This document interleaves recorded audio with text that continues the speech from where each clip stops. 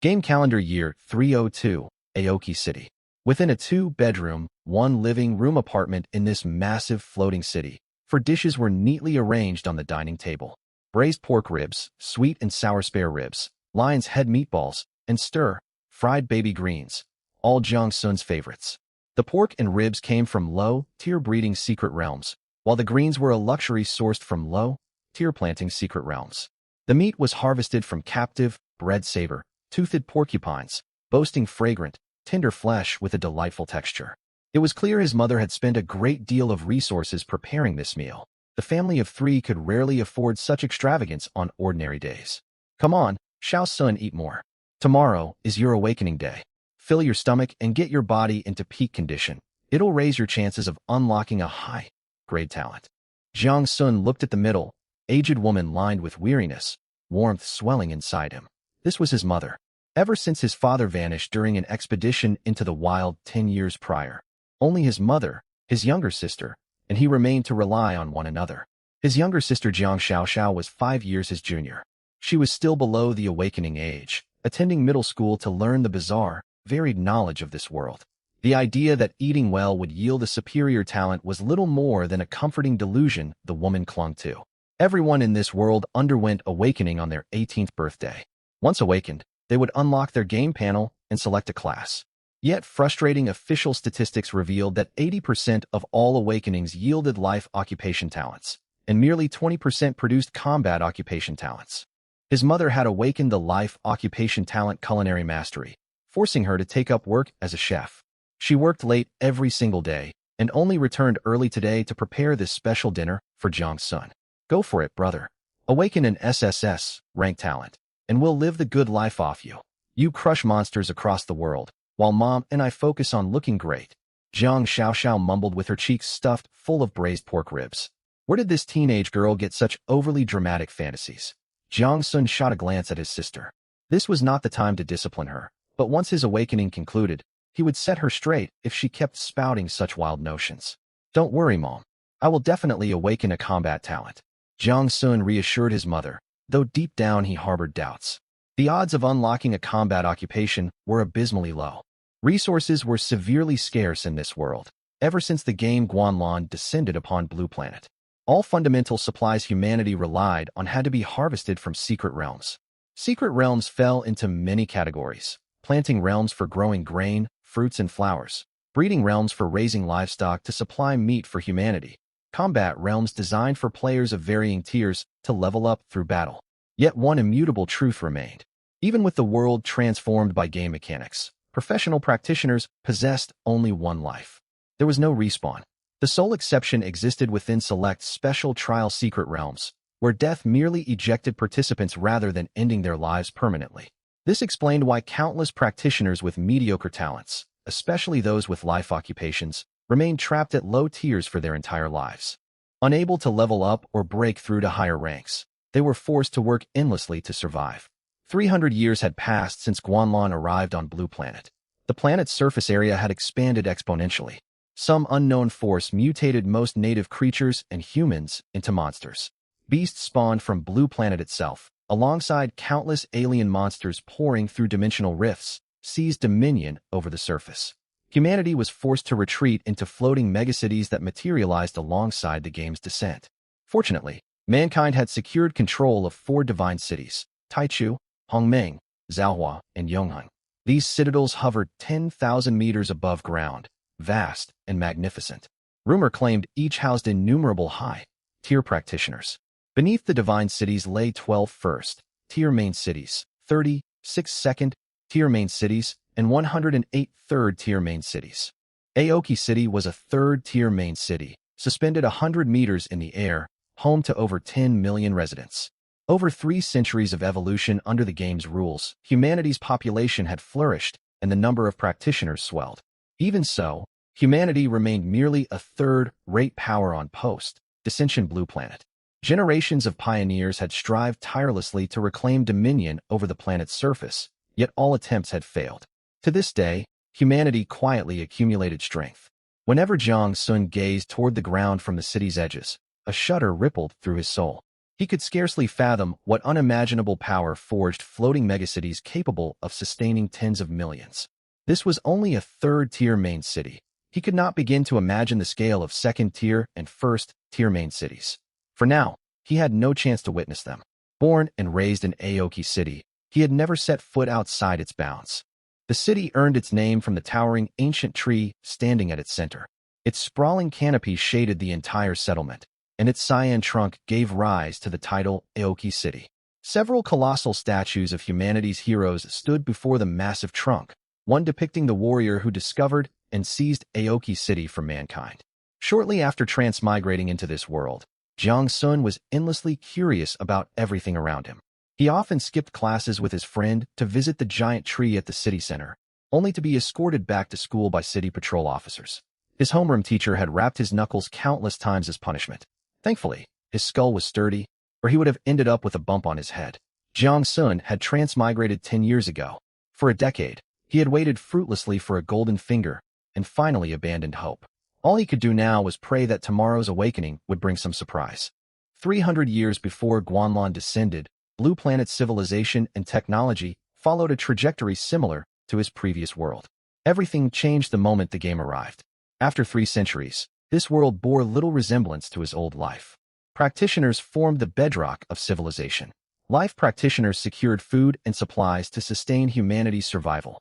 Combat practitioners blazed new paths, opened secret realms, eradicated surface monsters, and expanded humanity's living space. All teenagers yet to awaken shared the same dream, unlocking a combat occupation. They dreamed of warriors tearing monsters apart with bare hands, archers striking from afar with graceful precision, mages unleashing dazzling, devastating elemental spells. These visions were etched into the hearts of every youth, a sacred aspiration of adolescence. Pushing stray thoughts aside, Jiang Sun ate quietly, savoring the meal his mother had prepared. Though a transmigrator, he had wholeheartedly accepted this family.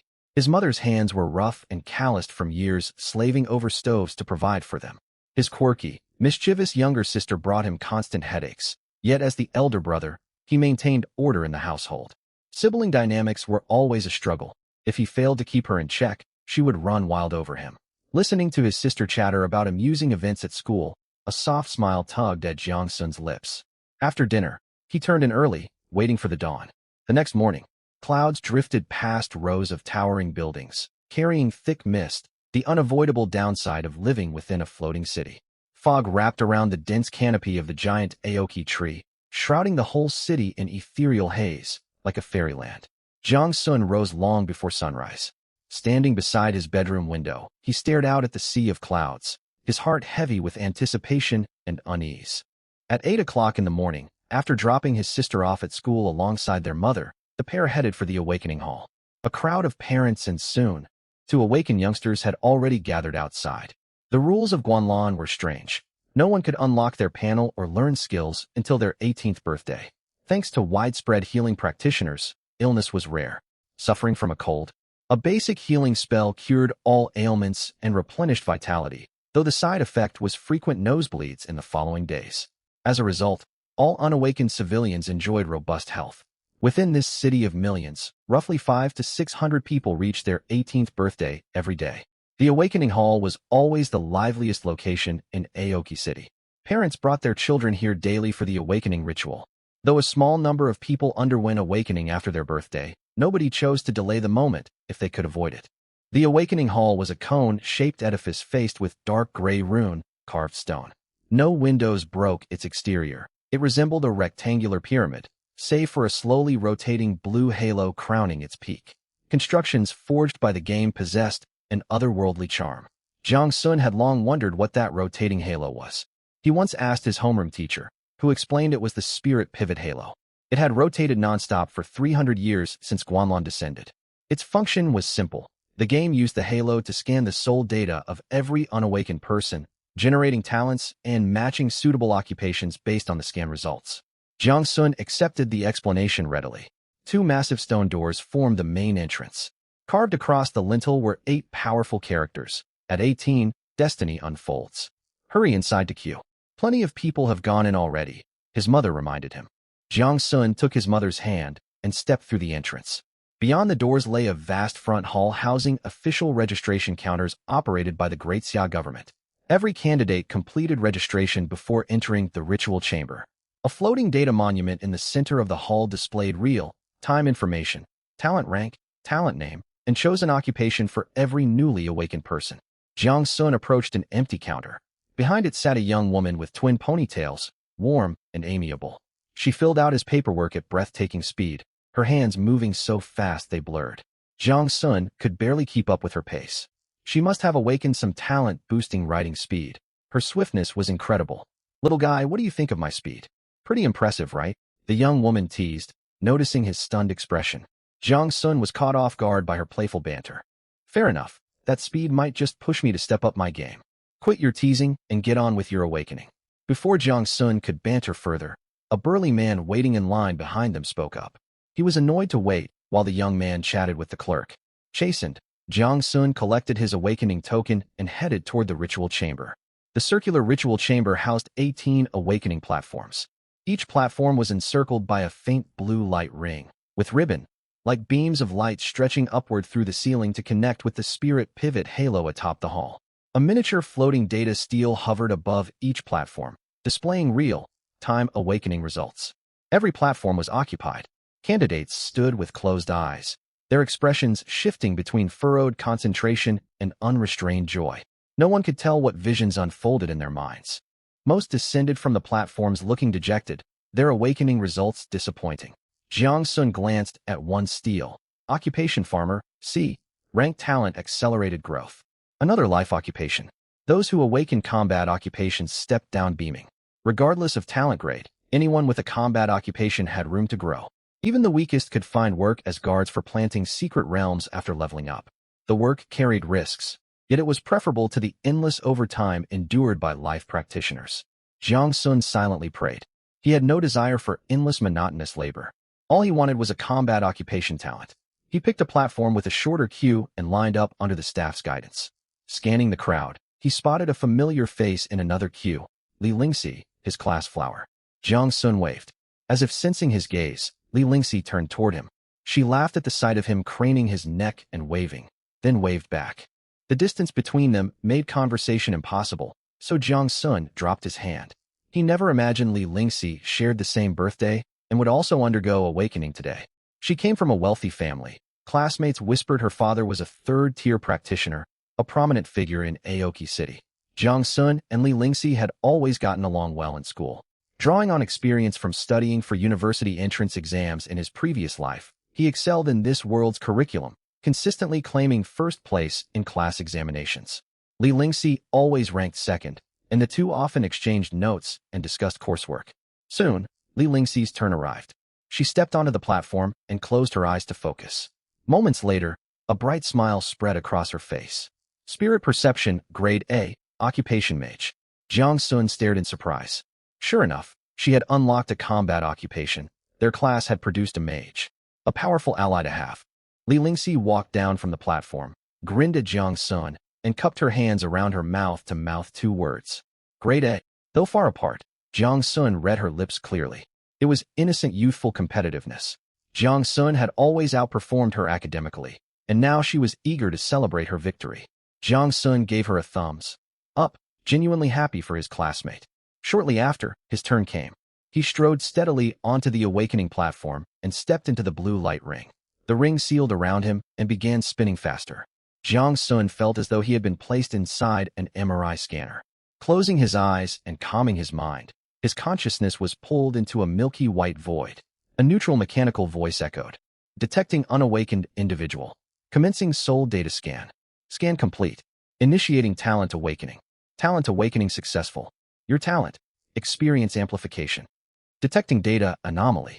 Initiating correction. Correcting. The system voice seemed to stutter. He had never heard of such a glitch. His teachers had insisted the system was an incomprehensible existence that never aired. What was happening now? Correction complete. Abnormal soul data detected. Talent recalibrated. Your final awakened talent. Universal experience. Universal experience grade B. You may store acquired experience to strengthen various targets, including skill levels, skill tiers, summon beasts, equipment, and more. Hidden attribute. This enhancement carries inherent rule-based properties. There it was, a combat occupation talent. Jiang Sun heaved a sigh of relief. Combat talents unlocked 8 foundational combat occupations to choose from. Life occupation talents only offered civilian roles, chefs wielding woks, farmers hoeing fields, and the like. Talent awakening finished. Please select your occupation. As the announcement faded, 9 silhouettes materialized within the milky white void. The Iron Bulwark, focused on physical defense. The Warrior, balanced in strength. The Assassin, relying on agility for burst single target damage. The Mage, an intelligence-based ranged spellcaster. The Archer, agile physical ranged attacker. The Spirit Shepherd, balancing intelligence and physique for healing and support. The Summoner, who summons beasts to fight by their side. The final silhouette was shrouded in swirling black mist, its features obscured, the random occupation. Choosing this option could unlock a hidden occupation. Jiang Sun stared at the 9 figures. These were the 8 foundational combat occupations provided by the Guanlan game for all awakened practitioners. What career should I choose? Everyone's career selection must align with their innate talent. The higher the compatibility, combined with each class's unique stat growth system and skills, the greater the talent's effects can be unleashed. This was no simple linear boost like 1 + 1 = 2. The enhancement was exponential. Yet as Jiang Sun looked at his talent, he realized it was universal. It was compatible with every single class. He admired mages who could wipe out hordes of monsters with ease, and assassins whose movements were elusive and unpredictable. But none of these classes seemed able to fully support his talent. His talent allowed him to upgrade all of his skills, even raising their tier, by using universal experience. That meant he required an astronomical amount of experience points. Worse still, he was a late bloomer. He gained 0 combat bonuses in the early stages. Picking standard classes such as Warrior or Mage would barely improve his experience gain efficiency. Jiang Sun's gaze drifted toward the Summoner statue. Never choose Summoner. If anyone picks this class, don't ever claim you are my student. His homeroom teacher's warning echoed in his mind. Summoners were looked down upon in this world for 2 major reasons. First, a summoner's initial familiar was summoned at random. Its strength relied entirely on luck, and once summoned, the bond between summoner and familiar became permanent. Second, nurturing familiars consumed staggering resources and siphoned experience away from the summoner. Experience was split evenly between the summoner and all familiars. With 1 familiar, each received 50% of all earned experience.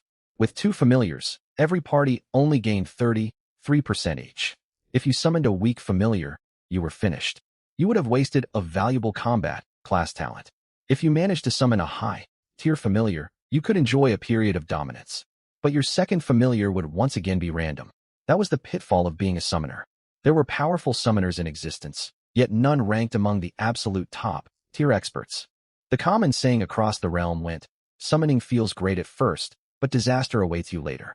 That was the consensus everyone held about summoners. Jiang Sun, however, had nothing to fear. He possessed universal experience. Even if he summoned a pathetically weak familiar, he could pour universal experience into it and turn it into a divine beast. Nothing could stay feeble under that power. Having made up his mind, he hesitated no longer. He reached out and touched the summoner statue, finalizing his choice. You have selected the class, Summoner. Awakening complete.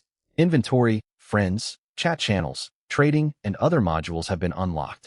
You may access them at will. A flash of white light washed over Jiang Sun, and he felt his consciousness return to his body. Before he could open his eyes, loud murmurs erupted throughout the awakening hall. Whoa, another fool chose Summoner. Where does this guy get his confidence? Does he really think he'll land a gold-tier familiar on his first summon? All the chatter targeted Jiang Sun, the new Summoner. Jiang Sun's face darkened. Who are they calling overconfident? He turned and hurried toward the exit of the awakening hall, hoping to slip away quietly. He had barely walked halfway when a hand grabbed his wrist. He turned to see Li Lingxi staring at him with a playful smile. Well, Summoner, why are you running off? It's far too hot inside the awakening chamber. I wanted to step outside to cool down. Jiang Sun replied with a straight face. I know you're not reckless. You must have your reasons for picking Summoner. Still, my talent grade beats yours this time. Call me sister, and I'll take you along to level up. Huh, a powerful ally offering to team up of her own accord? Sister, sister, sister. You are breathtakingly beautiful, elegant beyond compare, and wonderfully approachable. Please take me leveling with you. Jiang Sun spoke glibly. When she heard his lavish praise, Li Lingxi's cheeks flushed pink. She pulled her hand away and glared at him, pretending to be annoyed. Since you're so good with words, I'll take you. I'll assemble a party. We'll head to the beginner's secret realm to grind levels first thing tomorrow morning, all right? Perfect. Whatever you say, sister. The two walked out of the new awakening hall together into the front lobby, where Jiang Sun's mother waited for him. When she saw Jiang Sun walking out alongside a young woman, the worry on her face softened slightly. She forced a smile and stepped forward to greet her. Li Lingxi responded politely and gracefully. Greetings, Aunt. A warm smile spread across his mother's anxious face. Hello, dear. You must be a friend of Xiaoxuan's. Come visit our home sometime, and I'll cook you delicious food. After exchanging a few pleasantries, Li Lingxi and Jiang Sun added each other as friends on their panels. Communication was now far more convenient. They could speak directly through their minds. Before the awakening panel appeared, technological advancement had stalled. Ordinary people without awakened panels could only communicate via mobile phones. There were no short video platforms or instant messaging apps. People could only make phone calls. To Jiang Sun, who came from a world saturated with online content, it felt like traveling back to the Stone Age. Now, with the panel active, he could send messages just by thinking, without lifting a finger. After bidding Li Lingxi farewell, Jiang Sun and his mother boarded a carriage pulled by a summoned beast to head home. The beast pulling their carriage resembled a massive horse with two horns sprouting from its head. It looked imposing, and it could fly through the air while drawing the carriage. Though excellent for transportation, this breed of familiar was extremely weak in combat. This was another common use for summoners in this world. You chose summoner? Why would you make such a baffling choice?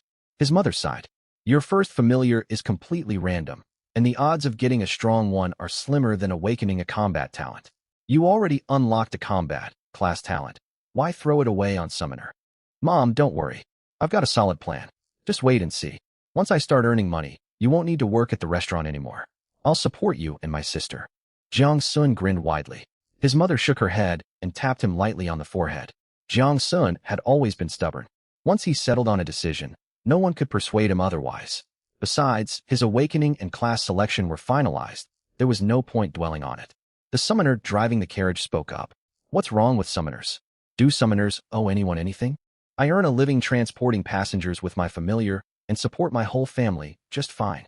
Mother and son exchanged a glance and said nothing, not daring to argue. He had a point.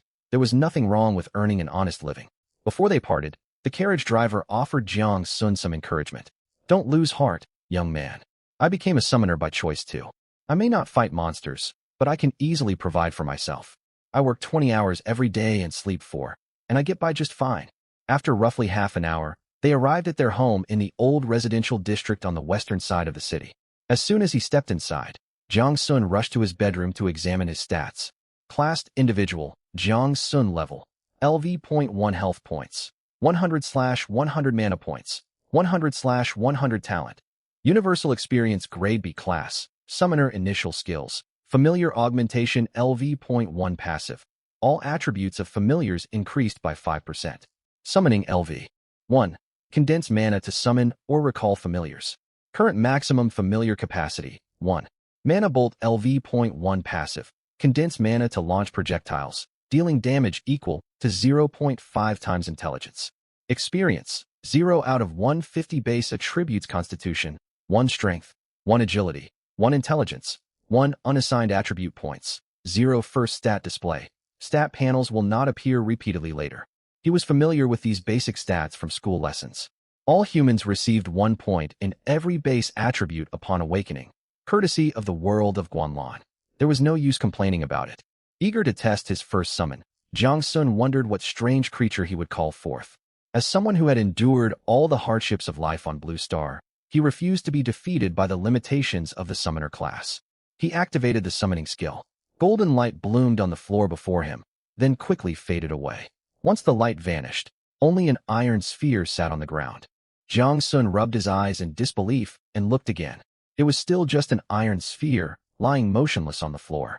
If not for the unique mental link shared between summoner and familiar confirming this was his summoned creature, he would have assumed his sister had pranked him by placing an iron ball in his room. What on earth is this? Jiang Sun held his head and sighed. He could already picture his classmates roaring with laughter once they learned his first familiar was an iron sphere. He imagined his former teacher using him as a cautionary tale for future students. Did you hear? Once a young man with a combat class talent foolishly chose summoner. Guess what his first summon was? An iron sphere. Fine. There was nothing he could do now. He opened the familiar stat sheet. Familiar, iron sphere, black iron tier rank. Tier 0 newborn level, LV. 1 health points, 200/200 attack, 10 defense, 30 skills. Impact, accelerate toward a target and crash into them, dealing damage equal to 1.0 times attack power. Cooldown, 1 second. Its defense was decent, but what else could it do? Truly a low tier familiar, though at least it wasn't a blank tier creature. Within the world of Guanlan, familiars were ranked: blank tier, black iron, bronze, silver, gold, platinum, epic, legendary, and mythic. A level 1 ordinary monster typically had around 200 HP, 30 attack power, and 5 defense. For the iron sphere to defeat one monster, it would need to strike 20 to 30 times. Combined with his own damage output, he might just be able to solo level 1 monsters. To avoid embarrassment, Jiang Sun decided not to join Li Lingxi's party. If she invited their classmates along, he would never live down the humiliation. He would venture into the beginner trial secret realm alone to grind monsters instead. The beginner trial secret realm was custom, built by Guanlan for all newly awakened classed individuals. It followed one core rule: death sent you out of the realm, with no real loss of life. That was why nearly all new awakeners chose this place as their first hunting ground. Most classed individuals leveled up to level 7 or 8 here before moving to other areas. The beginner trial secret realm remained open without time limits and unlimited entry attempts. Having settled on his plan, he sent a message to his only friend on the panel, politely declining their leveling arrangement for tomorrow. He simply could not bear the shame of showing up with an iron sphere familiar. Li Lingxi did not press him, merely replying, "Reach out anytime you need help." What a waste. He'd just found a powerful ally, yet he couldn't team up with her. If only he'd summoned a goblin or shadow wolf instead. At the very least, those would not draw ridicule. An iron sphere? Seriously? He stepped forward and picked up the iron sphere resting on the floor. It felt cold and heavy in his hands. When he let go, it hit the floor with a dull thud and stayed exactly where it landed. It really just lay down wherever it fell. Still, through their summoning bond, Jiang Sun sensed a faint consciousness within the sphere. He could not begin to imagine how such awareness existed inside a metal orb. He sent a mental command for it to attack. The iron sphere lifted off the ground and hurtled straight toward the wall. A loud boom echoed, leaving a deep crater in the plaster. The whole room shook from the impact. Not bad power, he thought. The sphere prepared to strike again, and Jiang Sun quickly ordered it to stop. If it kept smashing the walls, the entire house would be wrecked. Though it possessed faint awareness, the sphere seemed rather unintelligent. Its only trait was unyielding toughness. Once ordered to attack, it would crash into targets relentlessly until told to halt. After slamming into the wall, the iron sphere's HP did not drop at all, showcasing its incredible defensive capabilities. Other summoners' familiars might not be suited for battle, yet they could pull carriages. What could this sphere even do? Work in a blacksmith forge? What rotten luck. Rapid, loud knocks pounded on his bedroom door. It was not the iron sphere striking the wall. Jiang Sun realized the wall it had damaged separated his room from his younger sister's. Only his sister Jiang Xiaoxiao knocked in such an urgent fashion. He heard her voice outside. "Jiang Sun, why are you smashing the walls?" "Mom, brother is wrecking the house. Come stop him before he destroys our only home." Jiang Sun sighed and opened the door. Jiang Xiaoxiao darted inside. She glanced at the trash bin, then spotted the massive dent in the wall and stared at him suspiciously. "What's wrong? You picked summoner and got so upset you started hitting walls. Honestly, brother, you have zero resilience. It's just summoner. If things go badly, you can always find other work. With your looks, you'd surely get by." This sister of his was truly a little devil. He flicked her forehead sharply, leaving a small red mark. Jiang Xiaoxiao nearly cried and immediately ran off to complain to their mother. Ignoring the troublesome girl, Jiang Sun grabbed the iron sphere and headed outside. He planned to visit the beginner trial secret realm alone. He tossed the heavy sphere up and down in his hands as he walked, using it as makeshift weight training. If strangers saw him, they would never guess this metal orb was a summoner's familiar. Who would expect a summoning beast to be a plain iron sphere? He wondered which strange world this creature hailed from.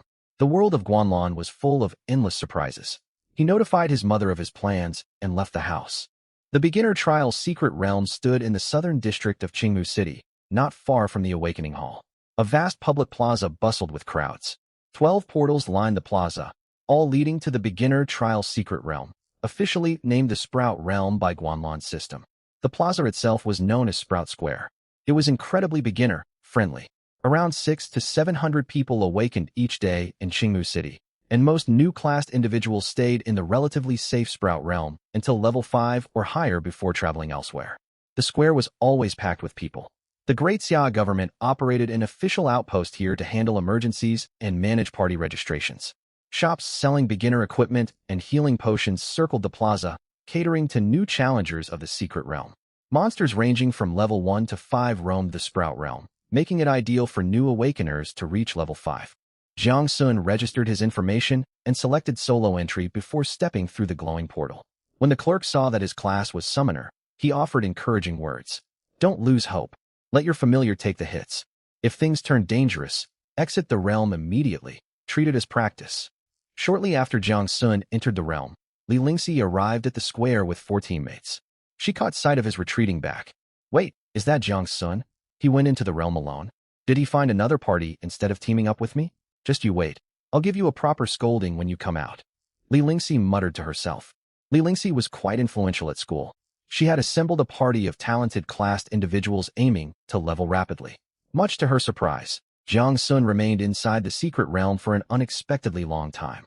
Waiting for him to emerge was out of the question. The Sprout Realm contained 5 layers. The first layer consisted of grasslands populated by 2 varieties of level 1 monsters. The first were grass spheres, creatures resembling spiky tumbleweeds that rolled across the terrain. They looked cute, but their thorns inflicted sharp pain on anyone struck.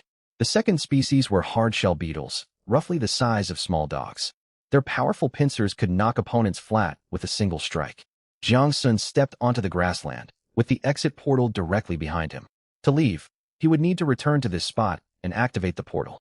Before starting to hunt monsters, Jiang Sun wanted to run a simple experiment. His universal experience could enhance everything he owned. Could he use it to directly raise the Iron Sphere's tier?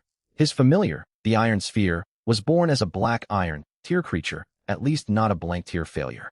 But what changes would occur if he upgraded it to bronze or silver tier? He attempted to channel experience into the sphere. New information appeared before his eyes. 2 options were displayed: raise the Iron Sphere's tier or raise its level. He selected tier advancement. The system showed that elevating it from black iron to bronze required 1,000 points of universal experience. He could see exact numerical requirements. This was excellent news.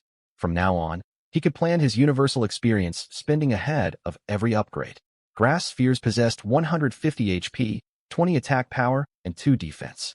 Each kill granted 10 experience points. Hardshell beetles rewarded roughly the same amount, though they boasted higher HP at 200 and fought in close combat. Grass spheres attacked from range by firing grass seeds. Damage increased the closer you stood. From far away, their seeds felt no worse than being hit by snowballs. What's more, they grant generous experience, awarding 10 EXP per kill, while hardshell bugs only give 8 EXP each. He made up his mind to farm grassball monsters. Jiang Sun pulled out the novice gear the system had automatically allocated in his backpack after his awakening. One was an apprentice short staff, and the other was a novice cloth rope. The novice staff looked like a dull black stick. Calling it a staff felt generous. It more closely resembled a cudgel. Still, it boosted magic attack by 10 points. The novice cloth robe was even more comical. It was little more than a scarf, like cape, granting 5 physical defense and 5 magic defense. He equipped both pieces regardless of their quality. Inside the Sprout's secret realm, every individual and party occupied an isolated instance, so no other players would spot him. From afar, Jiang Sun spotted a grassball monster rolling merrily about, scattering grass seeds all across the meadow. Jiang Sun tossed his iron sphere and ordered it to attack the creature. The iron sphere arced through the air and crashed hard into the grassball monster. A damage value of 8 floated above the monster's form. Light as it was, the grassball monster tumbled backward a long way from the impact. The iron sphere pressed its assault, slamming into it repeatedly. Take this, you odd grassball monster. Taste the power of the hammer strikes. Striking once every second, strings of 8 damage numbers kept popping up. Jiang Sun had planned to supplement damage with the summoner's basic attack, Magic Bolt, but he soon realized his mistake. Every blow sent the grassball monster rolling backward more than 10 meters. The pair kept moving farther away with each second. Iron Sphere. Are you planning to come back eventually? With no other choice, Jiang Sun sprinted to chase them. Surprisingly, even at full tilt, he could not catch up to their retreating figures. He chased and chased. Just as the iron sphere and grass ball monster were about to vanish beyond his sight, the monster was slain. A system notification chimed in his mind. Ding! You have slain a grass ball monster. EXP plus 10, copper coin plus 2. Without hesitation, he commanded the iron sphere to seek out more grass ball monsters. A bizarre scene unfolded on the grasslands of the first floor of the Sprout's secret realm. A large iron sphere relentlessly charged headfirst into a grass ball monster, truly living up to the description of being stubborn as a rock. Trailing behind was a human figure gasping for breath as he chased them.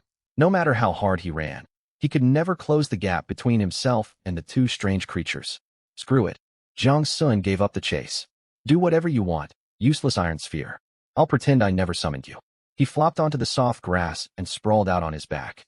The pursuit had drained him completely. After resting for a good while, Jiang Sun finally caught his breath. He slowly sat up and glanced toward the direction the iron sphere had vanished. There was no trace of it left. Roughly every 30 seconds, a kill notification echoed inside his head. Had he accidentally unlocked AFK farming? Who would have thought? He'd assumed the iron sphere was dim-witted, yet it turned out to be an unstoppable farming machine. Now came the question, what should Jiang Sun do in the meantime? The game vision was thoughtfully designed. Loot dropped by wild monsters transferred directly into the player's backpack, so Jiang Sun did not need to loot corpses manually. Most drops were simply EXP and copper coins. Occasionally, he obtained basic crafting materials, grass seeds and grass ball spikes, all automatically deposited in his bag.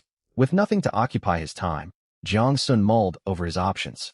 Maybe try fighting monsters himself? Combining the staff's magic attack with his base stats, his total magic attack reached 15 points. Subtracting the grass ball monster's 2 defense, each hit would deal 13 damage. That meant roughly a dozen basic attacks to kill one grass ball monster. Still, he feared getting hit by its flying grass seeds. What about hunting hardshell bugs instead? Those bulky creatures looked slow-moving. If they could never catch up to him, he could easily kite them to death. He resolved to give it a try and wandered slowly forward along the path the iron sphere had taken. When he reached a patch reeking of foul odor, he saw more than a dozen hardshell bugs clustered together, munching grass bit by bit. As they ate, they used their hind legs to roll grass into balls and push them ahead. They were rolling grass orbs, just like dung beetles. However, attacking one among such a large group would draw the wrath of every other bug nearby. Jiang Sun would not survive a full assault. He needed to find a lone target. He trailed the swarm for ages until he spotted a straggler. For some unknown reason, perhaps distracted while rolling its grass orb, it had drifted away from the group. Jiang Sun wasted no time and unleashed a basic attack. 7 seeing his formidable 15 magic attack deal a measly 7 points of damage to the hardshell bug made him want to cry. The bug immediately abandoned its grass orb and charged straight at Jiang Sun, seemingly intent on ramming him down. Jiang Sun sprinted to evade its attacks while firing successive magic bolts. As a summoner, his ranged basic attack took the form of magic bolts. Physical damage only occurred if he struck monsters directly with his weapon. After growing accustomed to the bug's movement speed, Jiang Sun relaxed. Hardshell bugs boasted high defense and substantial health, yet they moved sluggishly. Their speed matched his own. As long as he kept running, the bug could never catch him. Constant sprinting was exhausting, though.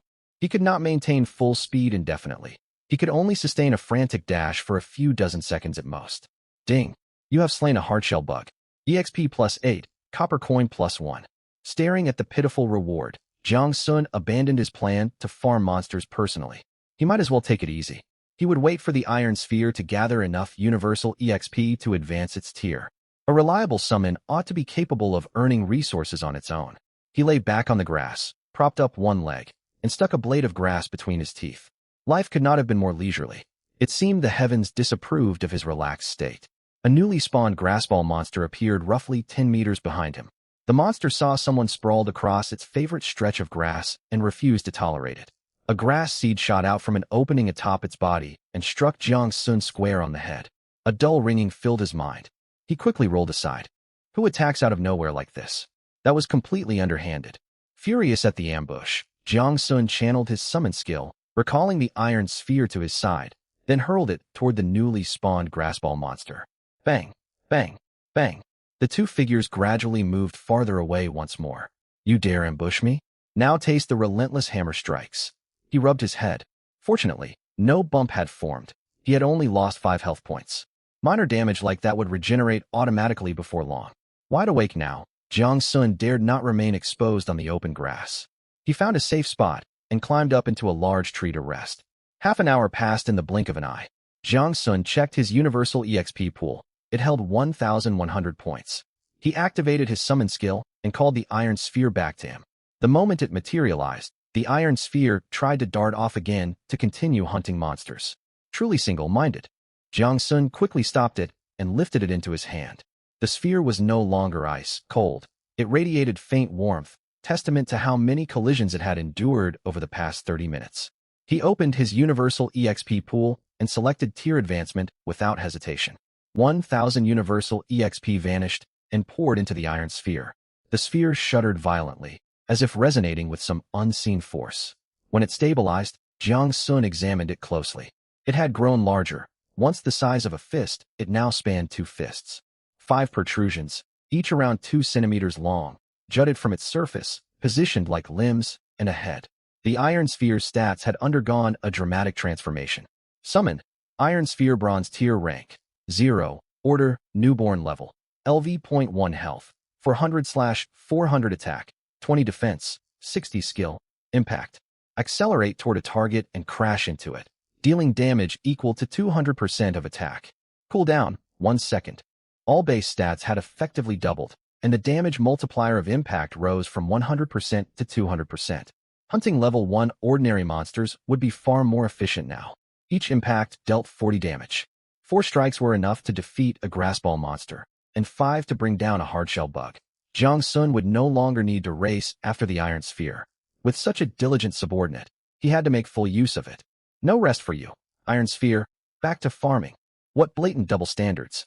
He would never accept non-stop overtime for himself, yet felt no guilt sending his summon to work tirelessly. Less than an hour had passed since he entered the Sprout's secret realm. There was plenty of time left.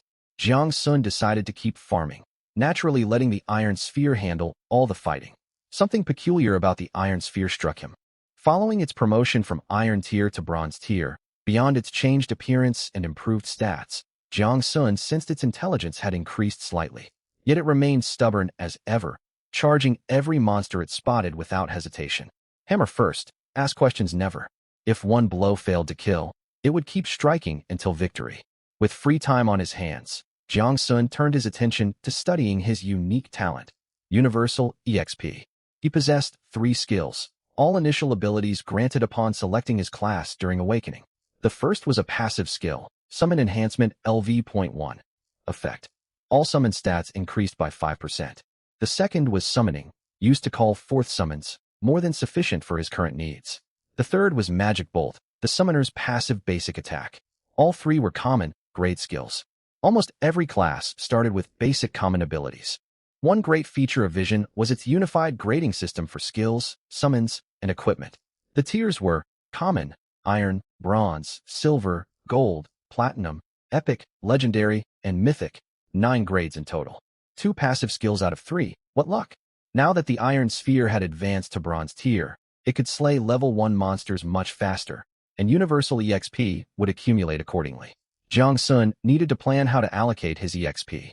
He attempted to channel Universal EXP into Summon Enhancement. The system notified him that upgrading from LV.1 to LV.2 required 300 EXP. Only that little? In the world of Vision, skill levels normally rose through proficiency. Each skill cast granted 1 proficiency point, and a common skill needed exactly 300 proficiency to advance from LV.1 to LV.2. Everything lined up. 1 universal EXP converted directly into 1 proficiency point. This was fantastic. Killing a single level 1 monster awarded 10 EXP, equivalent to 10 proficiency points for his skills. Other players would need to cast their skill 10 times to earn that much, while Jiang Sun gained it all from 1 monster kill. He held an overwhelming mechanical advantage. There was no reason to hesitate. It was time to level up his skills. Summon Enhancement was his top priority. This permanent passive boosted all summon attributes, and higher levels would drastically improve the Iron Sphere's combat power. Stronger summons meant faster farming, creating a snowball effect. Half an hour later, his Universal EXP reached 1,200 points. Jiang Sun wasted no time pouring it all into Summon Enhancement. Universal EXP 300. Summon Enhancement rises from LV.1 to LV.2. Universal EXP 390. Summon Enhancement rises from LV.2 to LV.3. Universal EXP 510. Summon Enhancement rises from LV.3 to LV.4. He tried to infuse more EXP, but his pool ran dry. The 1200 EXP he had just accumulated vanished in an instant. Universal EXP was far too scarce for his needs. Summon Enhancement's effect had strengthened noticeably. All summon stats increased by 20%. Each level granted an extra 5% bonus. The Iron Sphere's stats adjusted accordingly. Health climbed to 480, attack to 24, and defense to 72. Its combat power received another clear boost. He resumed waiting. An hour later, Jiang Sun suddenly noticed his EXP gain slowing. Previously, he earned more than 1,000 EXP every 30 minutes. Now an hour barely netted him just over 1,000. What was going on? Jiang Sun blinked awake, his vision still foggy from sleep. He scanned his surroundings. The Iron Sphere was nowhere to be seen. No wild monsters lingered near the tree where he'd been resting. He recalled the Iron Sphere and tapped its hard metallic surface. What's this? Have you been slacking off? You're supposed to be gathering resources for us, don't you know? The Iron Sphere remained silent, not a single flicker of awareness to respond. It acted aloof, ignoring him completely. Left with no choice, Jiang Sun climbed down from the tree to investigate. After wandering around for a long time, he uncovered the truth. The Iron Sphere's rapid killing spree meant monster spawn rates could no longer keep up with its pace. Most of its time was spent traveling between spawns in search of new targets. As a result, EXP acquisition efficiency plummeted. It was time to relocate. With the Iron Sphere's current stats, level 2 monsters could not break through its defenses. He had nothing to fear. He traveled toward the center of the grasslands on the first floor of the Sprout Secret Realm, where a set of stone steps ascended. At the top of the steps hovered a glowing teleport gate, the passage leading to the next floor. He walked slowly toward the portal, then tossed the Iron Sphere through without delay. Before sending it over, he ordered it to eliminate every monster it encountered. Jiang Sun did not rush to follow. He would let the Iron Sphere scout ahead. If monsters camped beyond the gate, stepping through would expose him to attacks, and getting struck would hurt badly. He would let the Iron Sphere clear the area first while he waited outside. Thanks to lessons taught in school, Jiang Sun already knew all about the Secret Realm. 2 varieties of level 2 monsters inhabited the second floor, Bluefang hares and stinger wasps, neither of them easy opponents. The second floor consisted of dense jungle terrain. A stinger wasp could emerge from behind any tree trunk and strike without warning. The wasp's stinger carried venom, an agonizing experience to endure. His homeroom teacher had once said, being bitten by a bluefang hare was preferable to a sting from a stinger wasp. Though the wasp's raw damage was low, the psychological dread it inspired was immense. The Iron Sphere feared nothing. Its high defense made it perfectly suited to charge in and eliminate everything. Ding! You have slain a bluefang hare. EXP plus 22, copper coin plus 5. Ding! You have slain a stinger wasp. EXP plus 25, copper coin plus 4. What delightful notifications. Being a summoner with a reliable minion was incredibly comfortable. Who claimed summoners were weak, relegated to the bottom tier of all classes. Jiang Sun was destined to become a powerful summoner. After waiting 10 minutes, Jiang Sun assumed the area around the portal had been cleared. He strode confidently through the glowing gate. The scenery shifted the moment he stepped through. Sparse trees dotted the landscape. Silence surrounded the portal. Unsurprisingly, the Iron Sphere was already far away. Through the telepathic link between summoner and summon, he sensed its general direction straight ahead, though he could not judge the exact distance.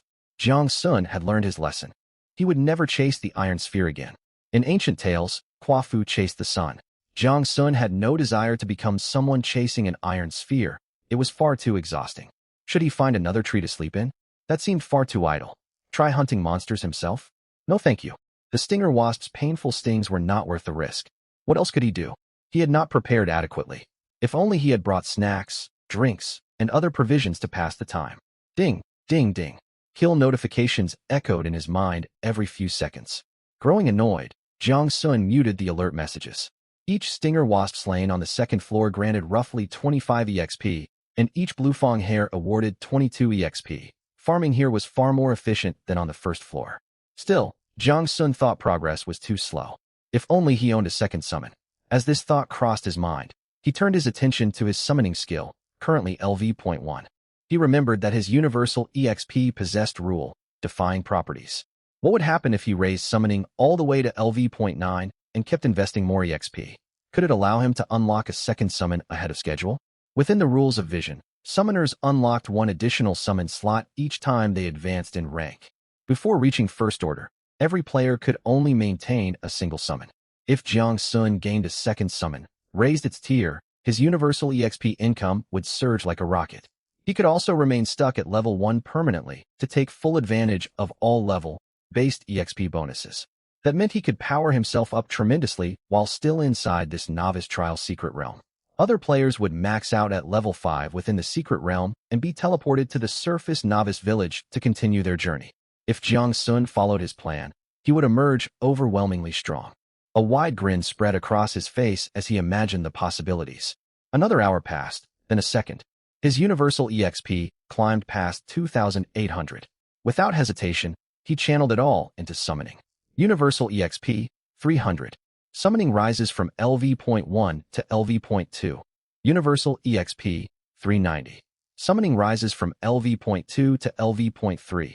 Universal EXP, 860. Summoning rises from LV.6 to LV.7. His universal EXP pool emptied once more. Jiang Sun wondered if the Iron Sphere was slacking on the job. 2 more hours ticked by, and he gained 5,000 EXP. This time, he would max out the summoning skill for certain. Universal EXP, 1120. Summoning rises from LV.7 to LV.8. Jiang Sun winced at the steep EXP cost. The resource requirement for each level jump grew higher and higher. A regular player leveling skills through proficiency would spend ages grinding to reach such heights. Factoring in cast time and mana recovery, raising a common skill all the way to LV.9 would easily take a year or more. Fortunately, he held an extraordinary advantage. He continued pouring EXP in. Universal EXP, 1450. Summoning rises from LV.8 to LV.9. Universal EXP, 1890. Summoning reaches maximum proficiency at LV.9. He attempted to upgrade it further, only to find another 2,000 EXP required for the next advancement. Once again, he lacked sufficient resources. Still, the system confirmation that summoning could keep leveling past LV.9 filled him with excitement. All other players' skills capped at LV.9. Only his universal EXP bypassed this restriction. Truly a power rooted in fundamental game rules. Jiang Sun was utterly baffled, yet curiosity burned inside him to see what improvements his upgraded skill would bring. He hurriedly urged Iron Ball in his mind to keep slaying monsters. Another hour passed, and he finally accumulated enough experience points. 2,000 universal experience. Your summoning art has risen in quality, advancing from common LV9 to Iron LV1. Breaking through the skill limit during the upgrade grants an additional bonus, summon slot +1. Summoning art Iron LV1. Gather mana to summon or dismiss summoned creatures. Cast time, 1.2 seconds. Mana cost, 50. Current maximum number of summons, 2. He carefully examined the changes. The cast time for summoning art had plummeted from the original 3 seconds at common tier down to just 1.2 seconds. Mana consumption also dropped from 100 points to 50 points. This reduction barely mattered to him, though Jiang Sun had no other ways to spend his mana pool anyway. The biggest win by far was the extra summon slot. He was overjoyed. He could finally summon a second creature. Rubbing his hands together, he clasped them before him and muttered under his breath. All gods and celestial goddesses, goddess of fortune, hear my prayer. Let me summon a divine beast this time. He then activated summoning art, selecting to call forth his second summon. A shaft of white light descended, and something plopped onto the ground. Before Jiang Sun could get a clear look, a strong stench of salted fish washed over him. It was a fish. Its body was slender, its scales pale gray, dried and shrunken. Salt grains still clung to its flesh. It was a salted fish. A fully cured salted fish. Jiang Sun could not believe his eyes. System, are you messing with me? How can this thing be a summoned creature? I want to live a laid-back life, not summon a salted fish. Can this thing even fight monsters? Worst of all, it was thoroughly cured and preserved, yet he sensed a faint thread of consciousness coming from it. You're still alive? How can your vitality be this resilient? He felt like crying. His prayer had clearly backfired completely. No other summoner in existence would ever summon something this bizarre, right? Come to think of it, salted fish did exist in this world. After all, the world was identical to Blue Star before the game descended. But shouldn't a salted fish end up on a dining table? Why cling to consciousness so stubbornly, just waiting to be summoned by me? He struggled to imagine any viable attack method. Could it endlessly regenerate and suffocate monsters? Or overwhelm foes with sheer saltiness? Resignation washed over him. He had no choice but to accept reality. Time to check its stat panel. Summoned creature, salted fish common. Rank, 0. Order newborn. Level, LV.1 HP, 80/80. Attack, 8. Defense, 5. Skill, salted fish slap. Leap up and strike the target's face with its tail, dealing damage equal to 100% attack. Cooldown, 2 seconds. Appearance, a palm-sized dried salted fish, stiff and coated in a thin layer of salt frost. Its gaping mouth makes it look as if it's shouting, "Take this blow." Sure enough, it was merely common tier with abysmal stats. Sigh, another unit that would gobble up experience. He gently picked up the salted fish, which twitched occasionally in his grasp. Since you possess such incredible willpower, your master swears I'll lead you to the peak of this world. A faint stream of consciousness flowed into Jiang Sun's mind, conveying warmth, delight, and fierce attachment to him. A common, grade unit wouldn't cut it. In its current state, fighting a level 2 monster alone would be tantamount to suicide. Even level 1 foes would pose a serious threat. And that skill, salted fish slap, it might not kill enemies, but it would certainly annoy them to no end. He wanted to pour experience into it, yet his universal experience pool was completely empty, drained dry. His trusty iron ball remained his most reliable ally. Keep up the good work. I've found you a new companion. Once it levels up, it can share the workload. Still, he wondered, given Iron Ball's recklessly headstrong personality, would it even care about having a teammate? Charging headfirst into battle was simply its nature. He felt worn out. From entering the secret realm, Iron Ball's advancement, the upgrade of his summoner passive ability, all the way to boosting summoning art, he had burned through massive amounts of experience. And all he had to show for it was this ridiculous salted fish as his second summon. His stomach rumbled. He was hungry. Oh well, time to head home for dinner. Nothing mattered more than food. He had no intention of grinding endlessly like those stuck in a perpetual work cycle. Now that he had awakened and gained a solid advantage in combat, why push himself relentlessly? If he wanted to burn himself out, there would have been no point in transmigrating to this world.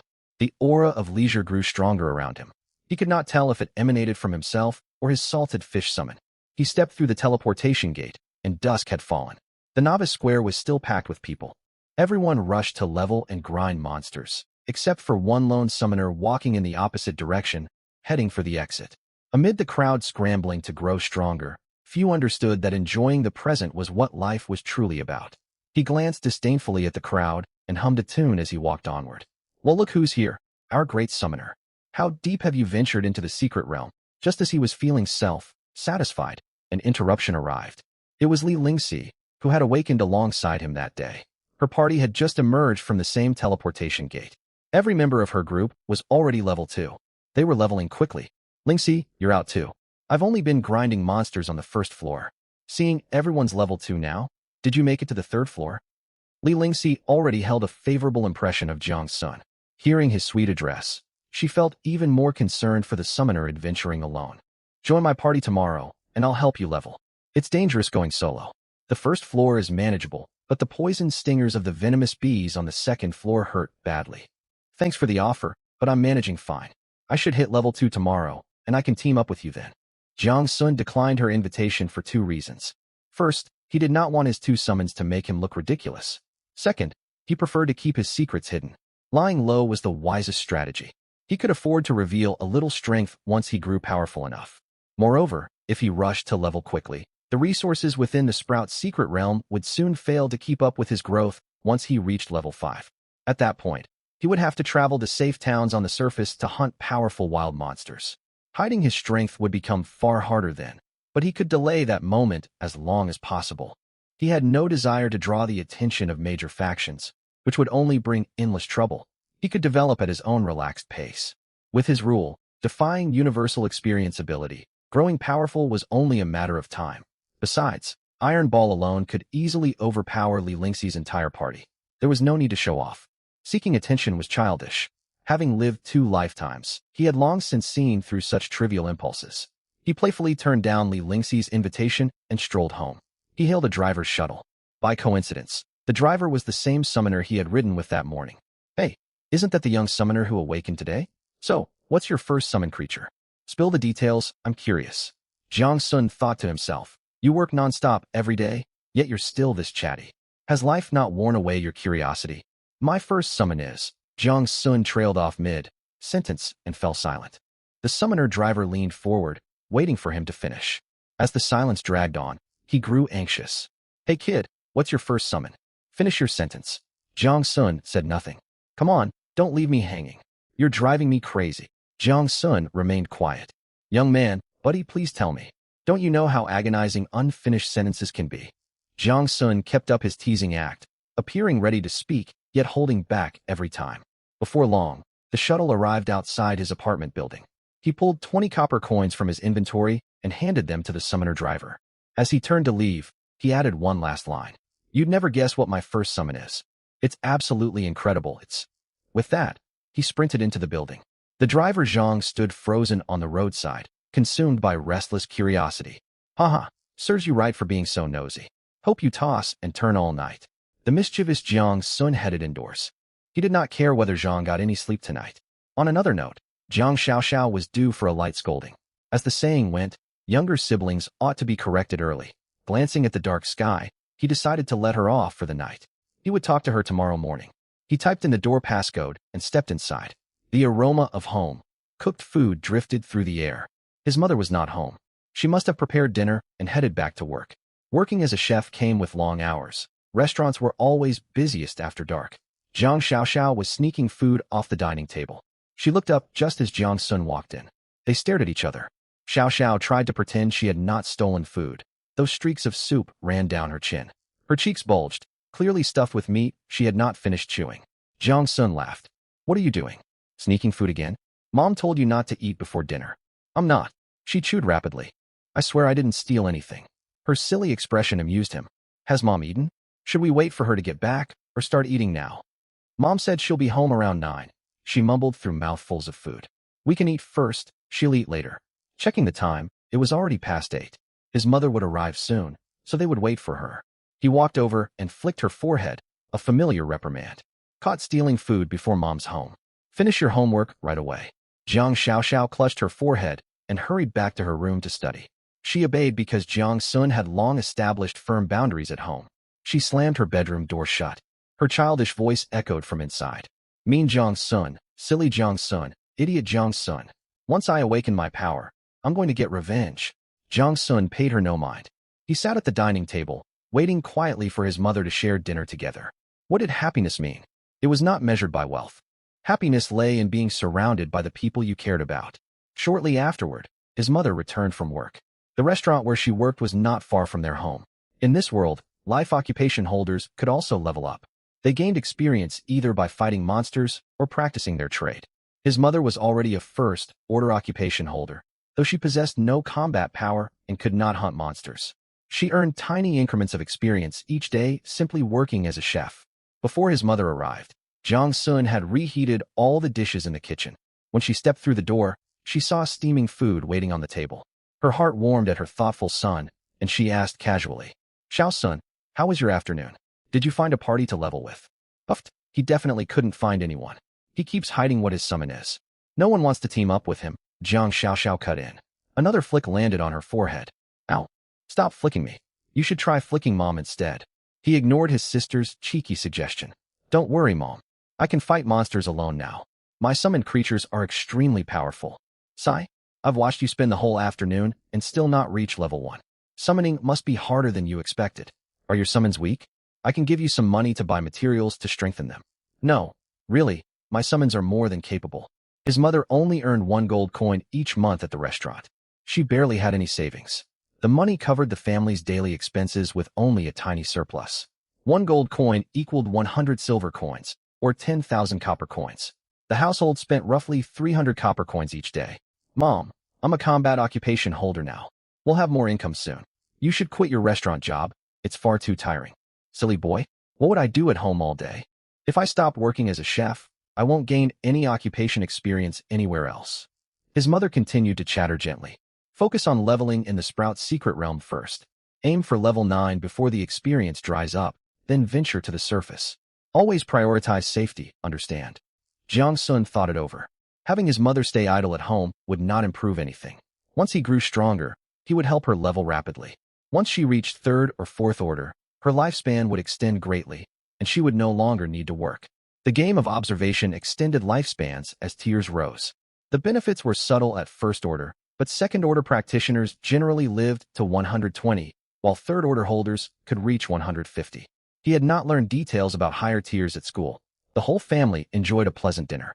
After receiving several more forehead flicks, Jiang Xiaoxiao headed to her room, and everyone prepared for bed. With free time on his hands, he opened his system panel and sent a friend request to his mother. He added his homeroom teacher next. Who else should he add? He could not think of anyone else. He had lived in this world for 10 years and gotten along well with his classmates. Yet as an adult soul, he found it hard to form deep bonds with teenagers. He decided to sleep. Just then, a notification popped up on the friend channel. Your friend Li Lingxi invites you to join the Qingmu City No. 3 High Senior Class 3 Occupation Holder Group. What an overly formal group name. Someone clearly put no thought into picking it. It practically broadcasted which school and class the group belonged to. At least online scams did not exist in this world. Another message appeared immediately after. Your friend Li Lingxi invites you to join the Battle Squad Occupation Group. That name sounded like a team preparing for a competition. The first group must contain all awakened students from their class, while the second was reserved for combat occupation holders. He accepted both invitations. Now his contact list was no longer empty. The first group held over 40 members, all classmates who had awakened their powers this year. The second group only had 4 people, including Jiang Sun and Li Lingxi, who had awakened that day. There were 60 students in their class, and more than half had now awakened. Combat occupation holders remained rare, only 4 in total. He opened the battle squad group. Apart from him and Li Lingxi, the other 2 members were Zhang Dazhuang and Lin Xiaoya. When he saw Zhang Dazhuang's name, he pictured the tall, sturdy young man he had not seen in half a year, standing over 1.8 meters tall. The name suited his build perfectly. He had always seemed slow-witted at school, yet he had awakened a combat occupation with a C-grade talent, iron physique. It was an incredibly sought-after tank talent. Jiang Sun had often hung out with him back then. He wondered if he would still react sluggishly when facing monsters. Slow reflexes would get him hurt badly. The 4th member was Lin Xiaoya, who had awakened half a year earlier. Checking her profile, she was already level 9, preparing to advance to 1st order. Her C-grade talent was Vitality Affinity, making her a dedicated healer. All their classmates had envied her and Zhang Dazhuang. Lin Xiaoya, welcome. Finally, new teammates to liven up this group. Dazhuang has been so quiet lately. Zhang Dazhuang, welcome. Lin Xiaoya was as lively as ever, while Zhang Dazhuang's message carried the same heavy, reserved tone. Jiang Sun, greetings, seniors. I look forward to learning from you all. His polite address brightened their moods, encouraging them to chat more freely. Lin Xiaoya, you two only awakened today? Everyone can join factions once they hit level 5. Organizations evaluate each level 5 practitioner's ability. Hurry up and level, then come join our Clear Do squad. We have plenty of female members in our team. Li Lingxi, I didn't know you joined Clear Do squad.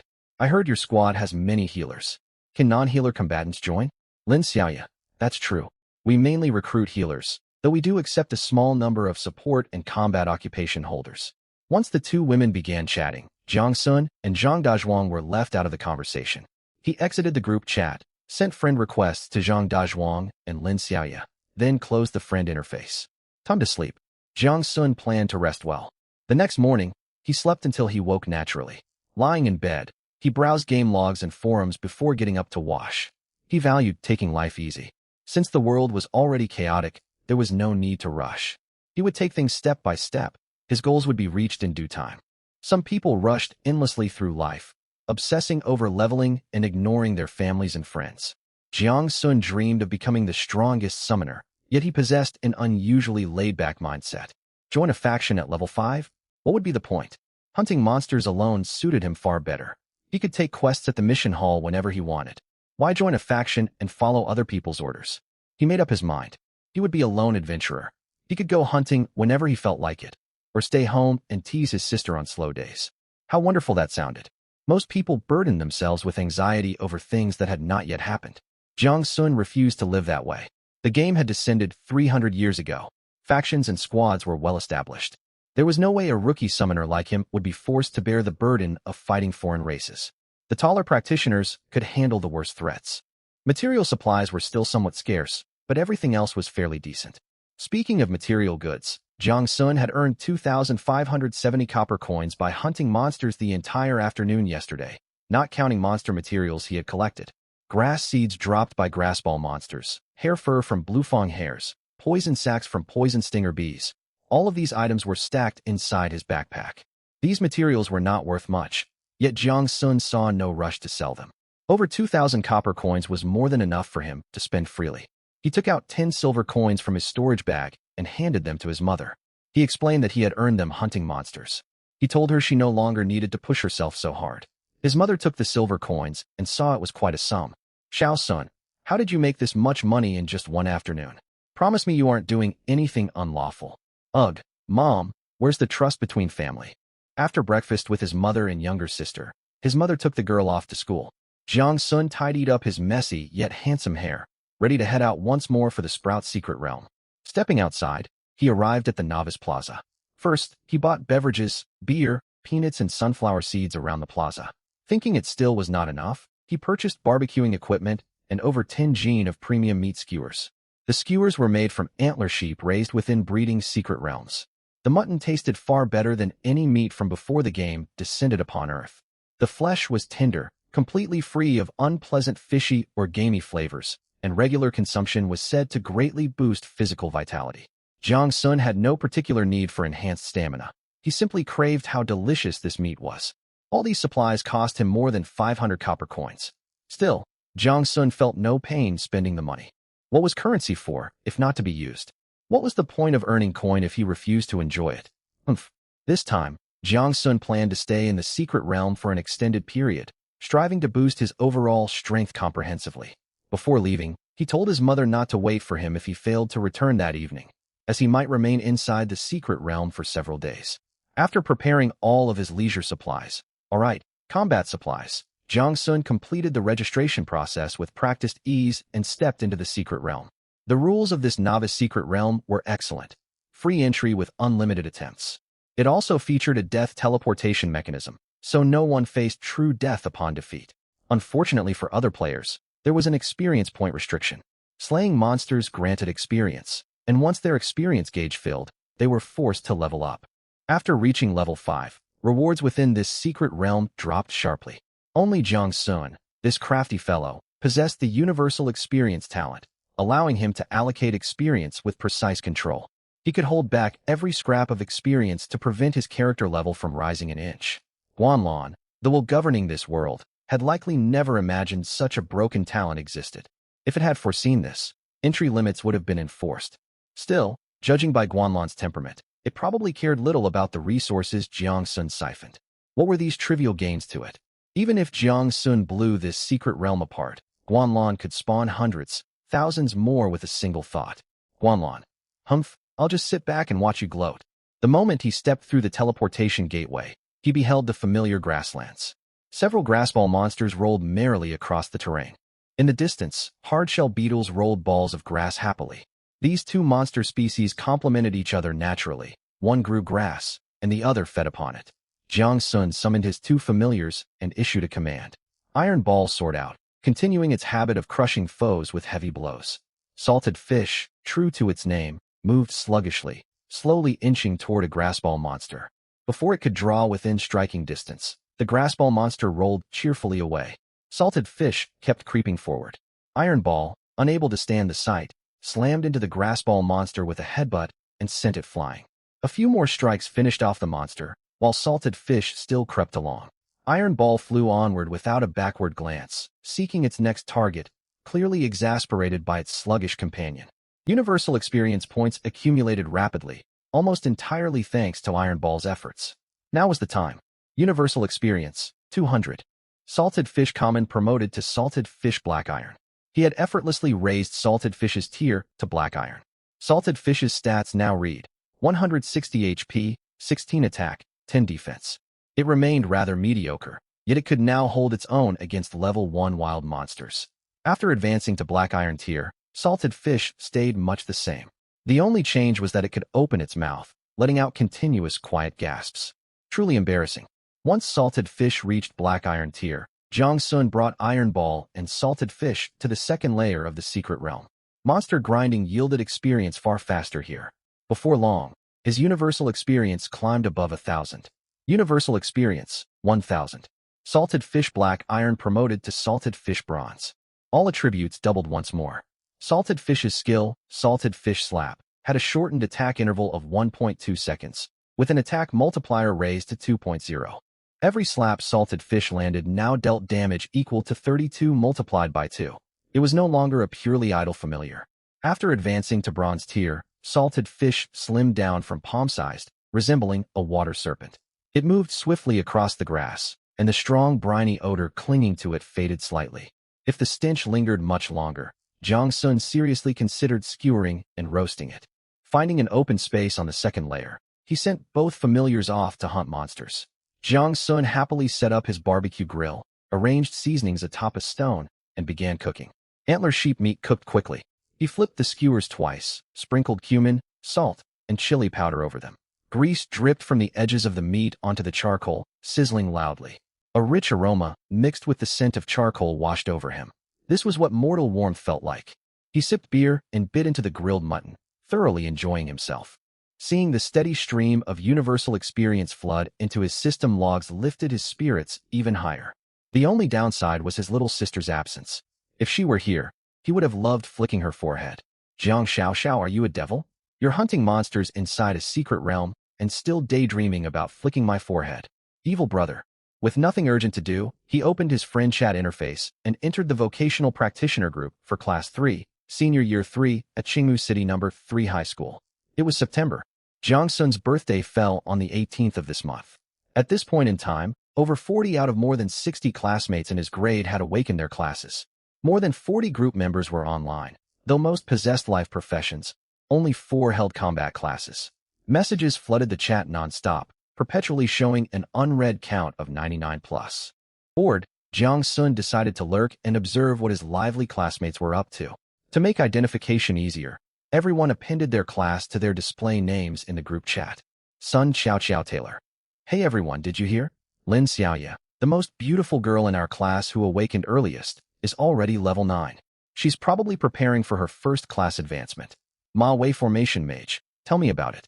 Most of us are stuck at levels 5 or 6. Combat profession practitioners level so fast. I'm genuinely envious. Wang Xiaoming Farmer. Attached a selfie standing before a stretch of farmland, along with text. Fresh, tasty vegetables. Plenty to fill you up. Classmates in the group get a 20% discount for pre-orders. Don't miss out. Huh. Quite an unexpected talent among them. Jiang Sun scrolled upward and spotted selfies posted by Wang Xiaoming every single day. After awakening as a farmer, he had located some breeding secret realm and devoted himself to growing crops there. Judging by his bright, joyful grin in the photographs, he genuinely loved farming deep down. It fulfilled his overwhelming urge to cultivate plants. Ever since Guanlon descended, monsters had claimed all land on Earth.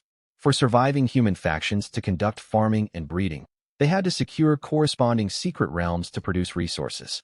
That explained why material supplies remained so scarce.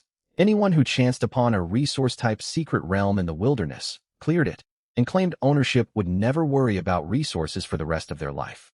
Their head teacher had once earnestly told them, resource secret realms are the source of nearly all material goods we rely on to survive. Never pass one up if you discover it. If you cannot clear it alone, report it to official authorities, and you will receive extremely generous resource rewards. But do not recklessly attempt to conquer a secret realm single-handedly for exclusive ownership. You may lose your life.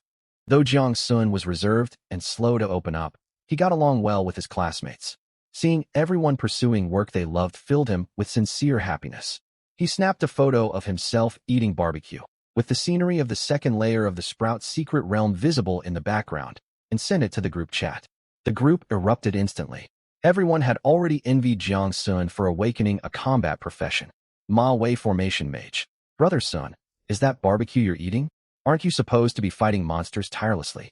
Zhou Dacha Chef. Whoa, Xiaojiang. Are you planning to live an idle life? Instead of grinding levels, you're kicking back with beer, drinks, and barbecue. I'm so jealous. Zhao Taiju Apprentice Blacksmith. Xiaojiang, you're unbelievable. Absolutely unbelievable. Chun Xiaopeng cattle herder. By the way, I heard you chose summoner. Summoners get random familiars, right? What's yours? Send a picture so we can have a laugh. Sun Xiaoqiao Taylor. Exactly, brother Sun, say something. Could your familiar be too embarrassing to show us? Don't worry, we'll only tease you a tiny bit. Sun Xiaoqiao was such a chatterbox. She posted more messages in the group than anyone else. Wang Xiaoming Farmer. Speaking of brother Sun, what made you pick summoner? You have no idea. After our teacher learned of your choice, he gave a whole lecture to classmates who hadn't awakened yet, and the core message was, don't follow your example. Jiang Sun smiled at the teasing messages from his classmates. He decided not to share images of his familiars. He could not bear the humiliation. Other summoners' familiars, even those with mediocre initial stats, were at least living creatures, shadow wolves, three-eyed hares, sky steeds, or at the very least slimes. Meanwhile, he had a giant metal ball and a salted fish. Additionally, summoners below Tier 1 could normally command only one familiar. He already had two, so it was best to keep that hidden. Jiang Sun Summoner.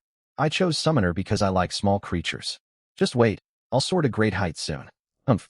Proud emoji once Jiang Sun replied. The group burst into another round of discussion.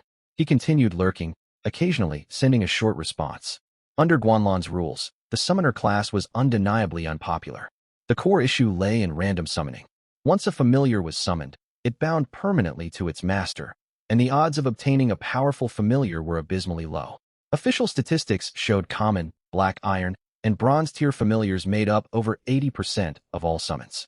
Higher tiers grew rarer still.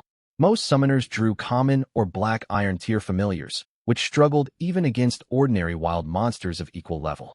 Epic tier familiars and above, legendary and mythic tiers, spawned less than 0.3% of the time, extraordinarily rare. That said, a handful of summoners had struck incredible luck. Since Guanlan's arrival, only one summoner had obtained an initial epic tier familiar. That expert now headed the Summoner Professional Guild. Word of this powerful summoner once prompted countless people to select the summoner class. Yet almost all of them ended up weak and ineffective. Authorities had to step in to curb this trend before people regained rationality. If officials had not intervened, the fighting strength of Great Xia would have suffered a catastrophic drop within that generation. It became hard to judge whether that top summoner would be remembered as a hero or a catalyst for disaster. Lost in these thoughts, he periodically checked his universal experience tally. With two familiars hunting, experience accumulated quickly. It had been 2 hours since he entered the secret realm in the morning, and his experience pool now held more than 2,500 points. Time to strengthen Salted Fish further. You may be named Salted Fish, but as your master, I won't let you remain idle. Grow stronger. He poured experience into Salted Fish, only to find he lacked sufficient points. Promoting Salted Fish from bronze to silver required 5,000 universal experience. Jiang Sun had expected tier advancement to grow harder as ranks rose, yet the experience cost was staggering. If he wanted both Iron Ball and Salted Fish promoted to silver tier, he would need 10,000 experience points. 10,000 experience was enough for a professional to advance to tier 1 mid-stage. This system was absolutely predatory. Jiang Sun dared not imagine how astronomical the experience requirements would become for silver to gold and gold to platinum promotions. He hummed a tune while enjoying his barbecue. Even without enough experience to advance Salted Fish to silver, he refused to rush. He would grind slowly. Jiang Sun intended to drain every possible resource from the Sprout secret realm. Who else could suppress their level like him? It would be foolish to waste such an opportunity to farm resources. Nearly another 2 hours passed, and his universal experience finally hit 5,000. Now came a choice. Should he promote Iron Ball or Salted Fish first? A genuine dilemma. Help wanted urgently. The answer was obvious to anyone. Iron Ball, of course. Judging purely by work ethic and monster farming efficiency, Iron Ball earned priority. Truly, Jiang the capitalist showed his colors. Hardworking employees deserved priority investment. Universal experience, 5,000. Iron Ball Bronze promoted to Iron Ball Silver.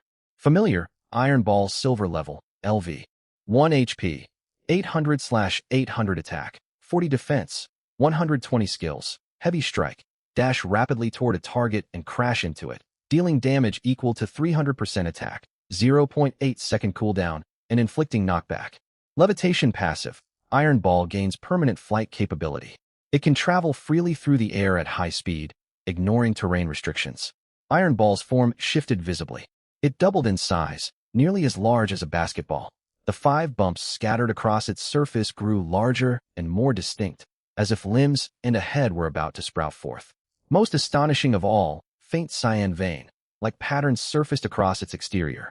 Would it eventually evolve into a tiny metal humanoid? Jiang Sun watched Iron Ball's new shape with eager anticipation. The mental feedback Iron Ball sent him grew clearer after advancement. It drifted over and rubbed against him repeatedly, as if thanking its master for upgrading its tier and promising to work even harder from now on. Truly an excellent worker. In contrast, Salted Fish, already a bronze tier familiar, remained unmotivated. It lacked Iron Ball's ferocity and dedication when hunting monsters. Sigh. He would have to wait until Salted Fish reached Silver tier to see if any improvements emerged. Iron Ball's HP and defense had doubled, and its basic ram attack evolved directly into Heavy Strike. Still, Jiang Sun clicked his tongue examining the skill cooldown. Who had ever heard of a Heavy Strike skill with only a 0.8-second cooldown? Its attack frequency matched a basic strike. On top of that, it granted knockback. While mild, any effect formerly listed in Guanlon's system operated under world rules. Previously, Iron Ball could send Grass Ball monsters flying with impacts, yet that was merely standard physical force. This knockback effect functioned differently. Regardless of a monster's size, weight, or species, it would be pushed back unless protected by a superior counter skill. It also gained a new passive levitation. Previously, Iron Ball needed to roll across the ground to reach enemies before attacking. This had severely limited its grinding efficiency. Rolling could never compare to flying. Watching Iron Ball hover beside him with a staggering 120 defense stat, Jiang Sun declared that no foe on this second layer could threaten them. Jiang Sun recalled his teacher's lesson. If too many monsters on a single layer of the Sprout secret realm were slain, elite monsters would spawn. In rare cases, hidden events could trigger. He had hunted poison stinger bees and bluefang hares for a long time, so why had nothing spawned yet? The mechanics of the Sprout secret realm were quite beginner-friendly. Each layer held roughly 200 monsters, which respawned 3 to 5 minutes after being defeated. A passage leading to the next layer sat at the center of every level. Monsters appeared sparsely around the outer edges and grew denser closer to the central passage. Ordinary professionals clearing the realm usually eliminated only monsters blocking their path before moving onward to the next layer.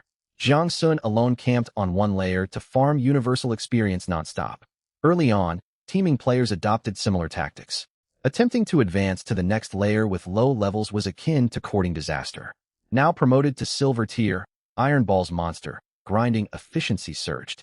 Jiang Sun only needed to issue a command, and Iron Ball shot forward at high speed. It charged straight toward poison stinger bees and bluefang hares. Attacks from the bees and hares bounced uselessly off Iron Ball's body, unable to breach its defense. A single heavy strike from Iron Ball instantly killed each bluefang hare and poison stinger bee. His grinding speed multiplied several times over. Another hour slipped by. Just as his universal experience neared the 5,000 mark, a system notification chimed. Ding! You have slain an excessive number of poison stinger bees. Hidden event triggered on the secret realm's second layer, Hive Fission. A poison stinger hive has spawned deep within the second layer. From this moment onward, every poison stinger bee you slay cracks the hive further. Once the hive splits completely, Elite Poison Stinger Queen Level 3 will spawn. After defeating a certain number of elite queens, the field boss Hive Matriarch Level 5 will emerge. Proceed with caution, practitioner. Oh, a hidden event had finally activated. Instead of feeling nervous at the news of incoming elite and boss monsters, Jiang Sun grew even more excited. If Iron Ball had not advanced to Silver tier, he might have retreated to the first layer and returned to tackle this event after growing stronger. Now that Iron Ball possessed Silver tier strength, he was eager to test the elite monster's capabilities. Moreover, his universal experience was almost at 5,000, meaning Salted Fish could soon advance to Silver tier. He refused to believe a pair of Silver tier familiars could not handle a single elite monster. Ignoring the system warning, Jiang Sun ordered Iron Ball and Salted Fish to continue slaying poison stinger bees. No bluefang hare escaped either. Every one that appeared met a swift end. Before long, his universal experience passed the 5,000 threshold. The moment had arrived. Salted Fish, this is your chance to prove yourself. Don't let me down. Familiar Salted Fish Silver level, LV.1 HP, 768/768 attack, 77 defense, 48 skills. 1. Basic attack, Salted Fish Slap, Salted fish leaps up, whipping foes with its tail to deal damage equal to 300% attack. Attack interval, 1 second. Active skill, a briny aura blast. Salted fish condenses its potent briny scent into a cloud and unleashes it outward. All targets within a 10-meter radius suffer a 30% movement slow for 5 seconds. Cooldown, 3 seconds. Not bad at all. Upon advancing to Silver Tier, Salted Fish unlocked a crowd control skill. Judging by its duration and cooldown, it could maintain near-permanent slow effects. Against fast-moving monsters, Salted Fish could slow them until they doubted their own speed. Jiang Sun could easily picture how stifling that thick, briny mist would be for enemies. Monsters were in for an unpleasant surprise. Salted Fish had truly transformed and grown powerful. Best of all, it no longer closely resembled an ordinary salted fish. Its silvery body looked sleek and supple, its tail swaying naturally from side to side. Its mouth opened and closed as it floated through the air, and subtle expressions formed on its fish head. Newly empowered, it grew cocky, glancing sideways at Iron Ball, as if issuing a silent challenge.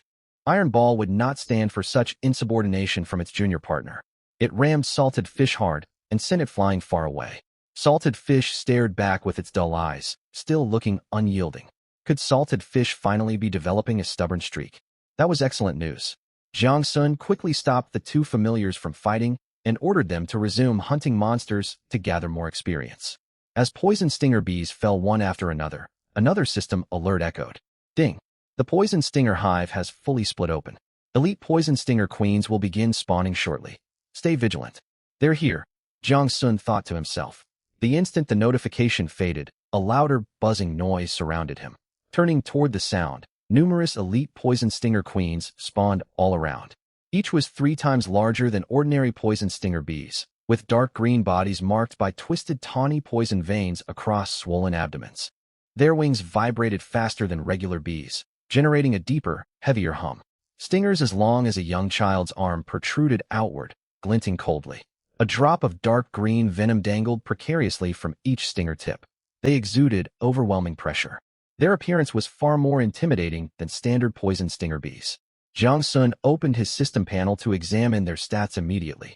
Elite Poison Stinger Queen level 3 HP, 1200 attack, 80 defense, 15 skills, Stinger Barrage, fire a fan-shaped volley of stingers. Each stinger deals 30 damage. Cooldown, 8 seconds. Summon Worker Bees. Summon 2 Poison Stinger Bees to assist in combat. Cooldown, 30 seconds. It wielded 2 skills, an aerial attack and summoning ability, making it capable both offensively and defensively. Yet upon seeing its attack value, Jiang Sun relaxed. Its strikes could not penetrate Iron Ball's defense. Salted Fish, however, lacked sufficient defense to shrug off damage, so careful tactics would be required. With a thought, he summoned Iron Ball and Salted Fish directly to his side. Iron Ball took the front line, Salted Fish positioned behind it. Forward, you two warriors. Iron Ball surged forward, instantly reaching one elite poison stinger queen and unleashing heavy strike without hesitation. Same tactic as always, crushing blows. Salted Fish followed closely behind Iron Ball and closed in on the monster. It leaped upward and slapped the elite poison stinger queen straight across the head. 125, 196. 2 damage values popped up consecutively above the monster. The elite poison stinger queen fought back instantly, unleashing Stinger Barrage. Countless stingers shot from its swollen abdomen straight toward Iron Ball. The stingers clanged against Iron Ball's metallic surface, bending harmlessly without inflicting a single point of damage. Its attack was an area of effect skill, yet each poison sting only dealt 30 damage, insufficient to break the fish's defense.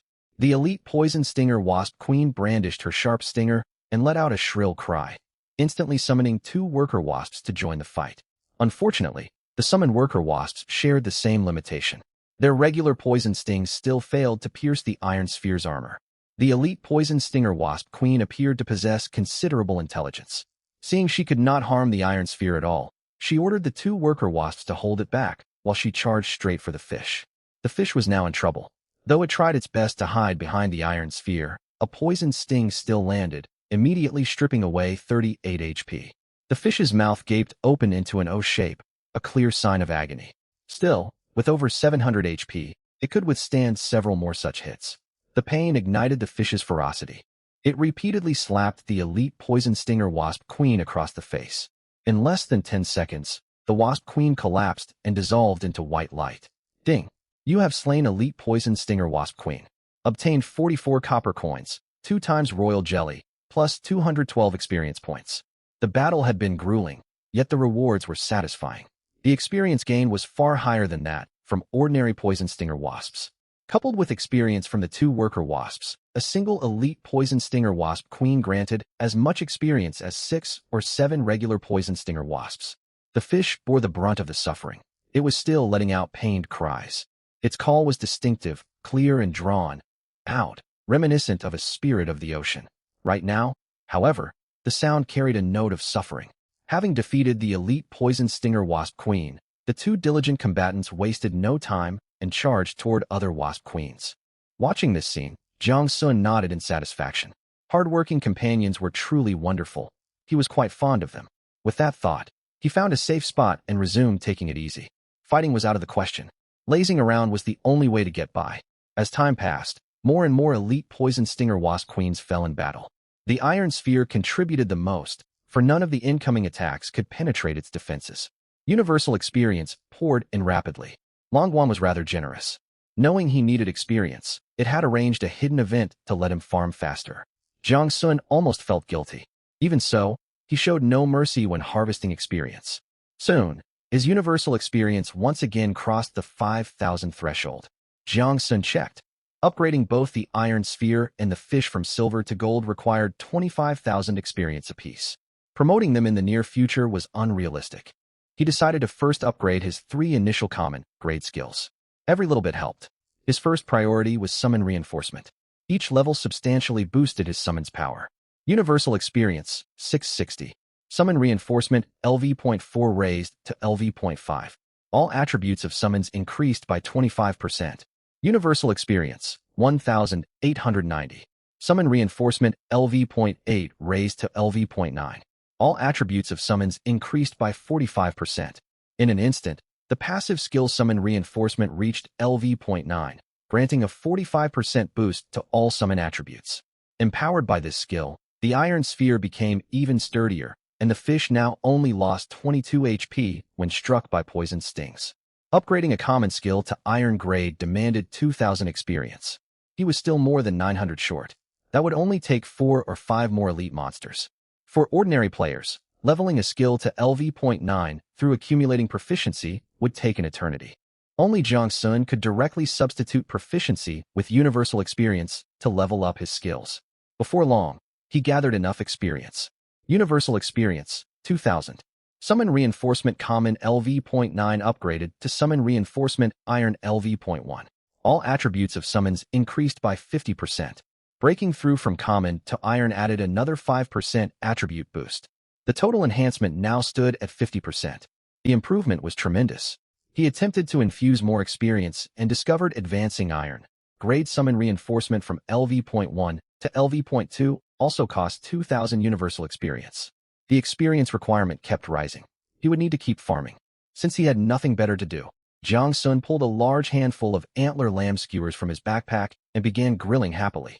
He sprinkled cumin and chili powder. Fat sizzled off the antler lamb as it roasted. The aroma was incredibly tempting. The meat tasted far better than any lamb Jiang Sun had eaten back on Blue Star in his past life.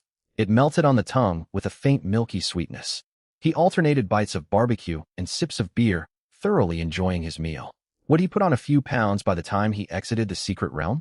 If he grew heavier, Jiang Xiaoxiao would never stop teasing him. He resolved to go on a diet. But first, he needed a full meal to have energy to lose weight. Braised chicken, Portuguese egg tarts, spicy dry pot bullfrog. Who could resist crispy braised duck, tofu skin, and shrimp paste hot pot? Slow, stewed pork trotters, sesame flatbread, wontons, and sesame paste. Cola, hamburgers, pizza, French fries, soft, serve ice cream, and milk tea. Saliva welled up. He wished the food delivery rider would hurry over. Humming a tune, meat skewer in one hand and beer in the other, Jiang Sun savored his feast. While Jiang Sun indulged in his food, a faintly blurred elder silently materialized in a tree roughly 20 meters behind him. The old man looked extremely aged and unkempt, his gray hair matted like a bird's nest. He wore tattered gray robes and clutched tightly a black short staff wrapped in strips of cloth. He stared with complicated eyes at the youth enjoying his barbecue. In front of the youth, two summons swiftly eliminated elite poison stinger wasp queens. The summons fought with clean, decisive strikes, forming a stark contrast to the youth's relaxed demeanor. The elder climbed clumsily down from the tree and approached Jiang Sun. His footsteps made barely any sound. "Young man, you have fine taste. This is the first time I've seen someone so carefree within a trial secret realm." The moment Jiang Sun heard the voice, a chill ran down his spine. He was thoroughly startled. He quickly turned his head and spotted the old man standing beside him without warning. From everything he had learned about the First Sprout secret realm back in school, he knew all its core mechanics. There was no record of an elder appearing here. Could this be a ghost? "Old sir, who are you? Are you human or a spirit?" Jiang Sun gripped his brand, new common novice staff, and held it awkwardly in front of himself as a guard. The elder paid no heed to his defensive posture. He sat down beside the grill uninvited, reached out, grabbed a skewer of antler lamb, and took a big bite. Jiang Sun could see that the elder was missing most of his teeth. Only two large incisors remained firmly in his gums. Fortunately, antler lamb melted easily in the mouth. Otherwise, Jiang Sun doubted the elder could chew it at all. Something felt deeply amiss. Still, he recalled that death within the First Sprout secret realm was not permanent. Anyone defeated would merely be teleported out. This thought calmed him slightly. "Old sir, please eat your fill. I have plenty more. Would you like some alcohol? Nothing would be better than strong liquor aged 20 years or longer. That's my favorite drink." Jiang Sun retrieved the bottle of white liquor he had prepared earlier from his inventory and handed it over. After removing the stopper, the elder chugged several mouthfuls in a row. "Excellent liquor. It has been many years since I tasted this. How nostalgic. Old sir, could you tell me who you really are?" Jiang Sun persisted with his question. "Me? I am someone who has long passed away. The scent of your delicious food drew me here." As they talked, Jiang Sun gradually learned the elder's story. Long ago, Longguan descended upon the elder's world. Before Longguan's arrival, this place was a quiet mountain valley village. It was a small settlement of several hundred households nestled between mountains beside a river. A clear stream wound past the village. Colorful wildflowers grew along its banks. Every evening, village children played beside the stream, while adults returned from farmlands carrying hoes. The elder once lived here. Villagers called him Brother Sheng. He was the strongest hunter in the village, always bringing home the biggest catches. Beyond feeding his own family, he shared game with everyone else. He once enjoyed a happy life, with a kind, hard-working wife and a lively young son. But misfortune struck. Soldiers arrived one day, saying war raged outside and conscription was underway. Brother Sheng was drafted and forced to leave with the army. His boy was only 5 years old when he departed. Before leaving, Brother Sheng stroked his wife's soft cheek and patted his young son's head. "Father is off to fight. I will return once the war ends." Those were the words he told his son, yet he never made it back to that peaceful valley. He campaigned far and wide with the army, growing stronger over time, until Longguan descended. Monsters and fiends rampaged across the world. He obtained a game panel and became an awakened, a hunter by class, tasked with slaying invading monsters. Eventually, he grew into one of the most powerful people in that world. Even so, they could not protect their home. In the end, the world was swallowed by monsters. Brother Sheng fell in the final battle. Perhaps bound by overwhelming longing for his wife and child, his spirit drifted back to this valley. But everything lay in ruins, devoid of people. As his spirit wandered, Longguan somehow transformed this land into a secret realm, trapping his soul here ever after. Staying here allowed him to feel as if his family and fellow villagers were still nearby. Later, this secret realm manifested through Longguan in Qingmu City, Daxia. Wave after wave of spirited young awakened entered for their first trial. Groups came and went. He watched on like a spectator, as if witnessing generations of villagers pass by. He never understood how he could persist, watching endlessly. Life was full of unknowns. Then Jiang Sun, the laid-back young man, arrived, farming monsters while grilling food and singing songs. After years without tasting mortal cuisine, Brother Sheng could resist no longer and revealed himself. He ate barbecue and drank liquor steadily. His alcohol tolerance was remarkable. 2 bottles of white liquor had not dulled his senses. "Young man, I shall offer you an opportunity. I do not know how I came by this knowledge, but it has lingered in my mind ever since this land became a secret realm. If you trigger and clear the hidden event on every floor, you shall reap extraordinary rewards." I will share this news with you, to repay all the fine food you have given me. Jiang Sun had been quietly lamenting the food the elder consumed, but his spirits lifted immediately upon hearing this. Triggering hidden events on each floor sounded simple enough. Keep killing monsters. Slay enough foes, and hidden events would activate. Only someone like Jiang Sun, leveraging the universal experience mechanic, could afford to farm here extensively. Ordinary players would leave once they hit level 5 on the first floor with no further gains. He promptly dispatched his second reliable combatant, the fish, to continue slaying monsters on the first floor. The hidden event on the second floor was already active. Once the first floor's hidden event triggered and its final boss defeated, only the third, fourth, and fifth floors remained. He could use this chance to accumulate more universal experience.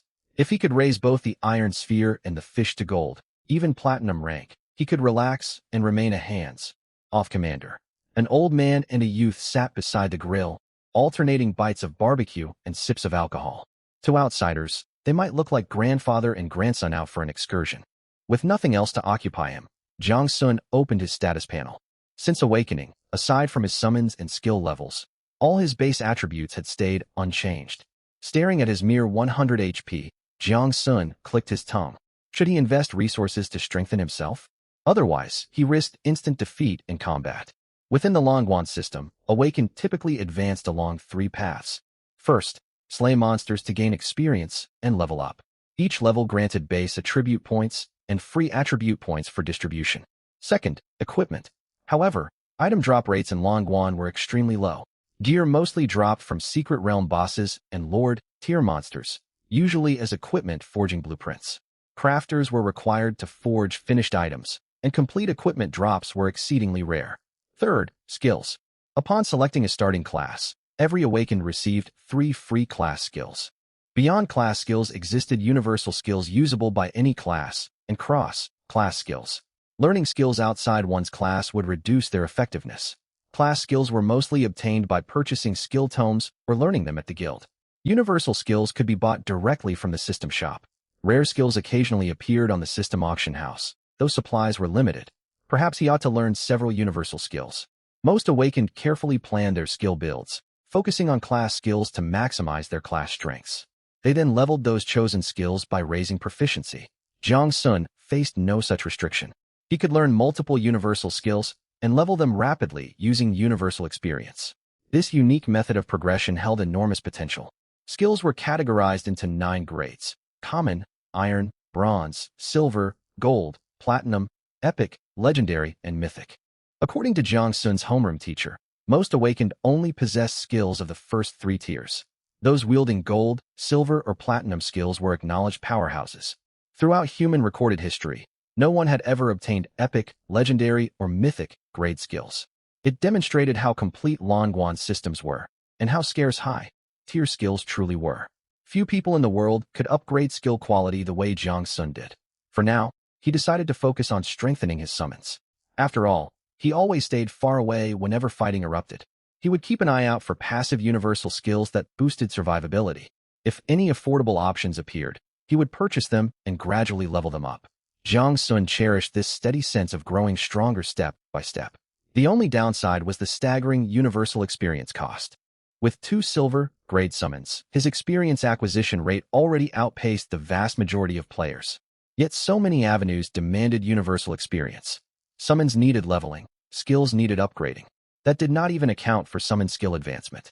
Later, if he obtained equipment, it would require experience to enhance as well.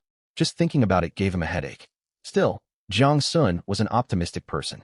No matter how the outside world shifted, he intended to remain calm and focused. He planned to stay within the first Sprout Secret Realm and power up substantially before venturing to the surface.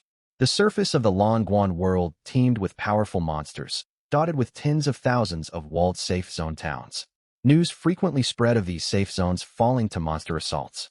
For newly awakened players, the standard practice was to level up to level 5, even level 10 within floating cities. Before heading to the surface, the silver-grade fish was far stronger than its original common form. Slaying level 1 monsters on the first floor was effortless. The only factor limiting farming speed was monster respawn rate. Ding! Mass extermination of hard shell beetles has triggered the first Sprout Secret Realm Floor 1 hidden event. Elite Giant Mandible Ant Queen LV.2 will soon spawn. Proceed with caution, awakened. Speak of the devil, the hidden event had arrived. He told Uncle A Sheng to continue eating and drinking, then departed with the iron sphere and hurried to the first floor. Upon arrival, he saw numerous pits opening across the once smooth grassland. Elite Giant Mandible Ant Queens crawled out of the holes, wielding massive pincers to besiege the fish. Each Giant Mandible Ant Queen was as large as a young calf. Sharp mandibles snapped as they attacked the fish. Elite Giant Mandible Ant Queen LV. 2 HP, 800 attack, 60 defense, 10 skill. Summon Worker Ants summons 3 hard shell beetles to assist in combat. The fish was no longer the sluggish creature it once was. After advancing to silver grade, its defense reached 40. With the 50% all attribute boost from iron grade summon reinforcement, its defense climbed to 60. The Giant Mandible Ant Queens could no longer break its defense. Having realized incoming attacks could not harm it, the fish adopted a fully aggressive stance with no evasion. The open grassland echoed with the sound of the fish's heavy slaps. Within moments, one Giant Mandible Ant Queen collapsed. The 2 summons eliminated the Ant Queens efficiently. Monster spawns could not keep up with their kill speed. After they defeated the last newly spawned Giant Mandible Ant Queen, no more appeared. Near the path leading to the second floor, a mound bulged from the grass, as if a colossal creature was about to break through the soil. Ding! Your relentless slaughter of Giant Mandible Ant Queens has enraged the First Sprout Secret Realm Floor 1 hidden boss. Burrowing Ant King LV.3 will spawn shortly. Approach with extreme caution. That was quick. Experience gain on the first floor was lower than on the second. He would aim to finish the fight swiftly. Boss Burrowing Ant King LV.3 HP, 2000 attack, 100 defense, 10 skills, burst surprise. Digs underground for 3 seconds before erupting beneath the target, dealing 100 damage and launching the victim airborne. Cooldown, 10 seconds. Hardened Carapace, reduces physical damage taken by 30% for 10 seconds. Cooldown, 20 seconds, a level 3 boss. Its HP was nearly triple that of elite monsters, and its attack power doubled. Even so, it posed little threat to the silver, grade iron sphere and fish. The 2 summons charged straight at the burrowing Ant King. The battlefield resounded with crashing impacts and heavy slaps. Jiang Sun remained alert, mindful of the boss's burst surprise skill. While its attacks could not penetrate the iron sphere's defense, a surprise underground assault would drain most of its HP. A follow-up strike might even destroy it. He circled the battlefield constantly, weaving left and right in erratic patterns. In less than 5 minutes, the burrowing Ant King was slain. Ding! You have defeated Burrowing Ant King. Obtain plus 300 universal experience, 80 copper coins, 2 times Ant King Carapace Fragment, iron, grade sturdy belt. Surprisingly, an equipment drop. He had slain countless elite monsters with no gear rewards, yet defeating this level 3 boss yielded equipment. Not a bad haul. He pulled the sturdy belt from his inventory and examined its stats. Iron, grade sturdy belt slot. Waist rank. Iron usable by all classes base attribute. HP plus 50, it was nothing exceptional stat. Wise, yet it marked his first piece of self-looted equipment. He equipped it immediately. He adjusted the dark belt and fastened it around his waist. His HP instantly jumped from 115 to 165. Every increment counted, so he kept it equipped. Ding! Floor 1 hidden event completed. Region, wide announcement available. Do you wish to remain anonymous? A regional announcement? Anonymous, absolutely. Steady, low-profile growth was the wisest path. Regional announcement. Congratulations to the anonymous player for triggering and clearing the First Sprout Secret Realm Floor 1 hidden event. 3 consecutive regional announcements echoed inside everyone's mind. At that moment, every professional within the boundaries of Qingmu City received the notification. The regional channel instantly erupted. Player 1. I've never heard of this. The Novice Secret Realm in Qingmu City actually has a hidden event. Player 2. If missing out counts as suffering, then I guess I've missed the First Sprout Secret Realm. Player 3. Does anyone know the trigger conditions for the hidden event in the First Sprout Secret Realm? Player 4. Just a Novice Secret Realm, yet clearing its hidden event triggered a system announcement. It's been months since the last system announcement went out. There must be some amazing rewards, right? Player 5. Too bad I'm already Tier 1 and can't enter the First Sprout Secret Realm anymore. Otherwise, I'd go explore it no matter what. Jiang Sun read the flood of messages on the regional channel and clicked his tongue. Good thing his name stayed anonymous. Otherwise these players would pester him endlessly. Jiang Sun wasted no more time on the first floor and teleported back to the second floor. He had already slain quite a number of elite poison Sting Bee Queens on this level. Jiang Sun estimated that the final boss would spawn soon. He glanced at his universal experience points. The counter showed over 13,800 points. It was still not enough to upgrade Iron Sphere to gold grade. Should he invest more points into the black tier summon enhancement skill? Every level up brought obvious improvements to all summons. Besides, he wouldn't need to hoard massive amounts of universal experience all at once. He made up his mind immediately. Universal experience, 2,000. Summon enhancement black tier LV.1 rises to LV.2. All attributes of summons increased by 60%, just as he expected. Though leveling the black tier summon enhancement now cost more experience, the attribute boost was far more impressive. Each level granted an extra 10% to all attributes. There was no reason to hold back. He poured all his remaining universal experience into the skill. Universal experience, 3,600. Summon enhancement black tier LV.5 rises to LV.6. All attributes of summons increased by 100%. Staring at the less than 400 universal experience points left, Jiang Sun wanted to cry. Universal experience vanished far too quickly. Right now, he was practically penniless.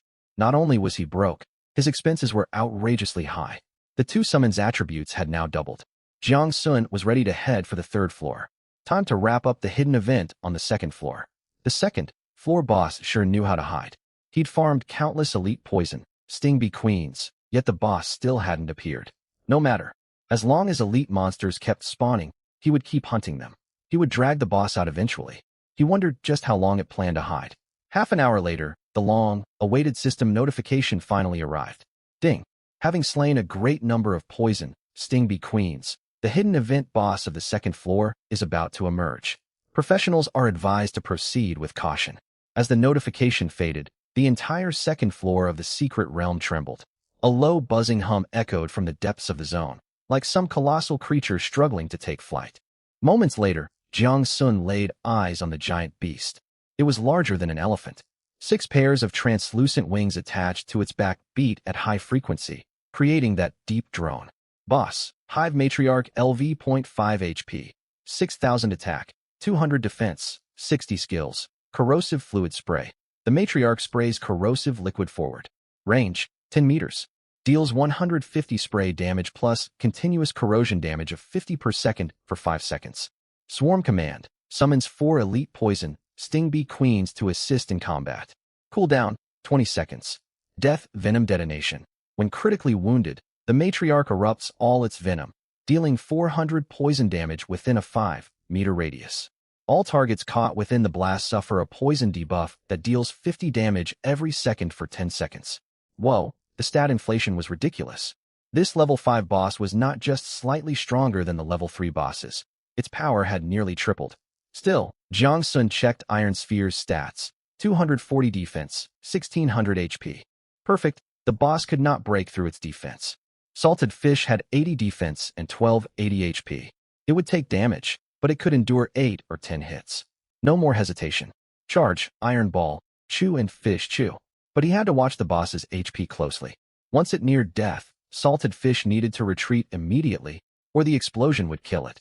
Iron Sphere charged forward fearlessly, slamming its heavy body repeatedly into the Matriarch's head. Jiang Sun could even see a slight dent form on the creature's skull. Considering its massive size, the injury was minor. Salted Fish looked tiny next to the Hive Matriarch, far too small to pose an obvious threat. Yet every strike it landed stripped over 300 HP from the boss. 324, 190. The health ticked down rapidly every second. At this rate, the Matriarch's 6,000 HP would vanish in no time. A dozen seconds passed in the blink of an eye. When only around 500 HP remained on the boss, Jiang Sun recalled Salted Fish without delay. He would let Iron Sphere land the final blow. Its thick armor and high HP could survive the explosion. A deafening bang rang out. The Matriarch detonated, bursting into a cloud of blood and shredded flesh spraying out in all directions. Thankfully, Jiang Sun had stayed far back. If he got caught in that blast, with his mere 100+ HP, he would be instantly defeated. Ding! You have defeated boss Hive Matriarch LV.5, gained 1500 experience. Obtain material, Hive Essence ×1. The boss's loot was pretty underwhelming, but the experience reward was generous. equal to slaying more than 10 elite poison, Sting Bee Queens. Ding! The hidden event of First Sprout Secret Realm 2nd floor has been completed. Normal monster respawns will resume on this floor. A regional announcement will be issued shortly. Remain anonymous? Here we go again. Anonymous, absolutely anonymous. Regional announcement. Congratulations to the anonymous player for triggering and clearing the hidden event on the 2nd floor of the First Sprout Secret Realm.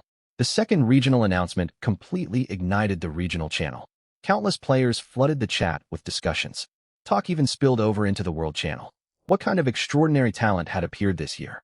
Someone who triggered 2 hidden events in quick succession and cleared both successfully. Jiang Sun paid no attention to the commotion. Steady, low, key growth was the true path to power. Privately, he grumbled that the boss hadn't dropped any equipment at all. What a cheapskate. 1 level cleared. He strolled back to the barbecue campsite. Uncle Ashing was still eating nonstop.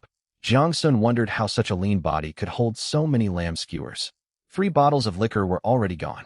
If he kept drinking, Jiang Sun's stock would run dry. Uncle Ashing, I finished the hidden event on the 2nd floor. I'm heading to the 3rd floor now. Want to come along? Youngster, I'll pass. Barbecuing here is plenty nice. The 3rd floor is a stream valley with deep water, not a good spot for grilling. I'll wait here for your good news. Hearing that, Jiang Sun did not push him. He pulled another 5 caddies of lamb skewers and 2 bottles of liquor from his inventory and set them beside Uncle Ashing. He then led his 2 summons forward, marching confidently into the teleportation gateway to the 3rd floor. A flash of white light. The moment Jiang Sun landed, icy water submerged everything below his knees. Right away, a dark mass hurtled toward him. Splat! It smacked straight into his face. You have been hit by mud breath. Movement speed reduced by 50%. HP, 28. Whoa. Attacked immediately upon arrival. What even was this mud breath? Memories from what he had learned surfaced. He recalled the 2 types of monsters native to the 3rd floor. The first was the mud creature, and mud breath was its signature skill. The damage was low, but the skill was incredibly annoying. The monsters kept hurling clumps of mud, and the 50% movement slow made dodging far harder. If trapped by multiple slowed stacks, you would slowly get pelted to death by endless mud globs, a truly frustrating way to die. He ordered his 2 summons to attack at once while attempting to dodge left. As soon as he moved, Jiang Sun felt as though someone had slowed time around him. His limbs dragged sluggishly, creating a jarring disconnect between his sharp mental reactions and his physical movement. He nearly stumbled. He steadied himself, carefully adjusting his movements to evade incoming attacks. Luckily, mud creatures did not have high HP, only around 500. Under the assault of Iron Sphere and Salted Fish, they fell quickly. 3 seconds later, the slow debuff faded.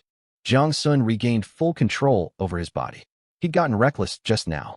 If he'd sent Iron Sphere and Salted Fish ahead to clear monsters near the portal first, he would not have suffered that surprise hit. No more carelessness, he reminded himself firmly. Thankfully, Iron Sphere and Salted Fish easily overwhelmed all minor monsters on the 3rd floor. Jiang Sun opened the system interface to examine the local creatures. Mud Creature, LV.3 HP, 500 attack, 55 defense, 12 skill, Mud Breath. Hits inflict 50% movement slow and deal damage equal to 100% of the caster's attack. Valley Stone Crab, LV.3 HP, 400 attack, 55 defense, 15 skill, Water Arrow Spray.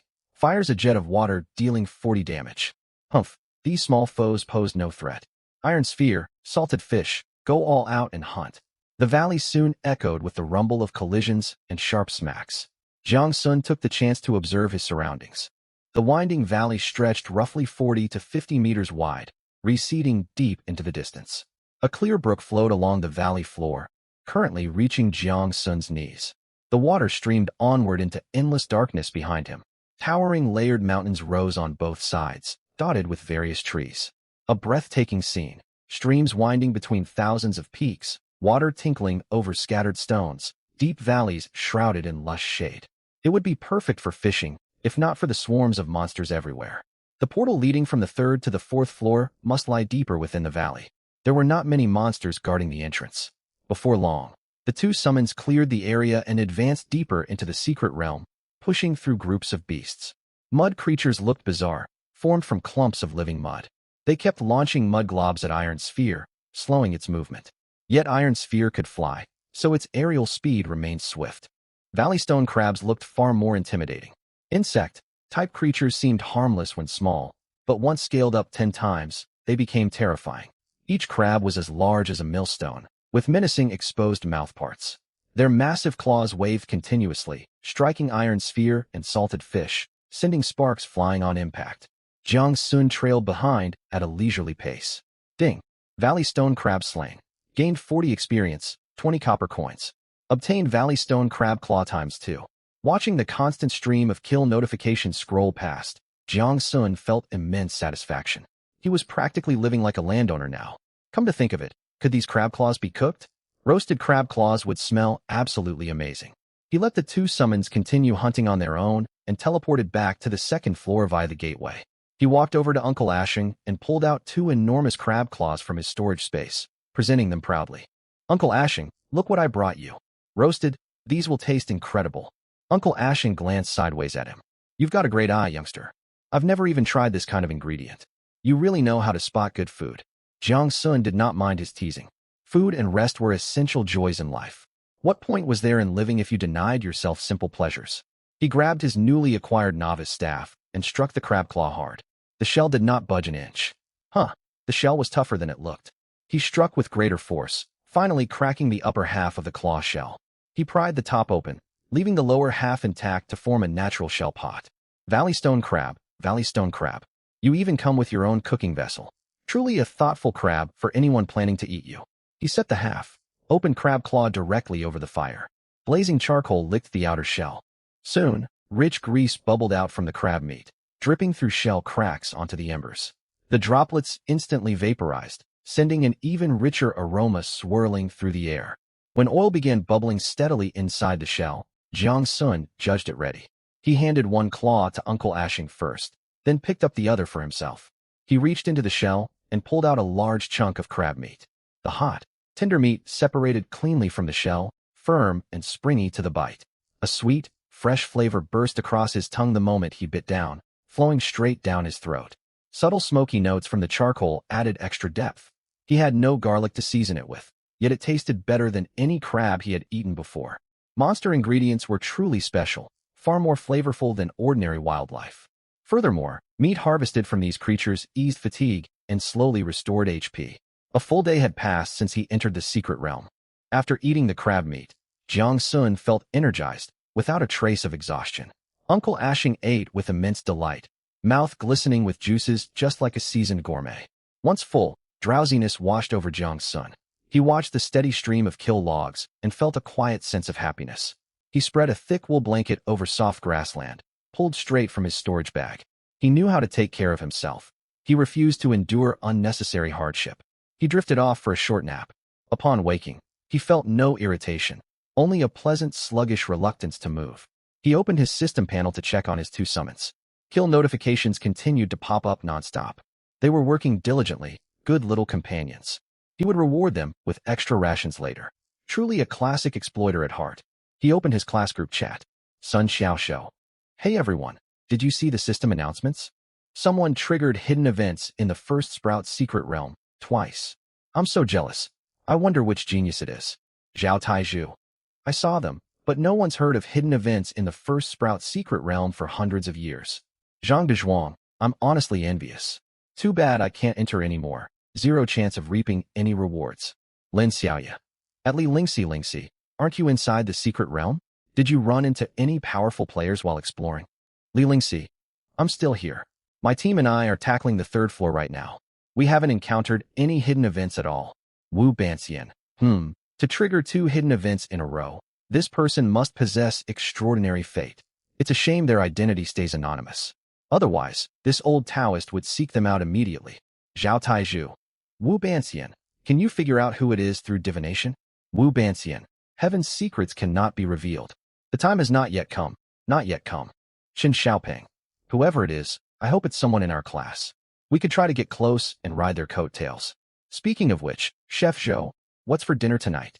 Chef Zhou, I've perfected a new recipe using wild boar meat. This dish can boost stats. Anyone want to volunteer as a taste tester? Qin Xiaoping. Count me out. I don't want to get any heavier. The group chatted lively. Jiang Sun found Wu Banxian the most entertaining. Rumors said he awakened a grade B verdict talent. Ever since awakening, He acted more like a wandering fortune teller. Wu Banxian had always loved divination.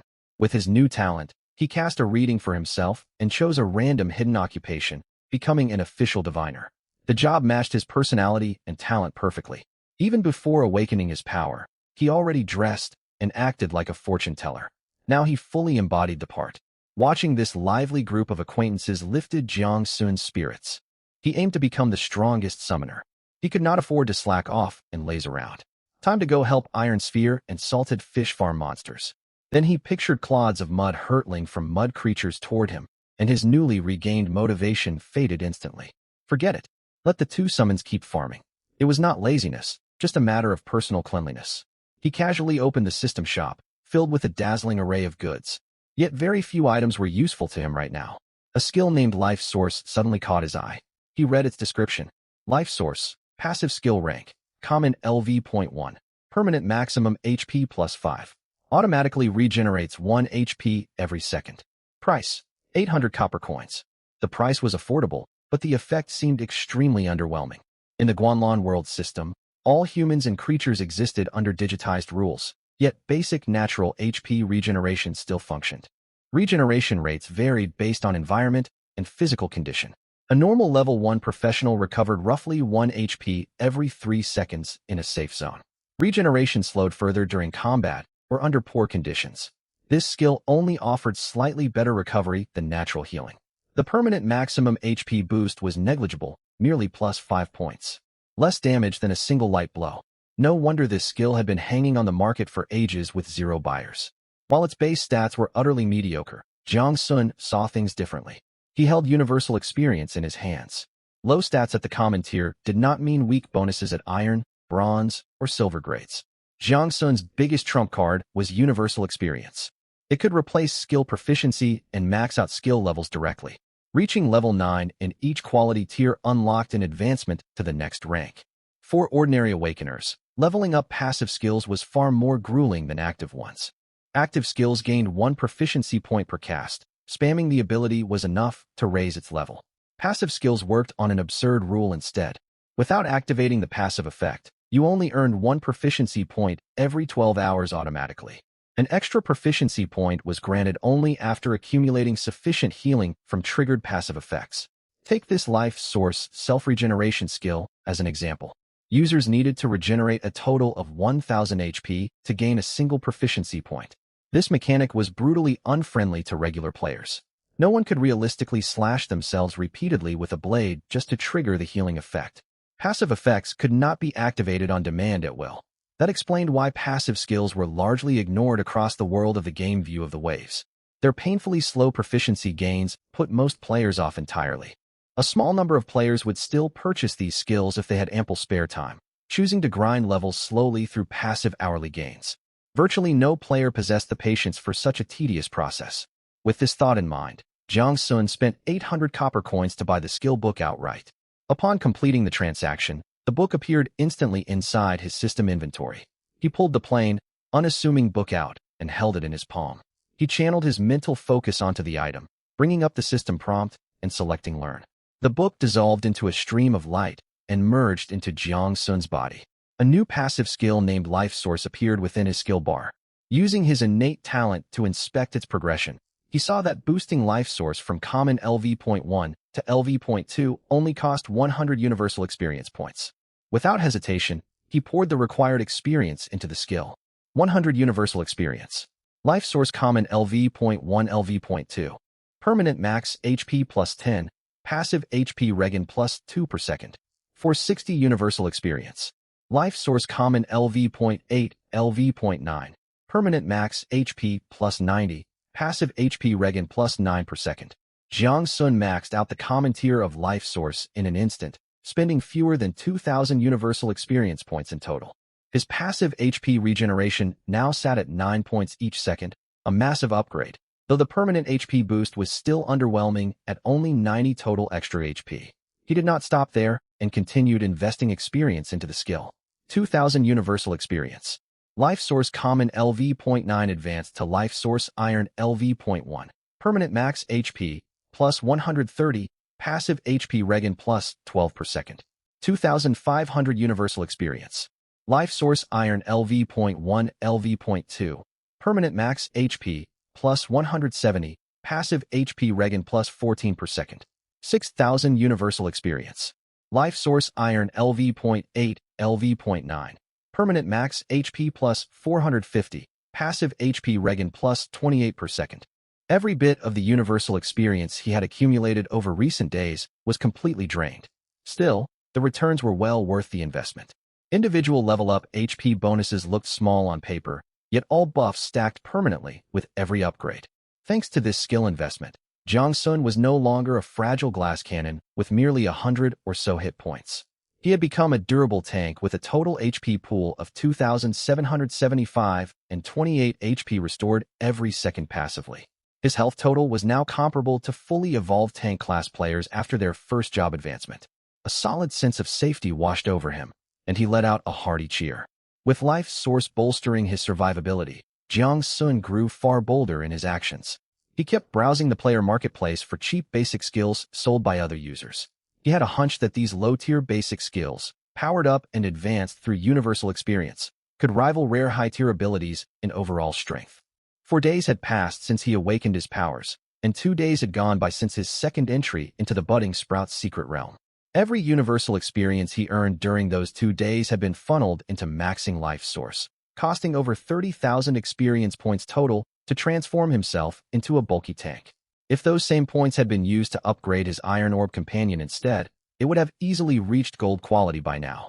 Even so, Iron Orb and Saltfish were performing adequately for current combat needs. Jiang Sun estimated both companions would hit gold rank once he cleared the 4th floor's hidden event. Elevating a companion from silver to gold required 25,000 universal experience apiece. He was eager to witness their enhanced capabilities after the breakthrough. As time wore on, Iron Orb and Saltfish eliminated countless marsh beasts and streamstone crabs. Jiang Sun's inventory was stuffed full of crab claws harvested from the defeated mobs. Ding! Your mass slaughter of marsh beasts and streamstone crabs has triggered the 3rd floor hidden event. Elite Blue-Eyed Water Pythons LV.3 will now spawn continuously. Defeat a sufficient number of these elites to summon Deep Pool Lizard Drake LV.4, the final boss of the 3rd floor hidden event. It's finally here, Jiang Sun muttered. He made no move to join the fight, opting to idle alongside Uncle Ashung on the 2nd floor. His 2 companions would handle all combat duties while he rested comfortably, a perfectly balanced division of labor. Growing bored from lying around, he spoke to the elder beside him. Uncle Ashung, what rewards do you get for clearing hidden events across all 5 floors of this realm? Uncle Ashung shot him a lazy glance at his slouched posture and took a swig from his wine bottle. Heaven's secrets are not to be spoken. Keep grinding, and you'll find out soon enough. Fine, keep your secrets. I'll clear every hidden event sooner or later anyway. Jiang Sun huffed. Drowsiness overtook him once more, and he drifted off to sleep. An incoming system alert jolted him awake after an unknown length of time. You have slain enough elite blue-eyed water pythons. The 3rd floor hidden event boss Deep Pool Lizard Drake will spawn shortly. All awakeners are advised to exercise caution. No more leisurely downtime for him now. Jiang Sun stood up, brushed dirt off his clothes, and headed for the teleport array leading to the 3rd floor. The moment he teleported in, cold stream water lapped at his ankles. His companions were nowhere to be seen near the entry point, only dull thuds of impact and sharp smacks echoing from deeper within the waterway. Following the sounds for several hundred meters, he spotted his 2 companions locked in fierce battle against a monstrous creature. Boss Deep Pool Lizard Drake LV. 4 HP, 8,000 attack power, 150 defense, 40 abilities, Poison Breath, 5-meter radius AoE, 50 unmitigated poison damage per second for 8 seconds, 15-second cooldown. Poison damage ignores all defensive stats. Tail Sweep strikes all targets within a fan-shaped area for 180 physical damage. This was his first encounter with true unblockable damage in this realm. Having played dozens of similar games in his past life, he was familiar with true damage and poison damage mechanics that bypass armor values entirely. He had not expected such a mechanic to appear on a mere level 4 boss. However, defense had its limits. Raw HP was the most reliable form of survival. He congratulated himself on his wise decision to purchase and max out the Life Source skill first. The boss's health bar was already depleted by half, meaning the creature did not have much fight left. The beast bore cyan scales across its body, a draconic head fused with a lizard's torso, and a vertical blood-red slit pupil glowing ominously on its forehead. It towered in size, making Iron Orb and Saltfish look like tiny mosquitoes by comparison. Yet these two minuscule companions had carved massive chunks out of the boss's health pool. The boss's HP plummeted steadily with every strike they landed. Conversely, nearly all of the boss's attacks were rendered useless against Iron Orb's absurdly high defense stat. Only the poison breath posed any real threat to the orb companion. A dozen seconds later, the boss unleashed one final wave of toxic mist before letting out a pained wail and collapsing lifelessly into the water. Ding! You have defeated Boss Deep Pool Lizard Drake. Gained 2,000 Universal Experience, 200 copper coins, times 2 Drake Poison Glands. You have completed the third floor hidden event. A regional server announcement will be broadcast. Choose to remain anonymous? He selected anonymity without hesitation. There was no sense revealing his identity after staying hidden through every prior clear. Ding! Congratulations to the anonymous player who triggered and cleared the third floor hidden event of the Budding Sprout Secret Realm. The announcement repeated 3 times, echoing in the minds of every player within the entire Azurewood City region. Jiang Sun paid no mind to the global notice. Both companions had been hit by the final poison breath, their HP ticking down 50 points per second from the lingering toxin even after the boss's death. Luckily, each companion held close to 2,000 total HP, enough to withstand multiple full poison applications without being felled.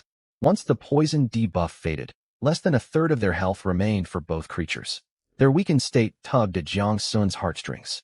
He led them back to the second floor, roasting skewers of mutton and crab meat to let them recuperate and restore full health before attempting the fourth floor challenges.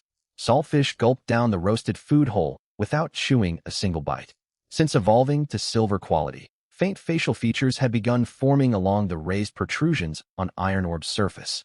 It rolled over to the grilled meat, which vanished the instant it made contact with the orb's body. It did not take long for both companions to recover full health. This fight made it clear he needed a support-type summoning beast to round out his team. 2 pure damage dealers lacked versatility. Unfortunately, he only possessed 2 summoning slots for now. A third slot would unlock once he advanced to Tier 1, or possibly upon upgrading his summoning skill from Iron to Bronze grade. He mulled over the idea, yet his stock of universal experience was far too low at present. He still planned to raise both Iron Orb and Saltfish to gold quality, a goal requiring a combined 50,000 experience points. Worse still, new summons spawned randomly from the summoning skill, leaving him no guarantee his next familiar would fill a healer/support role. An alternative plan surfaced: learn active healing skills himself to serve as the team's healer. The idea was viable, so Jiang Sun resolved to monitor the marketplace for affordable basic active healing skills going forward. His personal passive HP regeneration was formidable, yet it could not heal or restore his companions' health pools. After a short rest, Jiang Sun marched toward the fourth floor with his 2 companions, ever eager to farm more resources and experience. Light dimmed drastically upon entering the fourth floor. A putrid stench hung thick in the air, reminiscent of rotting organic matter left to decay underground. Tall withered grass stood waist-high across the terrain, crunching loudly under every footstep. Jiang Sun scanned his surroundings and frowned. There were no enemies anywhere in sight. Every previous floor had flooded him with hostile mobs the moment he teleported in, yet this area was eerily silent and empty. Something was off. He pulled up his status panel to check his experience reserve. Universal experience, 28,420. He quickly tallied up his required costs in his head. 25,000 experience was needed to promote Iron Orb to gold quality, with another 25,000 required for Saltfish. He lacked sufficient experience to upgrade both at once. He glanced over at Iron Orb, which hovered 30 centimeters off the ground beside his shoulder ever since its silver evolution. Faint internal thumping sounds emanated from within its spherical body, as if something pounded against the inner shell from time to time. Saltfish floated nearby, its round mouth opening and closing mindlessly as if chewing thin air. Jiang Sun made his decision. Iron Orb would receive the gold evolution first. As the frontline tank and most aggressive combatant, the orb deserved priority access to resource upgrades for its diligent performance in battle. Without further delay, he opened the companion menu. Iron Orb Gold Quality Evolution costs 25,000 Universal Experience Points. Confirm infusion? Jiang Sun took a slow breath and confirmed the prompt. Infusing 25,000 Universal Experience Points into Iron Orb. Remaining Universal Experience, 3,420. A strange phenomenon unfolded immediately. The faint rhythmic heartbeat originating from inside Iron Orb cut out entirely. Jiang Sun blinked in surprise before a deafening dull boom echoed outward, a violent impact from deep within the orb's core. It was powerful enough to send ripples through the surrounding air and flatten all nearby dry grass, with the resulting shockwave. Jiang Sun instinctively stepped backward. Iron Orb's exterior grew scorching hot as golden light seeped outward through its engraved runes, starting faint and gradually blazing brighter until Jiang Sun had to squint against the glow. The golden pattern spread outward from the core across the entire spherical surface, branching and multiplying until the runic network covered every inch of Iron Orb's shell. A low resonant hum vibrated out from within the orb, a deep thrumming that resonated through Jiang Sun's very bones and even caused his teeth to rattle in his jaw. Saltfish drifted forward, its gaping mouth opening and closing in apparent confusion at the odd disturbance. Jiang Sun gently nudged the fish companion aside and kept his gaze locked firmly on Iron Orb's transformation. The golden runes solidified in place, the loud hum softening into a steady low-frequency vibration mimicking slow, deliberate breathing. Iron Orb swelled noticeably larger, expanding from the size of a basketball to 1.5 times that volume while retaining its spherical shape. Its exterior color shifted to matte dark gold with a mirror-smooth polished finish, the golden runes flowing slowly across the dark base like living liquid veins. Distinct facial features including defined eyes and a mouth had fully materialized on the raised section of its body, capable of subtle, independent movements now. Jiang Sun knelt down to examine the orb's sleek new form closely. With this polished look, someone would easily pay 1,000,000 coins for you if you were sellable, he muttered to himself, before correcting his own thought. Not that I'd ever sell you. Who else would tank all incoming damage for me? He brushed Saltfish away when the fish drifted too close to the evolving orb, the creature receiving a light swat for its trouble after constantly smacking Iron Orb during previous fights. Jiang Sun stretched out a finger and brushed against Iron Orb's surface. The orb responded instantly to his touch with a gentle vibration, conveying a quiet sense of obedience and attachment to its summoner. He tapped the sphere softly once more, and Iron Orb nudged itself lightly against his fingertip. Jiang Sun was amused by the clear bond forming between them.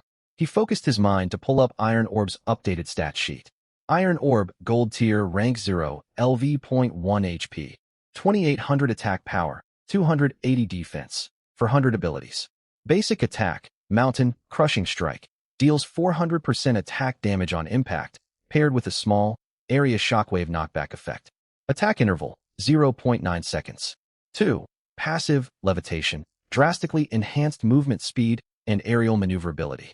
Jiang Sun stared at the stats for a long moment before exhaling slowly and calculating its true combat values with his Summon Empowerment buff active Iron LV.6, granting plus 100% all stats to summons.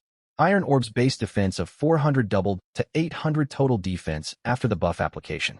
The number alone stunned him briefly.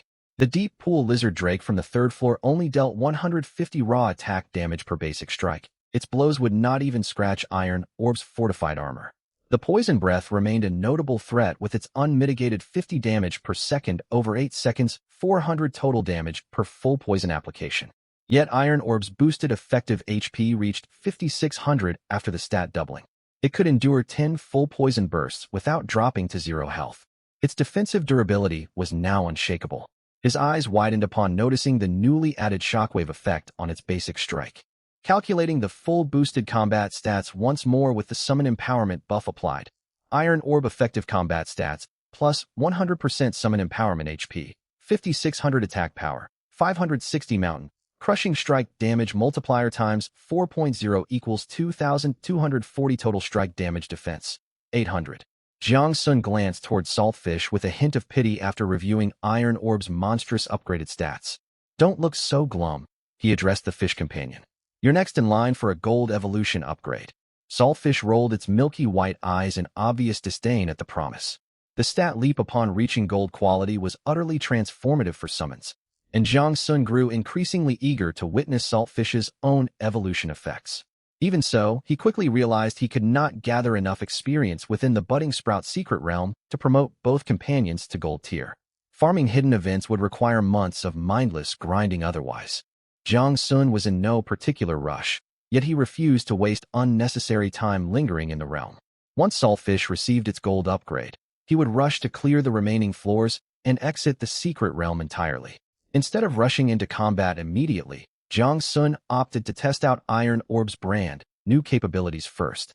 Its flight mechanics were completely overhauled post-evolution, where it once floated sluggishly like a deflated balloon with noticeable momentum during turns. It now darted through the air with the speed and precision of a lightning bolt. Iron Orb arced in a tight loop around Jiang Sun twice before executing an instant full-stop mid-flight with zero deceleration phase whatsoever. Jiang Sun watched the display in stunned silence at the physics, defying aerial agility. He then gestured for Iron Orb to execute a charged dash attack from 20 meters ahead of his position. A streak of dark gold light rocketed straight toward him faster than his eyes could track, halting sharply 1 meter away from his body. The resulting gust of wind swept his hair backward forcefully. The orb hovered steadily in place, its internal hum a slow, stable thrum matching a steady breathing rhythm within its golden shell. One full charge dash would have pierced straight through that lizard drake boss back on floor 3 without breaking a sweat. Jiang Sun imagined the battle scene vividly in his mind. He then motioned for Iron Orb to strike the ground to test its shockwave ability. Boom! Cracks spiderwebbed outward across the soil with flying gravel and dust, flattening every dry stalk of grass within a wide radius. The ground tremor was strong enough to be felt beneath Jiang Sun's feet several meters away from the impact site. He examined the 2-meter-long, finger-wide fissure torn open across the Earth's surface. 2240 damage plus a radial shockwave. A single hit would pulverize Shadow Cats into paste instantly. He contrasted this destructive output against Saltfish's current silver tier stats. 128 base attack multiplied by its 300% slap damage modifier for a total of 384 damage per hit. Saltfish's damage was serviceable against individual targets, but lacked the area, clearing dominance Iron Orb now wielded. He expected to finish clearing floors 4 and 5 soon enough to gather experience for Saltfish's own gold evolution. Iron Orb's single strike packed 2,240 damage alongside area shockwave damage, perfect for wiping out groups of enemies all at once. Our farming efficiency has just doubled. Jiang Sun patted the golden orb gently. From now on, you handle crowd control and main damage, while Saltfish picks off weakened stragglers. Iron Orb emitted a low, resonant hum in acknowledgement of his command. Jiang Sun felt a twinge of sympathy for all monsters residing on the 4th floor now. These foes were essentially defenseless prey, facing a maxed high-tier combat unit inside a low-level dungeon, equivalent to a max-level player returning to stomp through the game's starting tutorial zone. As if on cue, the first wave of enemies emerged from the withered grass to confront him. Faint rustling noises echoed from deep within the thick underbrush, dry twigs snapping under weight, with no audible footsteps accompanying the sound. Jiang Sun turned his gaze toward the disturbance and spotted pairs of eerie lime green glowing eyes flickering to life one after another within the grass, multiplying into dozens of luminous pinpricks spread across the terrain. A faint smirk tugged at Jiang Sun's lips. Where previous floors forced him to grind tirelessly for monster spawns, now the opponents practically marched straight to his position. He patted Iron Orb's surface once more. Go on, Golden Flash Orb. Show off your brand. New strength. Iron Orb let out a sharp hum before shooting forward as a blazing streak of golden light. The Shadow Cats did not even have time to let out a shriek. They were sent flying violently through the air, their forms dissolving into particles of light mid-air alongside splatters of internal tissue. A flood of system kill notifications flooded Jiang Sun's mind in rapid succession. Jiang Sun glanced at the battle log on his panel. Iron Ball slays Shadow Cat LV.4, EXP, plus 180. One hit kill. 2,240 damage against swarms of monsters with only 400 HP. The overkill was nearly 5-fold. It was like firing a cannon at mosquitoes, sheer overkill. Whoa! Jiang Sun gasped. Even he was stunned. Aren't these stats a little ridiculous? Moreover, the newly added shock effect dealt roughly the same damage as that heavy strike. All the Shadow Cats that had not taken a direct hit were sent flying and killed instantly. Before he finished speaking, the Iron Ball charged toward the remaining Shadow Cats that had not been knocked away. Boom, boom, boom. 3 dull crashes rang out. Shadow Cats went flying everywhere, like tangled balls of yarn getting tossed about. The Iron Ball weaved among them, smashing squarely into one cat after another, sending each flying before wheeling around to strike the next. Its movements were fluid and graceful, far more agile than a sphere ought to be. Battle logs flooded the screen. Jiang Sun's mouth curled upward as he stared at the constant stream of plus 65 EXP notifications. 65 EXP per cat. 650 for 10, 6,500 for 100 universal EXP points. This was far more efficient than farming on the third floor. Before he could finish calculating, the battle log stopped scrolling. The withered grass fell silent. Dozens of faint emerald, green light orbs had all vanished. The iron ball drifted slowly back and hovered beside his shoulder. Its golden runes glowed brightly, as if nothing out of the ordinary had just happened. That's it. Jiang Sun checked his EXP pool. Universal EXP, 6120. It had stood at 3,420 just moments ago. This single cat swarm had netted him 2,700 EXP. The iron ball had wiped out close to 400 shadow cats. Wow. He patted the iron ball. You didn't just advance to gold rank. You basically handed me a money printing machine. Beside him, the salt fish opened and closed its mouth, making soft puffing sounds. It had not gotten a chance to fight at all. With its glacial movement speed, by the time it could reach a monster, the iron ball had already obliterated it. Hold on. Let your iron ball buddy shine for a while. Once you hit gold rank, you'll get to dish out your own beat downs too. Jiang Sun glanced at it. The salt fish rolled its eyes in satisfaction. Fine, it thought. I'll go back to my old job and just be a salt fish for now. They pressed onward. Paths on the fourth floor were wider than those of the 3 previous floors, yet the light grew dimmer. Thin streaks of light occasionally filtered through cracks in the rock ceiling. Most areas were lit only by the small ball of white light atop Jiang Sun's apprentice short staff. The withered grass grew taller, rising from ankle height all the way to knee height. A foul stench hung thicker in the air. How big is this floor anyway? It's way larger than the ones above. Jiang Sun muttered. I've been walking for nearly half an hour and still haven't reached the far end. Most of the map on his panel had been revealed. The fourth floor formed an irregular oval, long from north to south and narrow from east to west. He was roughly in the north-central zone, with a large, unexplored stretch ahead. As he pondered, rustling sounds drifted from the distance. The noise was far heavier than the soft padding of shadow cats, which moved nearly silently on their paw pads. This sound made no attempt to hide itself. Thud, thud, thud drew closer, like some huge creature dragging its body across the ground. The iron ball vibrated faintly. Its runes brightened, and its heart, like internal throb, grew stronger. Jiang Sun crept toward the source of the noise. In the open space ahead lay an enormous lizard. Calling it merely a lizard felt underselling it. Its body stretched 3 meters long, covered in rock, gray skin with a stony texture. A row of sharp spines jutted along its back, running from the top of its head all the way to the tip of its tail. Its head was buried in the withered grass as it crunched on something, loud brittle gnawing sounds echoing out. Its front claws scraped against the ground every now and then, producing heavy thuds. Stone, skin lizard LV.4, Jiang Sun halted. Finally, something that could actually take a hit.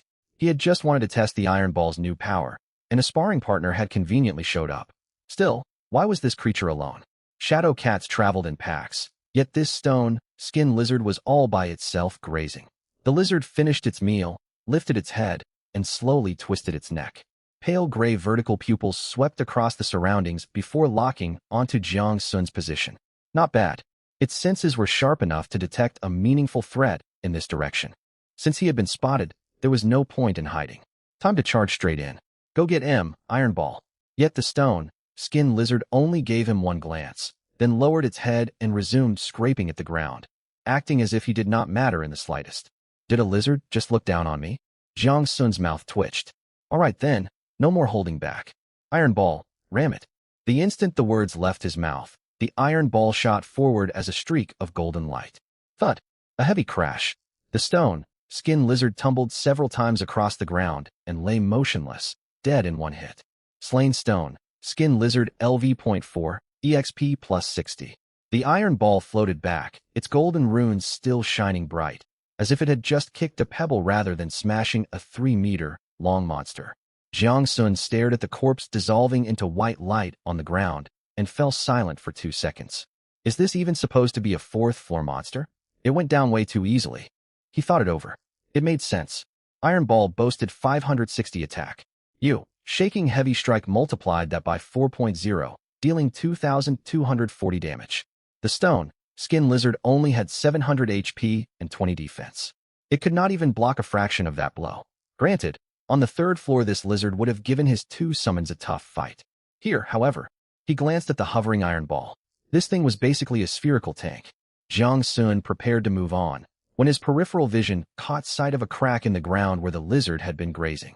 It was no natural rock fissure. Its edges were neat, as if something had deliberately covered it up.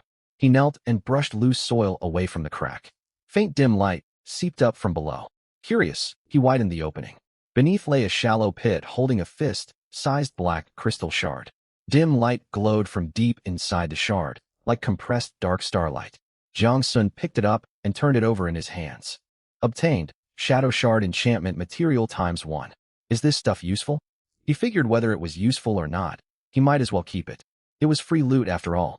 He brushed dirt off his hands and stood when the ground suddenly shook. Deep, rumbling tremors welled up from far beneath the earth. Then came distant cracking sounds. Crack, crack, as if something enormous was splitting apart. Before Jiang Sun could figure out what was happening, panel notifications popped up.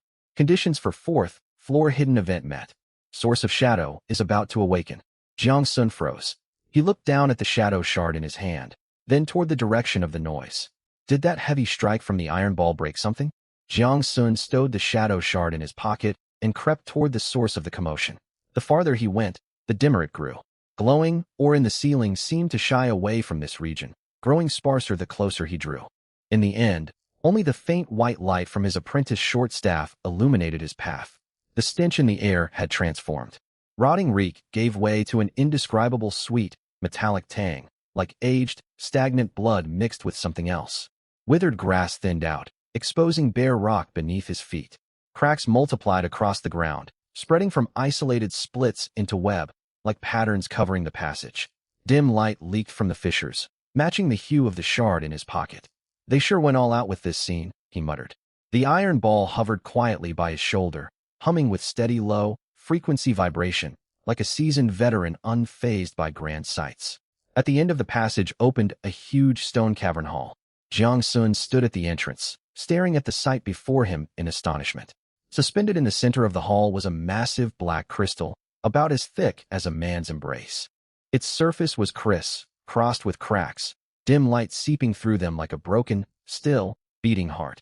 More shadow shards littered the ground surrounding the crystal, identical to the one in his pocket. Beneath the crystal yawned a huge rift in the ground. It looked as though something had burst upward through bedrock from deep below.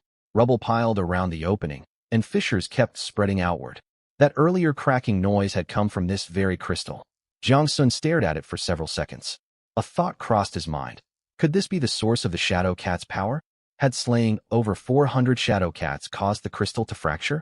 Panel text popped up, entering source of Shadow Zone.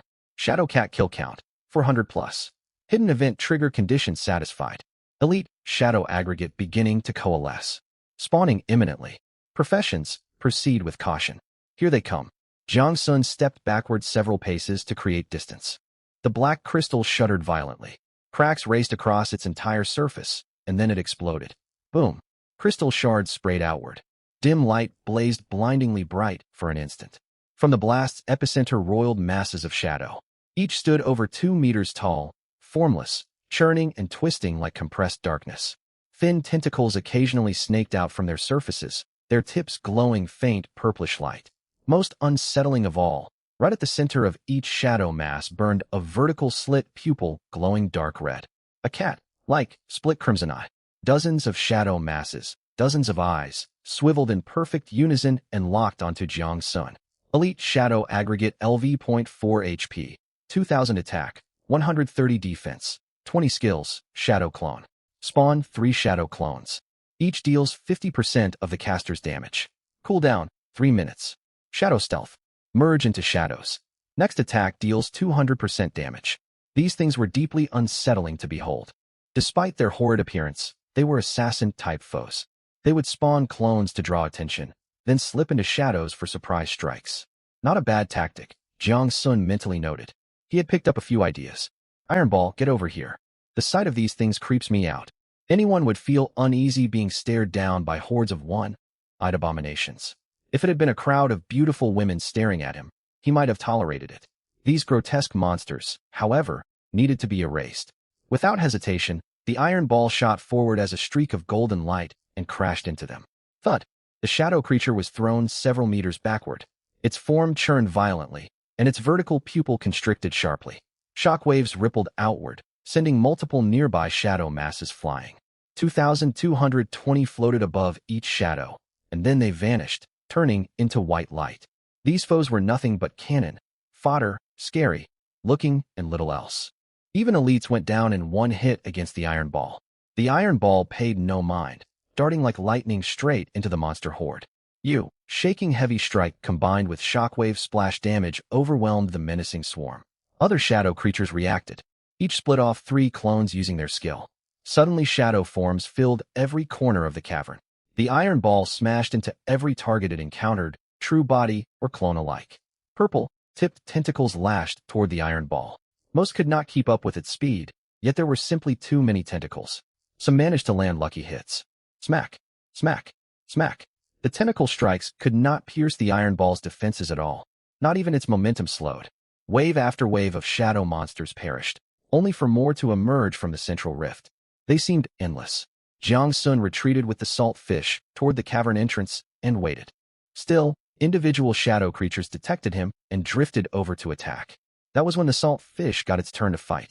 Though Jiang Sun possessed decent HP and passive regeneration, he wanted to avoid getting whipped. Those hits hurt. The salt fish lacked the iron ball's overwhelming firepower, but it could still wear down and kill shadow foes after several rounds of combat. Jiang Sun kept careful watch over his surroundings. All of a sudden, a shadow erupted from his own shadow behind him and lashed out with a tentacle. 130 appeared above Jiang Sun's head. He had gotten ambushed after all. The monster had used shadow stealth, and he had no idea how long it had hidden within his shadow. Seeing Jiang Sun take damage, the salt fish flew into a rage. Abandoning the foe it had been fighting, it charged furiously at the shadow behind Jiang Sun. A powerful slap smacked straight into the shadow mass. Whatever counted as its head got hammered. Its eerie large eye squeezed shut. 384 popped up. Its slap struck once per second. It could finish off one shadow in 5 to 6 seconds. Perhaps through the mental link between summoner and summon, the iron ball sensed Jiang Sun's injury the instant it happened. It zipped over instantly and crushed both shadow monsters with 2 solid impacts. Jiang Sun stood there, heart pounding. Good job. Having you two makes me feel really safe. After this close call, Jiang Sun stayed extra vigilant, keeping the salt fish positioned behind him as a living shield. Ding. You have slain elite shadow aggregate. EXP plus 350. Kill notifications flooded his system. As shadows fell, shadow shards piled up in his backpack, accumulating into a sizable heap. 350 universal EXP per elite.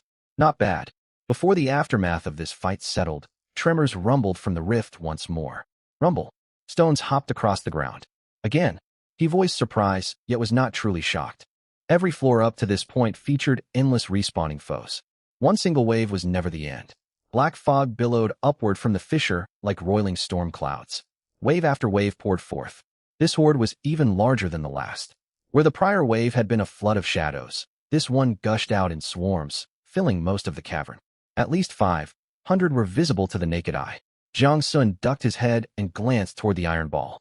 From afar, he gave it a thumbs up for encouragement. The iron ball remained unchanged. It operated like a perpetual motion machine, killing whatever monsters appeared, no matter what they were. Its strategy was pure brute force. With a low hum, it charged in as golden light. Thud, thud, thud. Shockwaves bounced off cavern walls.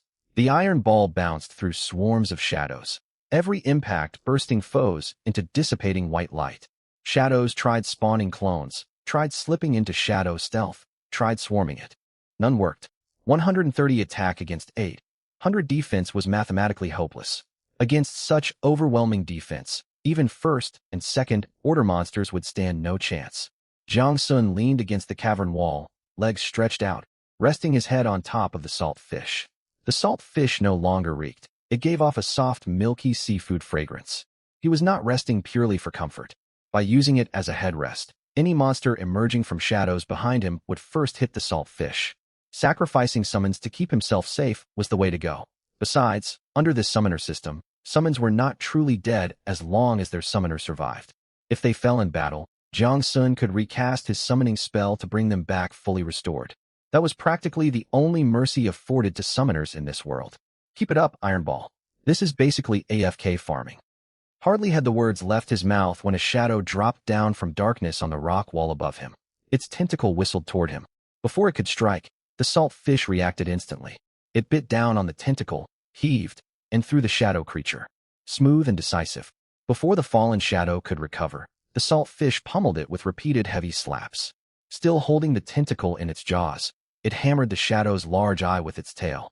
Having already expended shadow stealth, the monster could not escape. It was beaten until it dissolved. Jiang Sun laughed watching the comical scene. He checked his EXP pool. Universal EXP had shot from 6,700 all the way to 23,700. Over 10,000 more EXP earned in this single fight. A few more waves like this, and the salt fish will hit gold rank too. Right after he spoke, the rift began shaking again. This batch of shadow creatures looked different. Each was noticeably larger, their vertical eyes doubled in size, and their bodies shimmered with a faint purple aura. Elite, Shadow Aggregate, Enhanced LV.4, HP, 2000, Attack Power, 180, Defense, 20, New Skill, Shadow Frenzy, boosts all attributes for 10 seconds. This thing can even get enhanced. Guanlon, you call the shots. The hidden event on the 4th floor was truly different, far more difficult. Previously, only elite monsters and bosses would spawn, and defeating them would wrap things up. But on this 4th floor, enhanced monsters had appeared, and no boss had shown up yet. With 180 attack power, it still could not breach Iron Ball's 800 defense, yet its strikes would hurt Salted Fish quite badly. Salted Fish had 80 defense. A 180-point attack would deal 100 damage. With a total of 1280 HP, it would fall after taking more than a dozen hits. Salted Fish, get back. Jiang Sun shoved it behind him. Iron Ball hovered for a moment, its golden runes glowing brighter, then shot forward like a stream of light. Boom. It crashed head on into the foremost enhanced aggregate. 2220, still a one-shot kill. Shockwaves rippled outward, sending several nearby enhanced aggregates flying. Yet something was different this time. They did not die. In past encounters, shadows struck by shockwaves would be instantly eliminated. Now the shockwaves failed to finish them off. It seemed all these monsters had activated their frenzy skill the moment they spawned. Their HP and defense had risen, but that was fine. If one shockwave was not enough, what about two? Iron Ball wheeled around and charged again. The second monster went flying, then the third, then the fourth. It moved so fast the enhanced aggregates could not react before being slain one after another. But there were simply too many of them. Furthermore, these enhanced monsters used their split skill constantly. Every aggregate spawned 3 duplicates the moment it closed in. Under enhancement, each duplicate boasted 90 attack power, entangling Iron Ball and stretching its focus thin. Jiang Sun watched several duplicates slip past Iron Ball and charged straight toward him. Salted Fish. Salted Fish charged forward without hesitation. A precise slap landed squarely on the leading duplicate. 384. The duplicate only had 1,000 HP. This single blow stripped away a third of its health. Salted Fish lashed out 3 times in quick succession.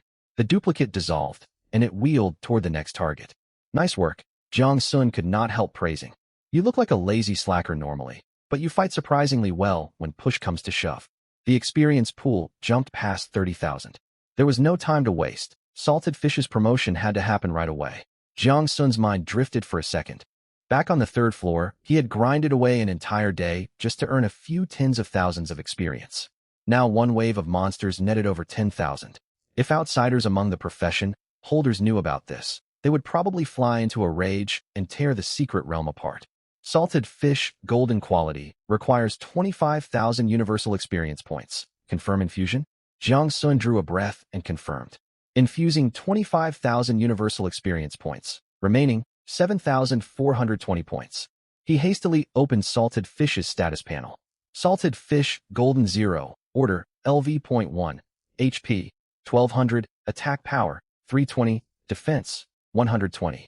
Order, LV.1.HP, 1200. Attack power, 320. Defense, 120. Skills, Salted Fish Slap, basic attack deals damage equal to 4.0 times base attack power. Attack interval, 0.8s. Condensed Water Arrow Range skill. Salted Fish inhales, compressing moisture from the air into a water arrow fired at the target, dealing damage equal to 4.0 times attack power. Cooldown once. HP, attack power, and defense had all improved drastically, though HP and defense still lagged far behind Iron Ball's values. Its attack power had actually surpassed Iron Ball's. Most exciting of all, promotion to Golden Quality had unlocked a ranged attack skill. It was only a single target skill, yet more than serviceable. Buffed by a 100% summon damage boost, its attack power climbed to 640. Factoring in skill multipliers, one water arrow hit for 2,560 damage. Hardly any monster at this stage could survive a single shot. From now on, Iron Ball would serve as the melee tank, and Salted Fish would act as the long-range artillery. A perfect pairing. Just as Jiang Sun was congratulating himself over Salted Fish's promotion, tremors emanated once more from the rift. Shake all you want. I wonder when you will finally stop. This tremor dwarfed all previous ones. The entire hall shuddered, and stone fragments clattered down from the walls. Jiang Sun stepped several paces back and pressed himself against the wall. Thicker black mist gushed out of the rift. Wrapped within the mist was a massive shadow, twice the size of ordinary aggregates. Elite Shadow Aggregate, Warlord LV.4, HP, 5,000, attack power, 250, defense, 50. Whoa, it even has an aura buff. First enhanced monsters, and now a warlord. Jiang Sun had learned basic knowledge back at school. Within the game Guanlan, monsters of the same level were sorted into 5 tiers: Common, Elite, Chieftain, Lord, and Calamity. Chieftain and Lord rank foes could be marked as bosses by the system. Calamity rank entities never appeared at low levels. Every emergence brought massive casualties among profession holders and destroyed safe towns. This warlord had not been marked as a boss, likely due to its low level. Another possibility was that an even stronger foe waited further ahead. This hidden event was genuinely brutal. Even a full 9-man party would struggle against this foe's stats. Luckily for him, Jiang Sun was an outlier, commanding 2 golden grade summons. Even so, the threat was not insurmountable. With 5,000 HP, 2 well-placed water arrows from Salted Fish would nearly finish it off. Alongside the warlord poured at least 300 more shadow aggregates, forming a dense sea of monsters. Iron Ball hovered before him, utterly unshaken, as if the horde was trivial prey. All right, I know you are powerful.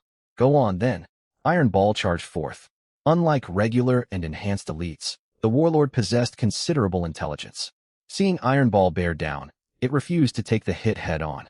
Its body convulsed as it instantly split into 10 clones, while its true body vanished into shadow. Iron Ball plunged into the swarm of clones. Boom, boom, boom. A string of heavy impacts sent multiple clones flying. Yet there were far too many clones. 10 warlord clones plus 300-odd aggregates filled the entire hall with shadowy figures. Every single aggregate copied the warlord's tactic and activated their split skill.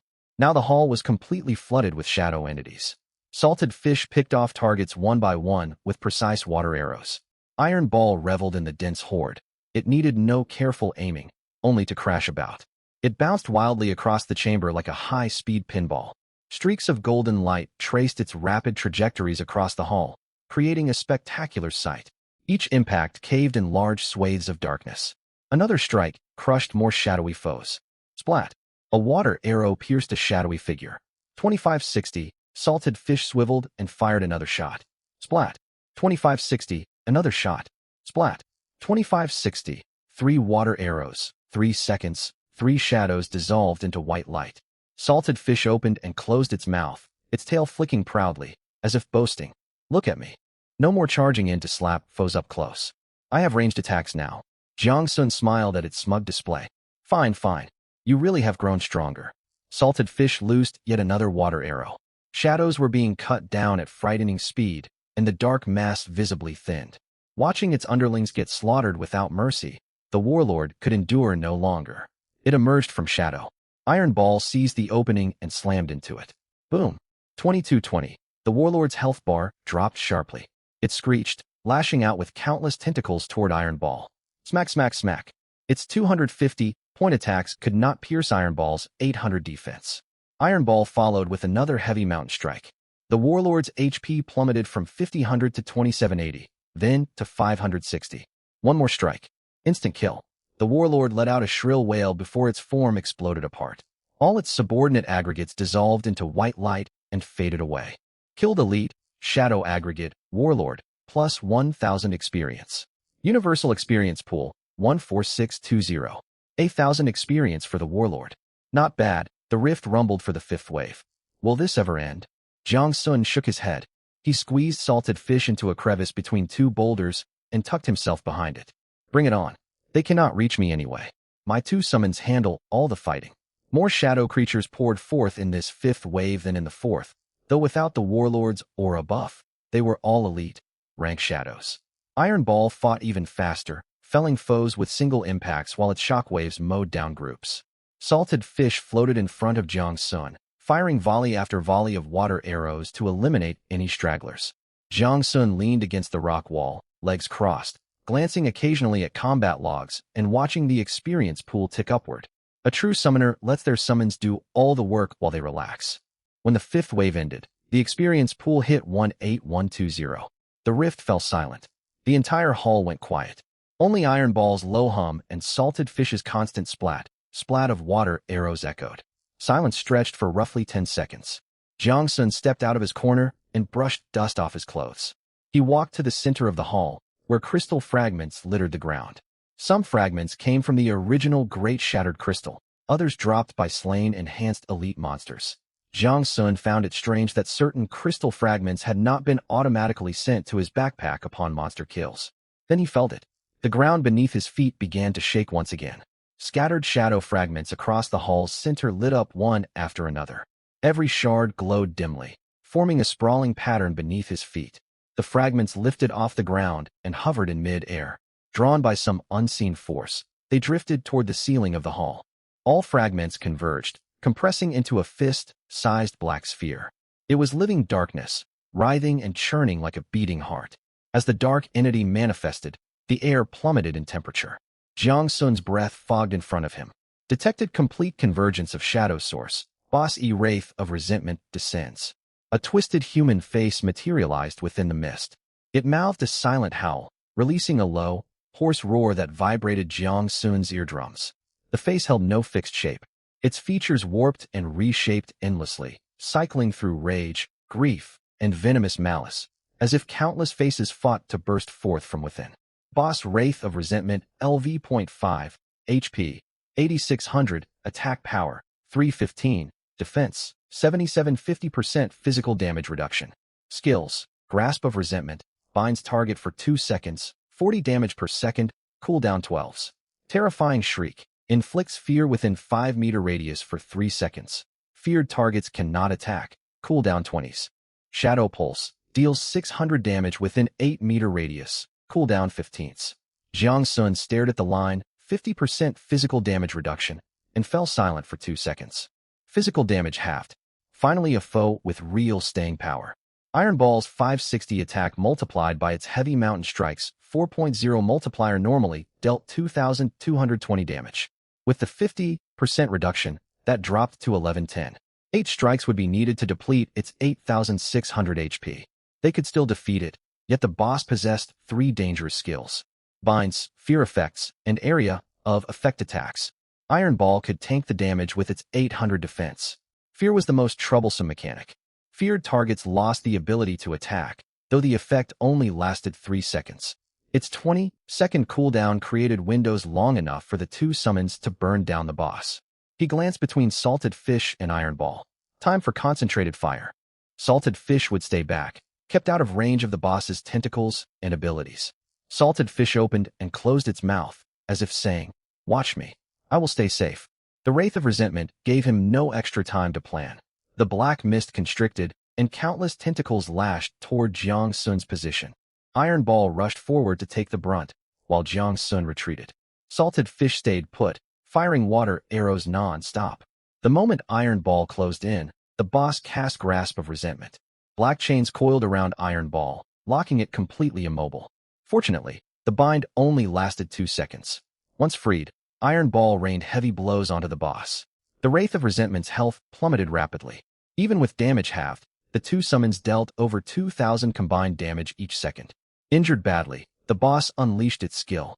Terrifying Shriek, Fear Duration, 1.5 seconds. Iron Ball and Salted Fish froze mid-air, robbed of their ability to attack. During those 1.5 seconds, countless tentacles lashed against both summons.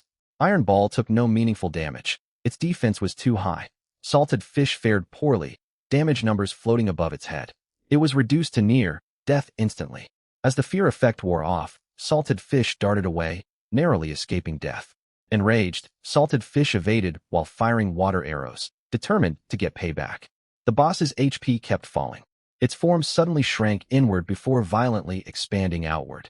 A visible pulse blasted outwards from its body. Jiang Sun was knocked backward 2 steps. 550 damage popped over his head. Only the protection of his life source kept him from being instantly killed by this skill. His health regenerated rapidly thanks to life source's passive recovery. Nothing serious. Barely hurts. Jiang Sun commented, trying to sound unfazed. The Wraith of Resentment's health sat at 1390. One more heavy strike would finish it. Iron Ball unleashed another heavy mountain strike. Boom. The black mist was driven several meters backward. The face within twisted horribly. HP dropped to 280. Only one final blow remained. The Wraith of Resentment abruptly ceased all attacks. Its black mist churned violently. The face swelled wide, opening in a silent roar. Air across the hall was drawn toward its maw. This was clearly a finishing ultimate ability. No such skill was listed on its status panel. Could it be self-destruction? Jiang Sun mentally cursed his own bad premonition. It really was going to blow itself up. There was no time to think. He threw himself behind a boulder. Boom. The Wraith of Resentment detonated. 860 damage floated above Jiang Sun's head. Black, colored shockwaves swept across the whole hall. Cracks spiderwebbed across rock surfaces, and stone fragments flew everywhere. Jiang Sun lay flat on the ground, his ears ringing from the blast. He lifted his head. The hall was quiet. All monsters were gone, and the black mist had dispersed. Peace at last. Killed boss, Wraith of Resentment, plus 1,600 experience. Loot automatically added to backpack. Copper coins times 85, black, iron grade shadow cloak times 1. Jiang Sun checked the combat log. Finally another piece of dropped gear. Am I blessed by fate, or just absurdly lucky? 4 hidden events, for bosses, and only 2 pieces of equipment dropped. He opened his backpack. The shadow cloak rested quietly in one slot. Shadow cloak black, iron grade, defense plus 10, dodge rate plus 3%, equipment requirement, none. A black, iron cloak that even grants dodge chance. Jiang Sun equipped it right away, stowing his novice cloth robe away in the corner of his backpack. He checked his experience pool. 18120. Adding the boss's 1,600-point reward brought the total to 19720. Promoting Salted Fish to golden quality had cost 25,000 points, and now his experience stock was building back up. Deep within the hall, where the original black crystal had shattered, the ground split open to reveal a new fissure. Dim light seeped out from the crack. The path to the 5th floor had opened. Ding. Profession. Holder has cleared the 4th floor hidden event. Regional announcement incoming. Remain anonymous? Anonymous. Definitely anonymous. Jiang Sun replied to the system. 3 consecutive system announcements echoed in the minds of every profession holder across Qingmu City. The regional announcement played 3 times in a row. Jiang Sun had selected anonymity. Steady, secret growth was the smart play. Fame could wait. This world was far from peaceful behind its surface. Schemes and evil organizations lurked everywhere. Until he possessed absolute self-defense capability, Jiang Sun had no intention of drawing unwanted attention. Profession. Holders inside Qingmu City were thoroughly confused. Strange happenings these days. One person after another has triggered hidden events within the Novice Secret Realm. They'd even cleared all of them. The Novice Secret Realm was off. Limits to professionals above Tier 1. No one who entered could be higher than level 9. This was unprecedented. Everyone had always understood that this secret realm was a benefit provided by Guanlan for newly awakened users. No one had expected there to be hidden events, one on every single floor. Curiosity ran high among the onlookers. What reward came from clearing all these hidden events? Was it just extra experience points? That could not be right. Every hidden event in the world of Guanlan was extremely rare. Still, they could only guess. The exact rewards remained unknown to outsiders, since the person involved said nothing. As for Jiang Sun himself, he still had no idea what full completion of all hidden events would grant. He had only heard Uncle Ashing speak of a great opportunity. Since he was badly in need of experience anyway, he had set about grinding monsters. Jiang Sun closed his status panel and stared at the newly appeared upward passage. This had to be the path leading to the 5th floor. With his current strength and that of his 2 companions, level 5 ordinary wild monsters posed no real threat. Accompanied by the 2 little creatures, he strode boldly into the passage and stepped through the portal at its end. The moment he landed, Jiang Sun quickly scanned his surroundings. He stood on a stone path leading into a vast hall. On either side of the path yawned pitch black abysses. The hall was roughly 500 meters in diameter. Set in the center of the domed ceiling hung a huge glowing crystal that lit the entire space. The light was soft, nothing like the oppressive gloom of the 4th floor. Lying across the hall floor were countless creatures. Upon closer look, they were turtles of all sizes. Some were no bigger than basins, shuffling slowly across the ground. Others were as large as millstones, resting in small groups. Small turtles were everywhere, hundreds at a rough estimate. In the exact center of the hall lay the largest one of all. Its shell alone stretched 20 meters across. Its limbs were thick as stone pillars, covered in heavy stone armor overgrown with moss. Its eyes were closed as though it slept. Jiang Sun halted near the entrance and opened his status panel. Young Stone, Armored Turtle LV.4 HP, 400 ATK, 25 DF, 15 EXP, 40 Boss Stone, Armored Turtle LV.5 HP, 2000 ATK, 40 DF, 30 EXP, 300. Jiang Sun stared at the experience, point values, and fell silent for 2 seconds. 40? Only 40 universal experience points for a young turtle. He held up his fingers and did a quick mental calculation. To earn 30,000 universal experience points, he would need to slay 750 young stone, armored turtles. He glanced over the swarming horde filling the hall. Numbers were certainly not an issue. Jiang Sun had grown somewhat overconfident. 40 experience points from a level 4 mob was actually standard. He had simply grown accustomed to fighting elites, enhanced monsters and bosses on the previous floors. Normal, strength enemies felt strangely underwhelming in terms of universal experience gain. Still, every little bit helped. Iron Sphere, salted fish, time to work. Iron Sphere hummed, turned into golden light, and charged forward. Boom. It slammed straight into the densest cluster of turtles. Shockwaves exploded, wiping out a whole group in an instant. White light flashed in unison as more than a dozen young turtles vanished. Young Stone, Armored Turtle slain. EXP plus 40 system notifications flooded the screen. Salted Fish was hard at work too. Lacking area of effect skills, it could only pick off targets one by one with water arrows. Its experience gain lagged far behind Iron Spheres. It drew moisture from the air, forming a water arrow in an instant. Uffed. The arrow pierced a young turtle. 2560, one-shot kill. Salted Fish tilted its head, pleased with the result, and wagged its tail. It inhaled once more. Uffed. Another instant kill. Uffed. And another. Having found its new favorite pastime, Salted Fish kept firing shot after shot with a 1-second cooldown. After days of monster grinding, Jiang Sun wondered why summoned creatures cast abilities with no resource cost. Normally, a summoner would consume mana for their summoned skills. Yet these two followed some unknown mechanic. He shrugged and let the puzzle go. It was a welcome advantage anyway. He never needed to worry about his summons running out of resources. Iron Sphere charged through the turtle horde, while Salted Fish sniped from the rear. Their teamwork was seamless. Leaning against the shimmering stone frame of the portal, Jiang Sun watched his 2 companions perform. Not bad. Golden, rank Salted Fish really delivers. He checked his experience pool. Universal experience climbed rapidly. Though slower than farming elites on floor 4, progress was solid. His total rose from 19,720 to 33,720. That single wave netted 14,000 experience. At that moment, new young turtles began respawning across the hall. Floor 5 truly was an excellent farming spot. The confined space and high monster density meant no time wasted searching for enemies across vast maps. Foes practically delivered themselves. Moss on the walls flickered, and swarms of small turtles crawled up through cracks in the stone. Jiang Sun twitched his mouth. This respawn rate is a little ridiculous. Iron Sphere and Salted Fish coordinated even better. Iron Sphere crashed into groups and unleashed shockwaves to clear crowded zones. Salted Fish hovered at the perimeter, picking off stragglers. Each water arrow dealt 2,560 damage against 400 HP turtles, vastly overkilling every target. Salted Fish cared not. It simply enjoyed the satisfaction of one-shot kills, its tail swaying happily. When that second wave of turtles was wiped out, his experience pool jumped straight to 47720. 28,000 from this wave plus 14,000 from the first, for a total of 42,000 hard-earned experience. Now that he had plenty of experience, new thoughts stirred in Jiang Sun's mind. Should he invest in upgrades?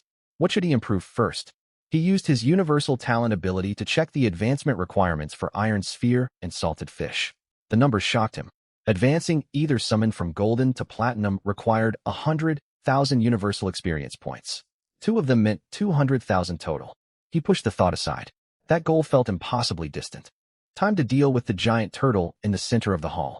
Jiang Sun straightened and walked toward the still, sleeping boss. The massive stone, armored turtle had not stirred at all. Without its status readout, Jiang Sun would have mistaken it for a statue. Even after hundreds of its young were slaughtered, it remained motionless. Jiang Sun stopped 10 meters before it. Hey, wake up. Your posture's wrong. Go back to sleep properly. No response. Hey, all your descendants are getting killed. Aren't you going to do something? Still nothing. Is this turtle deaf? Iron Sphere flew over, showing no respect whatsoever. It blazed forward and smashed directly into the giant turtle's head. Boom. A dull thud rang out. The boss's head snapped backward. It had been instantly slain, passing on in its sleep. The instant the boss stone, armored turtle perished, the status panel popped up. All hidden events of floors 1, 4th completed K. Count of ordinary monsters slain on floor 5 meets requirements. Floor 5 hidden event activated, seal broken. Native secret, realm creature descending. The corpse of the stone, armored turtle shook violently. Its shell exploded with a deafening crash. Shards sprayed in every direction. When the smoke cleared, an entirely different creature stood in its place. It loomed far larger than the stone, armored turtle. Clad in jet, black armor etched with earth, brown patterns, like a living boulder dug up from deep underground. Its limbs were twice as thick, claws digging deep into stone. Every breath rumbled like distant thunder. Its pupils, less eyes, glowed yellowish-brown. Boss Earth, armored dragon, turtle, native secret, realm creature, LV.5 HP, 40,000 ATK, 300 DF, 100 skills, spike assault. Stone spikes erupt from the ground, dealing 200 area damage. Cooldown, 6 seconds. Shell reflection. Reflect 20% of incoming physical damage back to the attacker. Last 8 seconds. Cooldown, 15 seconds. Rampaging stomp. Stomp the ground heavily, dealing 120 damage to all surrounding targets and inflicting 1 second stun. Cooldown, 12 seconds. Jiang Sun stared at the shell reflection description for 2 seconds. 20% damage reflection? Were these stats reasonable for a level 5 monster? Iron Sphere's attack was 560. With Mountain, Crush times 4.0 multiplier, it hit for 2240. 20% reflection equaled 448 damage per strike. Iron Sphere had 5,600 HP, so 448 was manageable. But the effect lasted 8 full seconds. If Iron Sphere kept attacking once per second for those 8 seconds, it would take 8 reflected hits totaling 3,584 damage. That was a huge chunk of its 5,600 health. Whoa, this thing makes Iron Sphere hurt itself. To make matters worse, the boss boasted 40,000 HP. 8 hits from Iron Sphere would not even bring its health halfway down. This would be tricky. He could only unleash attacks during Shell Reflection's cooldown window. Summoned creatures could be re-summoned after death. Yet Jiang Sun felt genuine attachment to the 2 companions he had nurtured. He hated seeing them perish. Iron Sphere hovered before him, pulsing steadily. Through their mental link, it sent a clear sentiment. Fight it. What's there to fear? Give it everything we've got. Jiang Sun sighed inwardly. Truly a headstrong, straightforward being. Fine, you're the tough one. Go ahead. Iron Sphere turned golden and charged. Boom. It slammed hard against the earth, armored dragon turtle. 1960. The boss's health bar dropped noticeably. Simultaneously, a damage number floated above Iron Sphere, 448. Its total HP barely budged. Knocked backward 2 paces, the dragon, turtle roared and lifted a forelimb to stomp. Rampaging stomp. Boom. Cracks spiderwebbed across the ground. Shockwaves rippled outward. Iron Sphere was pushed back and marked with a stun icon.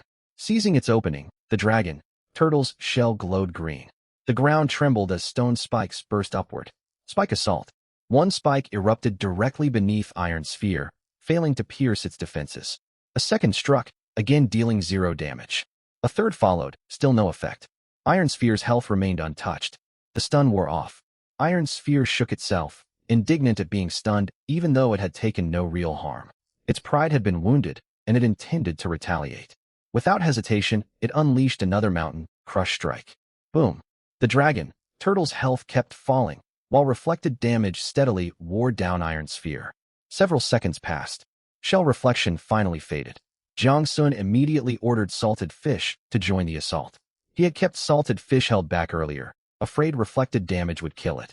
Under combined fire from both summons, the boss's health plummeted at over 2,000 damage each second. Yet their output was still insufficient. After another dozen seconds, shell reflection came off cooldown. Reflected damage reappeared on both summons. Jiang Sun commanded Iron Sphere to halt attacks and only circle the boss to keep it occupied. He mentally counted down the 8-second duration. Once it expired, they resumed their offensive. They repeated this cycle of hit and run twice more. At last, the Earth, Armored Dragon, Turtle let out a deep roar and collapsed. Its massive weight smashed a crater into the hall floor. Earth, Armored Dragon, Turtle slain. EXP plus 1000 secret, Realm Core has dropped. Pick it up? A secret, Realm Core. Jiang Sun remembered lectures at school. Whoever obtained this item gained ownership over the corresponding secret realm. It was a lifeline for the poor and a source of endless profit for the powerful. Unlike ordinary loot, this item could not be stored inside an inventory, likely due to its spatial properties. Jiang Sun looked at the smooth yellow crystal resting on the stone floor, faint golden light swirling deep within. He stepped forward and crouched down. The instant his hand touched the crystal, his panel refreshed. Detected secret, Realm Core, Primordial Secret Realm, Root of First Sprout. Bind this secret realm? Upon binding, you will become the sole owner of Root of First Sprout. If I bind this, will the public novice secret realm of Qingmu City disappear? Should I bind it or not? Need advice quickly. Jiang Sun stared frozen at the system prompt. Detected secret, Realm Core, Primordial Secret Realm, Root of First Sprout. Bind this secret realm? Upon binding, you will become the sole owner of Root of First Sprout. A primordial secret realm? He had never heard that term before. According to his school lessons, binding a secret Realm Core granted ownership. Yet this was labeled Primordial Secret Realm, distinct from the public Novice Secret Realm First Sprout he was currently inside. His mind raced. What if binding it erased Qingmu City's shared Novice Secret Realm? That realm was vital for every newly awakened novice. If he broke it, official authorities might intervene, and countless new players would direct all their anger toward him.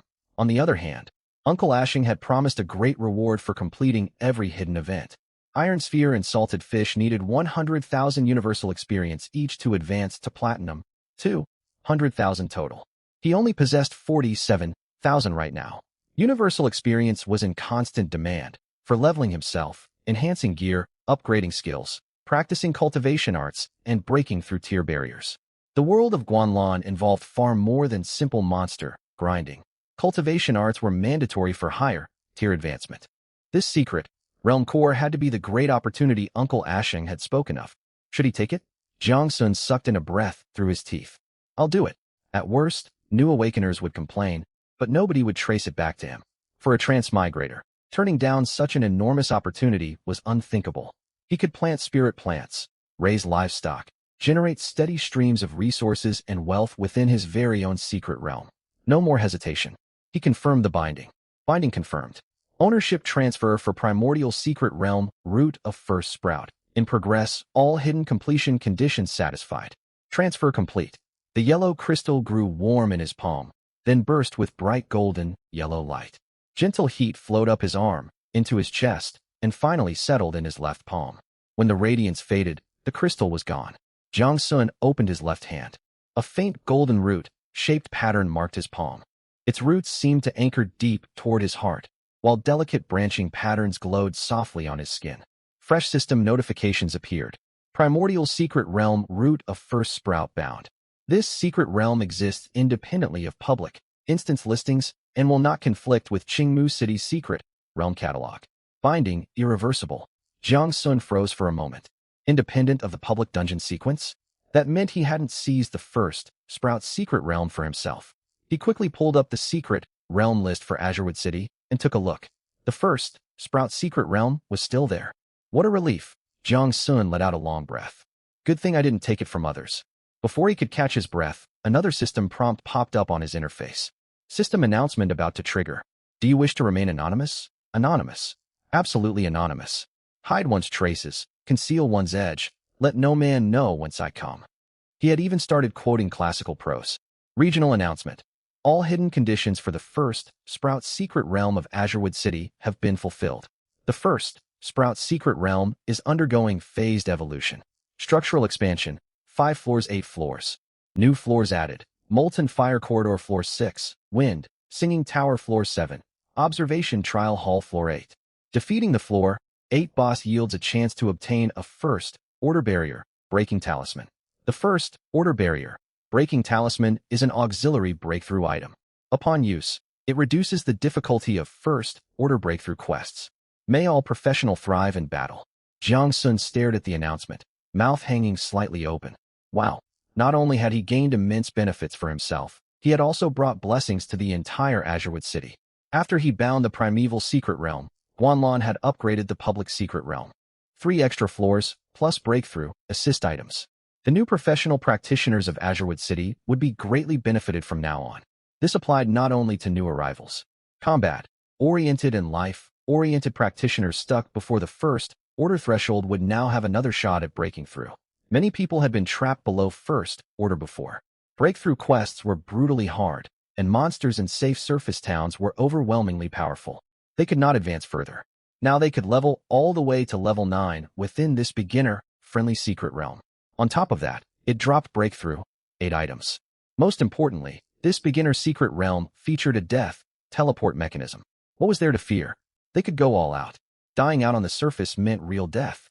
Inside this secret realm, people could afford to take risks.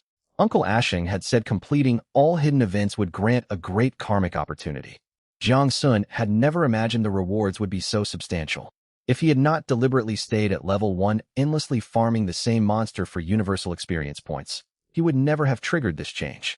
Normal new teams would level up and move on to higher floors to fight more rewarding monsters. Nobody else would linger on the first floor to grind resources non-stop like him. Still, this gave Jiang Sun a valuable lesson. In future secret realm runs, he ought to try unconventional actions to see if he could unlock hidden events. Jiang Sun spread open his left palm and gazed at the golden runes etched there. Primeval secret realm, let me see exactly how vast you are. As he channeled his mind into the mark, he sensed a space connected to his consciousness. He could enter or open a light portal purely through willpower. There were 2 ways to access the realm. For himself, a single thought would carry him inside without needing a portal. He could also retrieve items by thought. If he wanted others to enter, he could conjure a teleportation light portal before him for others to pass through. Since no one else was around, he decided to summon one to test it out. Aloham echoed. A portal materialized out of thin air before Jiang Sun, its edges shimmering with pale golden light. Pale purple mist swirled within its frame. Jiang Sun took a deep breath and stepped through. Beyond the portal stretched a vast plain. The sky was bright, blue, dotted with a few white clouds. Yet strangely, there was no sun. Soft, even light bathed the whole space, as bright as broad daylight. High wild grasses carpeted the plain. Wind swept across, sending rolling waves rippling through the foliage. Far away, a winding stream gurgled along its course. The air smelled of damp earth and fresh grass. Wow! Jiang Sun looked around, stunned. He stood atop a small stone platform beside an old, but structurally intact wooden hut. The thatched roof had faded with time. Near the hut stood a stone, lined well. Jiang Sun walked over and peered down. Clear water reflected his handsome features. Admittedly, he still looked pretty good. A tiny moment of vanity crossed his mind. He cupped a handful of well water and drank. Cold and sweet. The coolness flowed down his throat, refreshing him completely. A system panel popped up. Yuan, Energy Well, produces spring water rich in primordial energy. 1 sip restores 50 health points and 20 mana points. Repeated excessive drinking reduces its restorative effect. Jiang Sun's eyes lit up. What a treasure. This will save me tons of recovery supplies. From now on, he only needed a water flask. He could take a sip whenever he needed restoration. He stood and surveyed the far-reaching plain.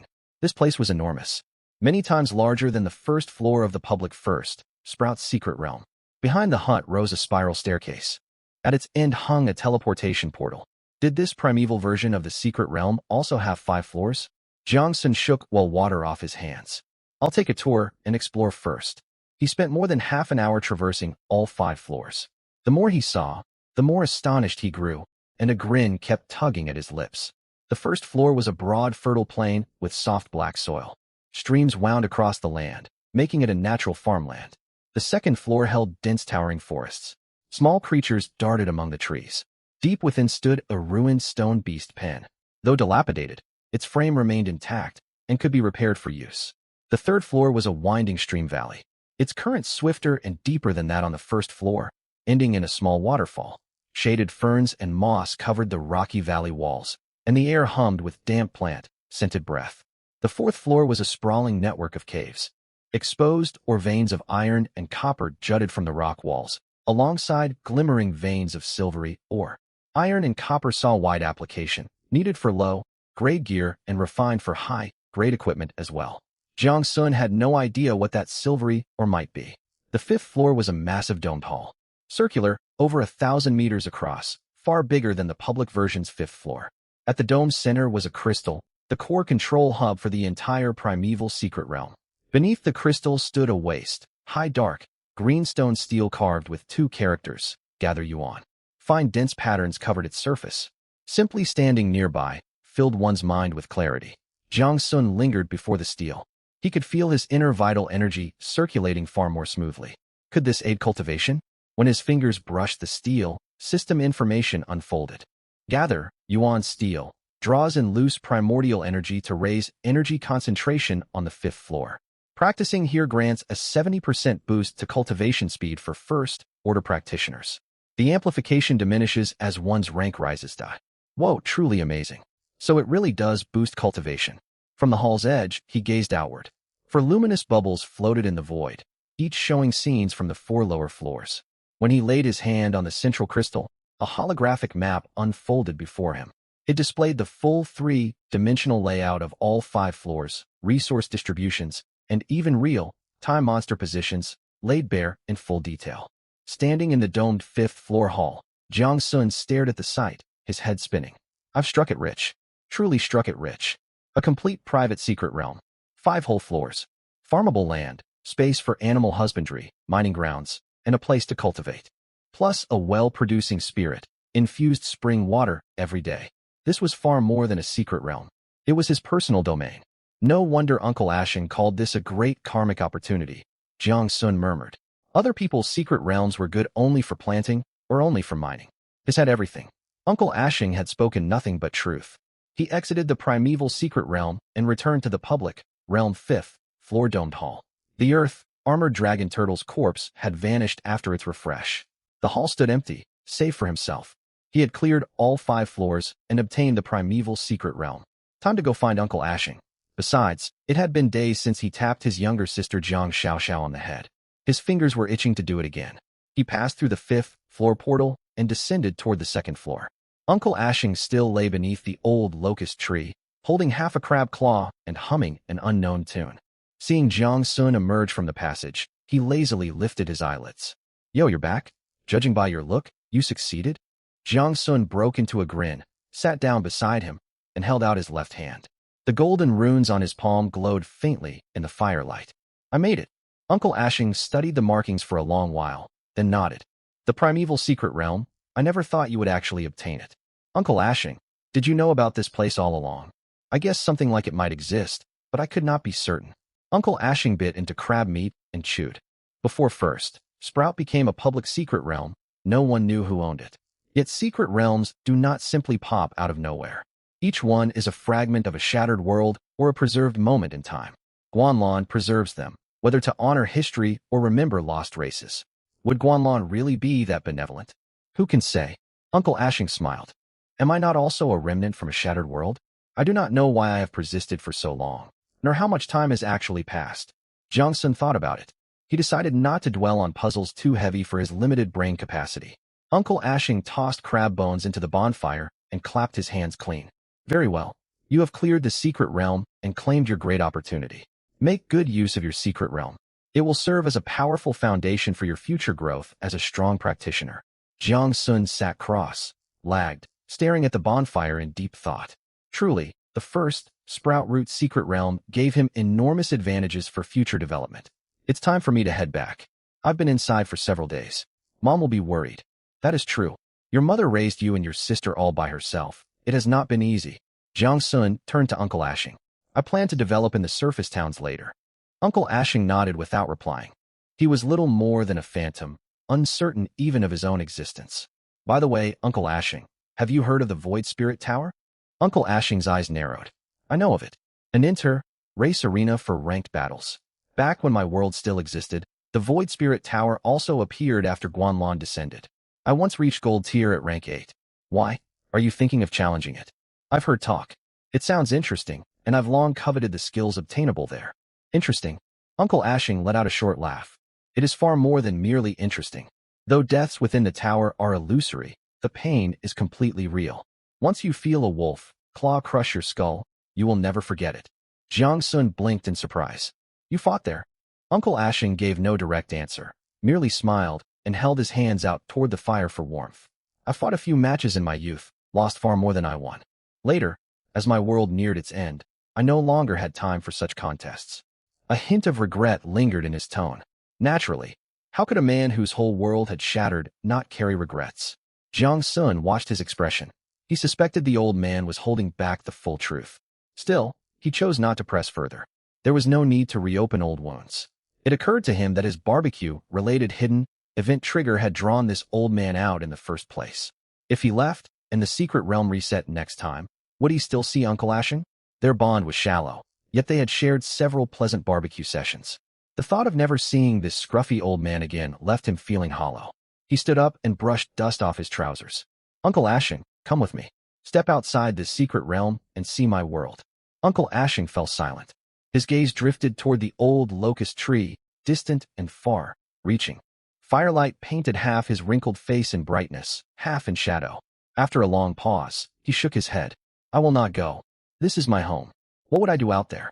I no longer have the spirit for new journeys. Guarding this fragment of my old land suits me fine. He grinned, several teeth missing, his smile bright in the dancing flames. But when the secret realm resets, will you still be here for me to meet? Uncle Ashing paused. I cannot say for certain. I have no control over which fragment of the secret realm I manifest within. Jiang Sun hesitated for 2 seconds and tried another suggestion. What if you come to my secret realm?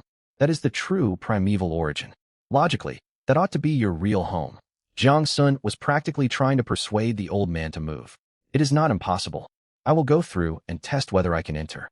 Eagerly, Jiang Sun opened the teleportation portal to the first Sprout Root secret realm for both of them. He stared expectantly at Uncle Ashing. Hurry on in. Uncle Ashing stepped through the portal without hesitation. Seeing no system, enforced block barring him, Jiang Sun heaved a huge sigh of relief. Primeval secret realm detected. Native spirit entity has entered. The spirit has automatically signed a servant contract with the secret realm lord. Servant contract, eternal loyalty. The spirit may never harm the secret realm lord. With the arrival of a native spirit entity, the secret realm has undergone partial alienation and gained a sliver of potential for evolution. Jiang Sun's grin stretched almost to his ears. He had only hoped to bring the old man along, yet unexpected rewards had followed. Stepping through the portal, he found Uncle Ashing standing beside the small wooden hut, gazing fixedly at it, lost in remembrance and quiet sorrow. Uncle Ashing, how is it? Doesn't this place suit you far better? Far more than suits. This very hut was once my home. So the old man had truly returned home. Uncle Ashing, why not settle here permanently? I will build you a grand luxurious villa. In return, you help me manage this secret realm. Uncle Ashing turned and shot him an exasperated look. I could not leave even if I wished to. That servant contract cannot be revoked. The system must have informed him as well. Jiang Sun felt thoroughly reassured. Now Uncle Ashing could not run away. Getting the secret realm operational would demand countless tedious tasks. Growing spirit rice required farmers. Animal husbandry needed specialists. Mining demanded skilled miners, a highly sought-after profession. On top of that, someone had to guard the realm and clear monsters that occasionally slipped through void rifts. So many troubles. He just wanted to lie low and relax. Yet responsibilities kept piling up. Jiang Sun frowned, troubled. Uncle Ashing had already begun tidying the run-down hut. Watching him set to work of his own accord, Jiang Sun prepared to depart. Uncle Ashing, I will leave behind some tableware and ingredients I have on hand for you to use. I'm heading out to check on my family. Uncle Ashing did not look up. Next time you come, bring more seasonings and daily supplies. After signing the contract, I am no longer purely an ethereal spirit, and I have actual material needs now. Jiang Sun rummaged through his backpack and pulled out several items. Here are chili powder, cumin, sesame paste. Make do with these for now. Uncle Ashing's eyes lit up at the sight of those jars and pouches. Good lad, you know what I need. Jiang Sun smiled and stood. I'm off then. Go on. Uncle Ashing waved, then called out before Jiang Sun could leave. Pay proper attention to getting this secret realm running. I can only assist with overall coordination. I cannot handle planting, animal raising, or mining myself. He paused. It would be far too wasteful to let such a vast, secret realm sit empty. I get it. I will start making preparations as soon as I leave. I will count on you to oversee things here. Jiang Sun turned toward the exit. Before stepping into the passage, he glanced back. Uncle Ashing carefully cleaned the old wooden hut, intent on restoring it to how it had once looked in his memories. Jiang Sun smiled. He stepped into the portal. Brilliant light stung his eyes. He squinted, adjusting his vision, and found himself standing on the entrance plaza of the first Sprout secret realm. Crowds bustled all around. Teams headed inward, others came out. Some squatted by the gate calling for party members, while clusters of people chatted and discussed various topics. Far more people gathered here than before. Thanks to the advancement of the secret realm, everyone who could come has flocked here for the fun. New, player secret realm, 8-man team, 2 spots open. Need tank and healer. Clearing floor 6, short-handed. Don't go, buddy. I just came out of floor 6. The monsters in the Molten Corridor have absurdly high health. Don't go looking for pain without good gear. Whoa, this upgraded secret realm is insane. Monsters on floor 6 give half more experience than those on floor 5. Jiang Sun pulled his hood down low and was about to walk through the crowd. Chatter from several people nearby drifted into his ears. Hey, have you heard? Blackrock Town is hiring people lately. Hiring for what? The Rock Watchguard found a new wild hunting ground around Blackrock Town. Monster density is high, but the terrain is tricky. They need hands to clear it out. The pay is good, calculated by the number of monsters killed. Then I'm going too. I've got nothing going on these days. Forget it. At your level, you just get yourself killed. Word is elite monsters spawn in that hunting ground. Jiang Sun's footsteps paused. Blackrock Town. It was one of the ground safe zones under the jurisdiction of Azurewood City. When the game world first descended, humanity had not yet conquered the floating giant cities, and everyone scraped by for survival in these ground safe zones. Back then, humanity's survival was extremely precarious. The human population plummeted from an initial 78 billion down to several billion. As mankind seized one floating giant city after another, living conditions gradually improved. This was all thanks to the predecessors of humanity. Generation after generation perished, yet they fought on unyieldingly. Their struggles allowed modern humans to live and multiply in relative safety within the giant cities. 300 years after the game descended, the human population steadily rebounded to around 15 billion. Monsters in ground towns were all at minimum level 10. Elite, chieftain, lord, and overlord. Rank monsters would spawn out in the wild every now and then. Occasionally, monsters would even launch sieges against safe towns organized by their chieftains. It was frustrating, but thanks to the growing number of combat profession users, many ground-safe towns managed to hold their ground. Still, Jiang Sun would sometimes see news reports of safe towns falling to monster assaults. In the 300 years since the game's arrival, humanity had established more than 150,000 ground-safe towns. Ground-safe towns fell into 3 categories. The first were frontline towns facing direct monster hordes, making up roughly 60% of the total, the largest group. The second were resource towns with special resources, comparatively few at about 20%. The third were logistical safe towns, supplying resources and offering short-term rest for frontline and resource towns, also around 20%. Each town answered to higher-level main cities. Satellite cities surrounding main cities existed solely for human residence and reproduction. Azurewood City alone governed over 500 ground-safe towns. Ground-safe towns also had their own ranking system, graded from low to high. D, C, B, A, and the highest S rank. D, rank safe zones. The lowest tier, mostly spawned tier 1 and tier 2 wild monsters in their wilderness, though high-level monsters might occasionally wander in from other regions. These were the best spots for new arrivals to level up by hunting monsters on the ground. The world of Viewpoint was cunning. Some might ask, with floating giant cities, why bother with ground-safe towns at all? Why not simply have everyone live inside the floating cities? That was not feasible. Floating giant cities relied entirely on secret realm yields, and secret realms were scarce. Furthermore, if a floating giant city controlled fewer safe zones, its overall scale would shrink, reducing habitable space for humans. This was Viewpoint's core mechanic. Comfortable, unchallenged development was not an option. The size and carrying capacity of every floating giant city were directly tied to the ground safe zones under its control. Town 10086, Blackrock Town, was one of those 500-plus ground safe towns under Azurewood City, a new wild hunting ground. He committed the information to memory and kept walking forward. A crowd had gathered around the notice board at the edge of the square.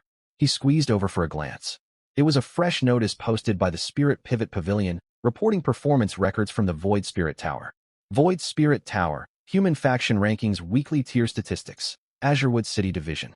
Professionals above Gold Tier, 667. Professionals above Platinum Tier, 68. Professionals above Epic Tier, 9. Jiang Sun knew of the Void Spirit Tower. It seemed Viewpoint thought constant monster combat, with no revival mechanism, was too brutal. Thus this platform was created, open to all professionals, where they could fight one another. Death inside bore no real world consequences, and Viewpoint even encouraged fighters to push each other to their limits. The battle rules made that clear. Victory was only granted when one side perished. The rules alone told you this system was harsh. Yet that was how Viewpoint defined it. You could choose not to participate, but once you joined, one side had to fall. Perhaps it was meant to temper the willpower of professionals. Thinking back on those rules, Jiang Sun could only scoff. It was clearly Viewpoint's brutal design preference. You fall, then you get revived again. Whenever the topic came up, even his homeroom teacher's stern face would twitch, as if recalling some unpleasant memory. Jiang Sun stared at the notice. Azurewood City was nothing special. Only 9 people had reached Epic Tier, and higher tiers went unlisted. Apparently no local contenders qualified. Just wait. Once I develop further, I'll shock everyone and bring honor to the city. He lingered no longer. He craved the meal his mother had cooked, and threaded through the crowd toward the western district of Azurewood City, toward home. The golden pattern on the palm of his left hand glowed faintly beneath his sleeve. He hailed a summoner, operated ride share. This time the driver showed no curiosity about what his summoned beast was. Somehow that left Jiang Sun feeling a little odd. Seated in the vehicle, he sorted out his plans for what lay ahead. His trip to the budding secret realm had transformed him completely. First, he needed to make good use of his newly acquired secret realm. Yet he dared not reveal that he had triggered its hidden event. He was stuck in a dilemma. He pushed the problem aside for the moment. Tomorrow he would return to the budding secret realm. His priorities were leveling himself up and clearing the 3 new additional floors. He badly wanted a tier 1 barrier, breaking talisman. These talismans would surely fetch an astronomical price now that they had appeared. If he could obtain a few, selling them would earn him a fortune. Once his level rose, he would challenge the Void Spirit Tower. Its exclusive skill, Void Spirit Step, was exactly what Jiang Sun dreamed of acquiring. The moment he pushed open his front door, the familiar aroma of home-cooked food washed over him. Jiang Sun stood in the entryway and took a deep breath. Definitely his mother's cooking. Warm yellow light filled the living room. The television played some variety show. A half plate of cut fruit sat on the coffee table, beside 2 pairs of chopsticks. From the kitchen came the clink of a spatula against the wok and the crackle of hot oil. "Mom, I'm home." The frying noises stopped. His mother poked her head out from the kitchen, wearing a faded apron and still holding her spatula. Relief crossed her face the instant she saw him, quickly followed by a frown. "So you remember to come back?" Her tone sounded sharp, yet underlying it was unmistakable concern. "You spent days inside a secret realm without sending a single message. Do you know how worried I was?" Jiang Sun slipped off his shoes and walked to the kitchen doorway. "I was focused on fighting monsters and lost track of time. And look, I came back safe and sound." His mother looked him up and down. His complexion was good, no wounds marked his body, and his clothes were neat and clean, far from looking gaunt. He had even put on a little weight. The clean-faced 18-19-year-old boy had gained a touch of baby fat. That was what came of eating well and sleeping plenty inside the secret realm. His clothes showed no bloodstains or signs of hard combat. His mother felt confused. "Did you go on vacation inside the secret realm?" "Not exactly. That's the advantage of being a summoner. The summoned beasts handle all the fighting. The summoner just cheers them on.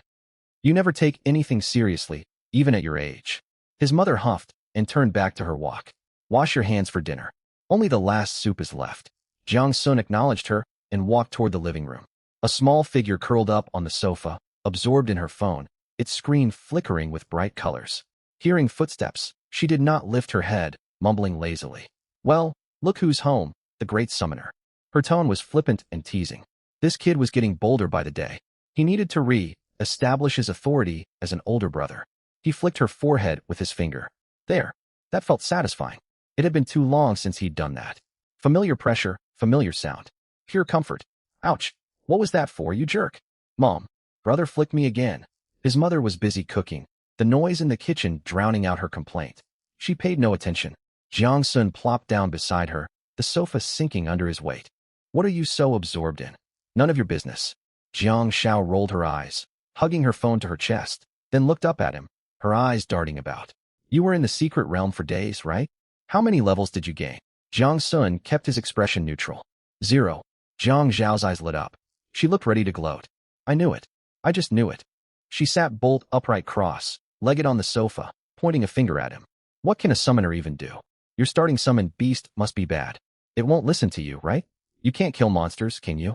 She kept talking rapidly. My classmates say summoners are the worst class. Your starting summoned beast depends entirely on luck. Early, game summoned beasts are weak. You just have to hide and hope monsters don't hit you. Going into a secret realm is nothing but suffering. Jiang Sun's mouth twitched. Your classmates don't know what they're talking about. Oh yeah? Then tell me how many levels you leveled. 0. There you go. Jiang Xiao slapped her thigh, grinning like a mischievous fox. It's fine, brother. No shame in it. Your aptitude was never great. Being a summoner is okay. You can find a steady ordinary job. If worst comes to worst, I'll earn money to support you. Jiang Sun stared at her smug little face and held back for 2 seconds. Then he flicked her forehead sharply once more. Snap. Ow. Jiang Xiao clapped a hand to her forehead and drew back, eyes wide open. Why did you do that? Quit running your mouth. I'm telling the truth. Mom. His mother's voice drifted out of the kitchen. Xiao, stop teasing your brother. I'm not teasing. I'm being honest. Jiang Sun leaned back against the sofa, unable to suppress a smile. His sister talked tough, yet he saw right through her. She was testing him. She feared he had suffered setbacks in the secret realm, feared he would think summoners had no future, feared his spirits would break. By teasing him in that annoying way, she forced him to push back. That way, even if he truly had accomplished nothing, he could still save face. The girl was surprisingly perceptive, just too sharp-tongued. At the dinner table, his mother piled meat repeatedly onto his bowl until it overflowed. Eat more. You couldn't have eaten well inside the secret realm. Did you hear the budding secret realm has been upgraded? His mother ladled soup for him. Notices went up. Word says someone triggered a hidden event, expanding it from 5 floors to 8. Everyone out there is guessing who it was. Jiang Sun kept his head down and ate, his face betraying nothing. Really? That person must be impressive. His mother glanced at him, afraid he might feel discouraged, and dropped the subject. Jiang Xiao bit into a chicken leg and mumbled her input. It must be some big shot leading a team. Definitely not you, brother. Jiang Sun stuffed a piece of meat into her mouth. Just eat. Jiang Xiao made muffled noises, glared at him, and focused on her chicken leg. Through the window stretched Azurewood City's night view. Distant high, rises glowed with warm light. Countless households lit up. Every family faced its own hardships, yet everyone struggled to carry on. Farther away, light streaked across the teleportation square as teleporter rays activated through the night, ferrying people back and forth between the ground and floating city. Trapped within Viewpoint's rigid rules, no one could live entirely free of peril. The golden pattern on his left palm grew faintly warm beneath his sleeve. A quiet reminder. He still had a secret realm to tend to. After dinner, he helped his mother clear the table and took a shower. Lying down on his small bed, Jiang Sun truly felt he was home. Though the secret realm had offered comfortable places to rest, nothing compared to his own bed. Perhaps it was the surroundings, perhaps simply the absence of his family. Early the next morning, Jiang Sun headed out. His goal was clear the 3 new floors of the budding secret realm. The secret realm square was even more crowded than the day before. Groups clustered around the notice board. Some discussed strategies for floor 6, others shouted for teammates. A burly iron, fortress-class warrior boomed about how tough and damaging floor 6 monsters were. Jiang Sun pulled his hood low and headed straight for the entrance. He needed no team. He would go solo. He was perfectly capable of defeating the new floor monsters. With golden, rank summoned beasts iron sphere and salted fish, clearing floors 6 to 8 would be trivial. He entered the secret realm, and spawned directly on floor 5. After clearing floor 5, its exit had transformed into a passage leading toward floor 6. A spiraling upward stone staircase stood at the passage's end, dim crimson light spilling from above. The air grew noticeably hotter. Floor 6, molten corridor. Jiang Sun stepped onto the final stair and passed through the portal. The sight ahead made him narrow his eyes. A long corridor lined with lava, embedded wall lamps. Cracks split the floor, glowing dark red, as if magma might burst forth at any moment. The air was dry and sweltering, making his throat burn with every breath. Lava lizards roamed the corridor. Slightly smaller than the stone, skin lizards of floor 4, they bore dark, red scales, thin wisps of black smoke curling out from between them. Jiang Sun checked their status panel. Lava lizard, level 6, roughly 800 health points. He summoned Iron Sphere. Clear the area. Iron Sphere hummed, shooting forward as a stream of dark, gold light. Boom. The first lava lizard went flying. A combat log popped up. Iron Sphere defeats lava lizard LV.6, experience plus 80. Instant kill. Iron Sphere's earth, shattering strike dealt 2240 damage, more than tripling the monster's health. Iron Sphere weaved through the corridor, streaks of golden light cutting through the crimson gloom. Each heavy thud sent a lizard crashing into a wall before vanishing in white light. In less than 2 minutes, the entire floor was cleared. Jiang Sun checked his experience gain. 30. Odd monsters granted close to 3,000 experience points. Not huge, but extremely efficient. He passed through the exit to floor 7, Windhowl Tower. This floor was completely different. Inside stood a tall tower with spiral stone steps winding around its hollow center. Wind howled down from the tower's apex. The monsters were wind falcons. Ash, gray eagle, like creatures whose wing edges shimmered with pale, green wind blades. They moved fast and attacked from range. Level 7, lower health around 600 points. That made no difference to Iron Sphere. Golden flashes brought the falcons tumbling from the sky. Salted fish joined in this time. Its condensed water arrows were perfect for aerial targets. Salted fish opened its mouth and loosed a water arrow, striking a circling wind falcon cleanly. Salted fish defeats wind falcon LV.7, experience plus 90. Water attacks had an elemental advantage against wind affinity monsters, dealing more damage than base stats suggested. Jiang Sun stroked his chin, noting the elemental counter effect. But now was not the time for analysis. Once floor 7 was cleared, he tallied his gains. Combined with floor 6, total experience topped 5,000. Universal experience pool, 47,725-780. Decent accumulation speed, though nowhere near what I earned fighting the hidden event monsters. The final floor, Viewpoint Trial Hall. Its entrance was a massive stone gate carved with intricate patterns, resembling the gateway to an ancient arena. Jiang Sun pushed against it. It would not budge. He pushed harder. Still completely immovable. Salted fish floated over and butted its head against the gate with no result. Iron Sphere slammed into it with a thunderous crash. The gate boomed, yet remained shut. What's going on? Am I missing some trigger condition? As Jiang Sun pondered, he spotted a waist, high round stone pillar to the left of the gate, set with a diamond-shaped crystal. Jiang Sun stepped forward and touched the crystal. A panel popped up with a notification. Observation Trial Hall, Solo Challenge Mode Condition. Defend Guardian, Lava Turtle LV.8, Elite Note. After defeating the Guardian, open the treasure chest to claim clearance rewards initiate challenge. So that was how it worked. He had to touch this crystal and choose whether to start the trial. The two little companions and their silly master had wasted ages pushing uselessly at the gate. Jiang Sun read the prompt carefully and understood. On this floor, there were no minor monsters to fight, only a direct boss battle. No wonder the stone gate wouldn't budge when they shoved it. If Jiang Xiaoxiao were here, she would definitely laugh her foolish elder brother silly. He selected to initiate the challenge. The stone gate slowly rumbled open. Beyond it lay a circular hall with a soaring domed ceiling. A ring of luminous crystals embedded in the walls flooded the space with brilliant light, bright as day. At the center of the hall rested a massive turtle, the lava turtle.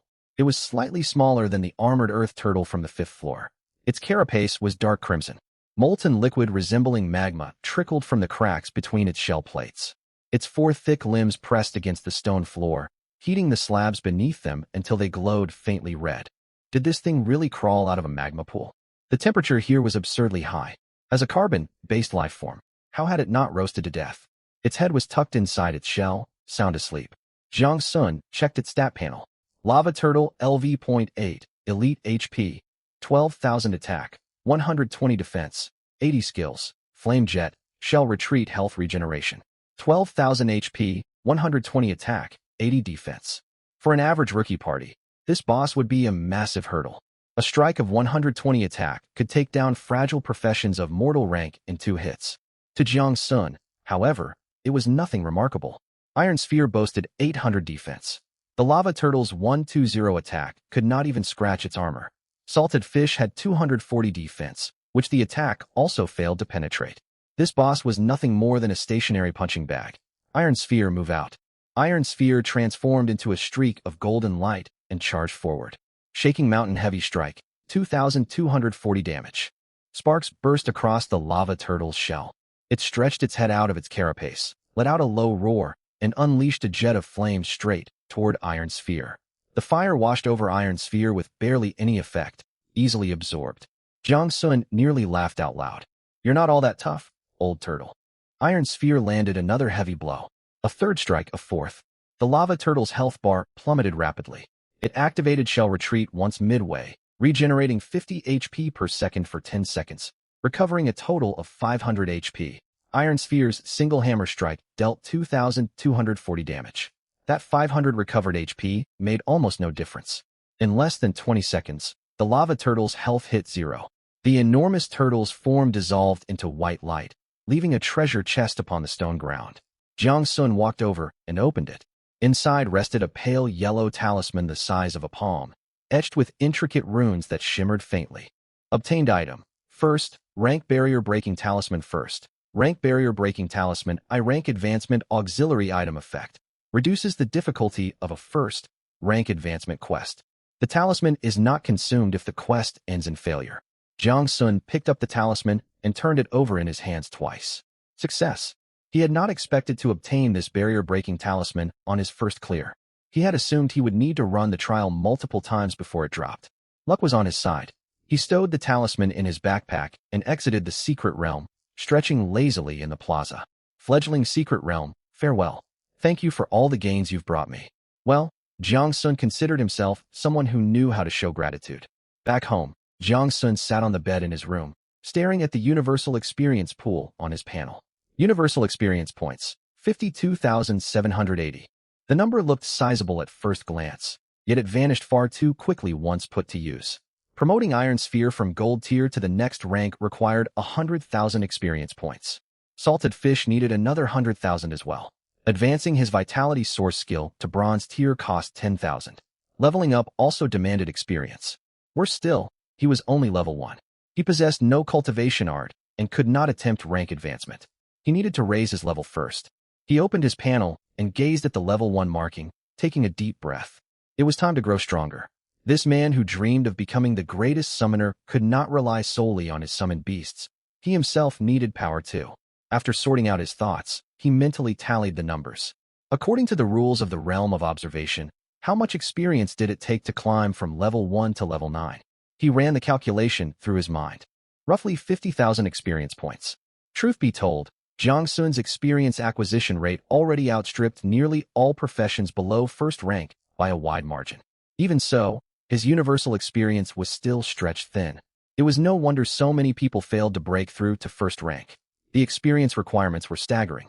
A 5-person party repeatedly clearing the fledgling secret realm would need dozens upon dozens of runs just to reach level 9.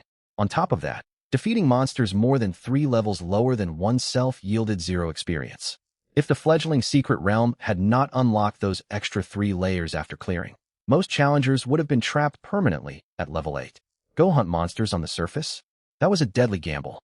Without a first-rank professional to lead the team, no one dared step outside the safety zone. The Great Xia government had considered ways to support these low-level practitioners, yet the same problem persisted at second rank, third rank, and beyond. They could offer temporary aid, but not perpetual support. Thus, the nation chose to let practitioners forge their own paths. With over 15 billion citizens, countless new profession awakenings occurred each day. He held 52,780 universal experience points, nearly enough. Enough to raise himself straight to level 9, the peak of the mortal realm. There was no time to waste. He began immediately. Consume Universal Experience to level up. Universal Experience being consumed. Level advancement in progress. The number for Universal Experience on the panel plummeted rapidly. As the experience drained, successive notifications surfaced. Minus 500 Universal Experience. Summoner LV1, LV2. Constitution +2. Agility +1. Intelligence +1. Free attribute points +5 minus 6,566 Universal Experience. Summoner LV5, LV6. Constitution +2. Agility +1. Intelligence +1. Free attribute points +5. Minus 13,929 Universal Experience. Summoner LV8, LV9. Constitution +2. Agility +1. Intelligence +1. Free attribute points +5. When the final notification faded, Jiang Sun had reached level 9. His Universal Experience pool fell from 52,780 to 2,736. 50,000 points spent entirely. He examined the shifts in his attributes. In the realm of observation, every level granted profession specific base attributes alongside free attribute points. Warriors, for instance, gained 1 stamina, 2 strength, and 1 agility per level, for base attributes total, plus 5 free attribute points. All things considered, the system was reasonably balanced. As a summoner, however, Jiang Sun found his growth attributes confusing.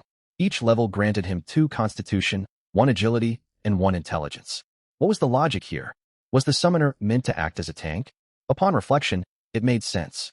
Summoners rarely expended heavy skill resources, yet the summoner themselves were always the weak link in any team. Hence the system's generous constitution bonus. From level up growth alone, he gained 16 constitution, 8 agility, and 8 intelligence.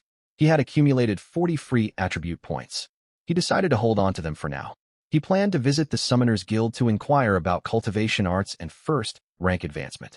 If there were special requirements for attribute allocation before breaking rank, he could distribute the points then. Adding the points now would barely boost his overall strength anyway. His maximum health surged significantly thanks to his constitution reaching 17. That aside, there was little immediate change. His core combat power still rested on Iron Sphere and Salted Fish. Leveling up merely unlocked the path for further progress. Level 9. Jiang Sun leaned back against the chair. Only 1 level away from first rank. Yet the advancement quest requires a cultivation art. Cultivation arts could not drop from monster kills.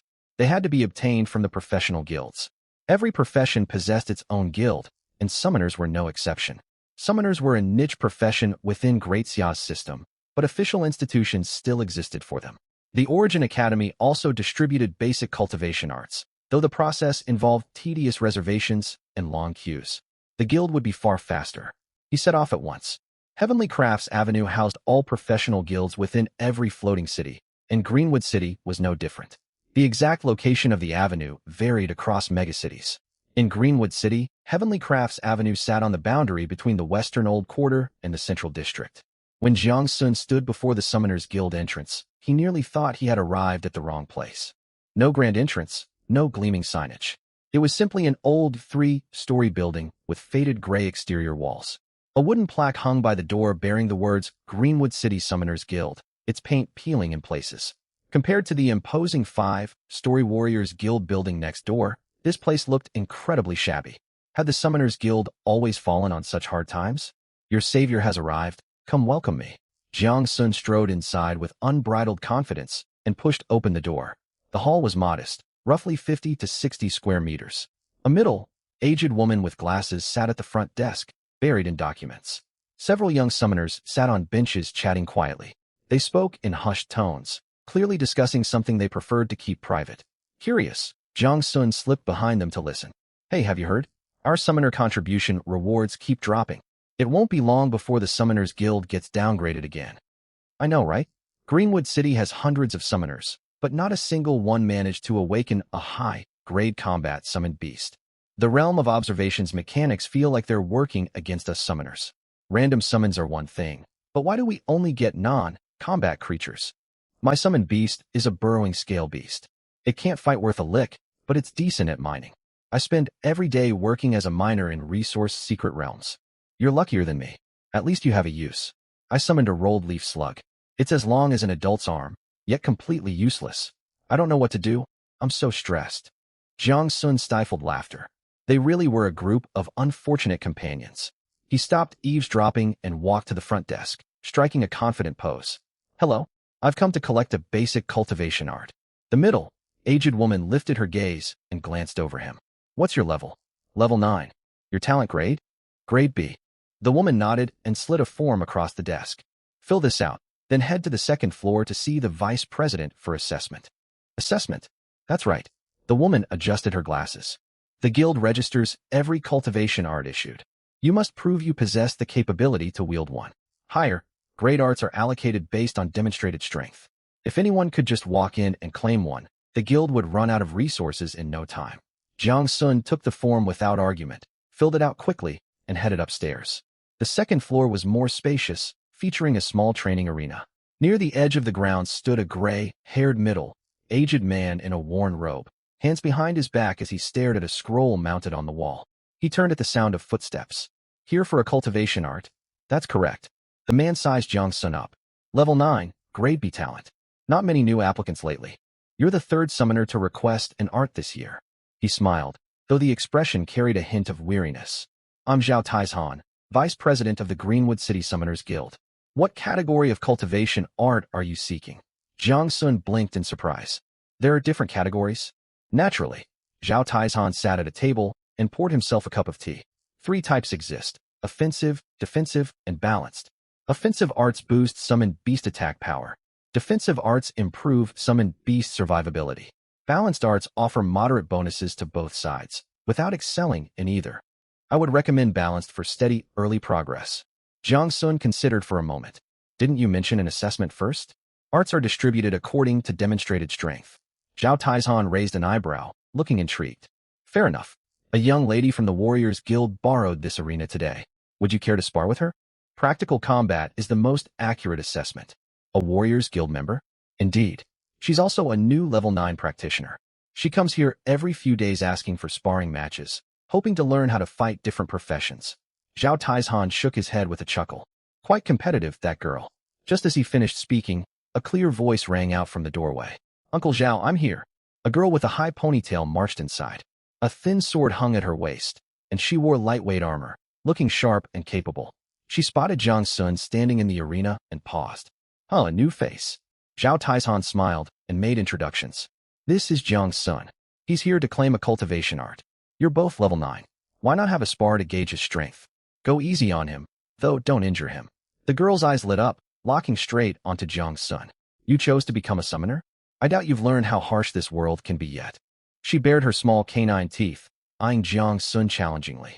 Oh, that was a bold statement. On the summoner's home turf, he would not let this warrior talk down to him. Hey there, miss. Don't speak so confidently. Luck can favor anyone. How can you be certain I won't have an incredibly powerful summoned beast? Tisk, plenty of confidence. I'm Lin Wanner, warrior, level 9. Come on, I won't bully you. Summon your beast. Jiang Sun watched her eager, battle-ready expression and fought back a smile. This girl was clearly a born combat enthusiast. He wasted no time, raising his hand. Iron sphere materialized before him, a dark, gold orb hovering in mid-air, covered in delicate golden runes. Vice President Zhao's eyes widened instantly, his mouth falling open in shock. Good heavens! A gold-tier combat summoned beast. The heavens have smiled upon us. Thank you, Realm of Observation. Summoners finally have someone capable of carrying our hopes once more. A gold-tier summoned beast? The stronger it is, the better.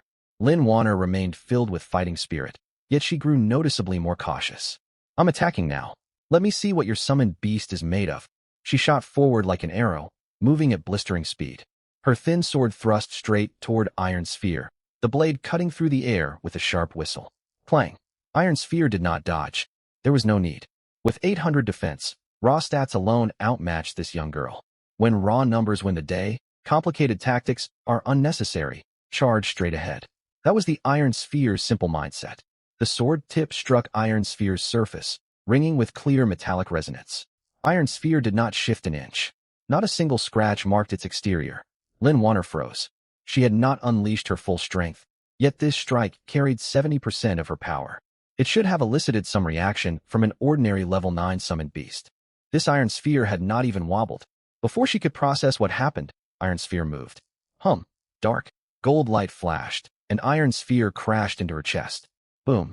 Lin Wanner was sent flying backward, slamming hard against the wall with a dull thud. She slid down to the ground, clutching her chest and coughing.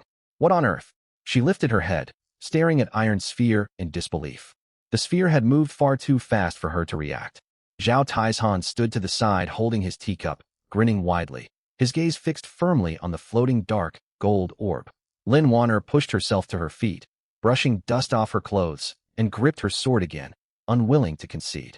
Again, she charged forward once more. This time she activated her skill, pale blue light wrapping around her blade. Sword art, lunge her speed nearly doubled. Clang. The outcome remained identical. The sword tip struck Iron Sphere without leaving the faintest mark. Iron Sphere charged again. Boom. Lin Wanner was sent flying a second time. Faced with Iron Sphere's swift assault, she had no chance to respond. This time she rolled across the ground, her sword slipping from her grasp and clattering on the stone floor. Iron Sphere had held back most of its force. If it unleashed the full multiplier of its shaking mountain-heavy strike, the blow would have defeated her instantly. She lay flat on the ground for a long moment before she could rise. Act, that hurts. I give up. No more fighting. She rolled onto her back, gasping for breath. What kind of summoned beast is this? No level 9 summoned beast should be this tough. Are you cheating? Jiang Sun spread his hands. Cheating is impossible. Like I said, fortune can smile on anyone. I got lucky and summoned a gold tier combat beast. Convinced now? Convinced my foot. Fight me yourself without using your summoned beast. Lin Wanner scrambled upright, confronting Jiang Sun aggressively. TSK, this young fighter has incredible recovery ability. He was lying there whimpering a moment ago, yet he looks as good as new already. What's the point of being a summoner if you don't use summoned beasts? Beat it. Lin Wanner did not get upset upon hearing Jiang Sun's words. She walked over to the Iron Sphere and reached out to touch its surface. It felt cold to the touch, carrying the unique texture of metal. Is a gold tier summoned beast this powerful? Her big, watery eyes sparkled with curiosity. Jiang Sun said nothing, which served as tacit agreement. Lin Wanner gasped. Just imagine how strong Platinum, Tier, and Epic Tier 1s must be. I wouldn't know.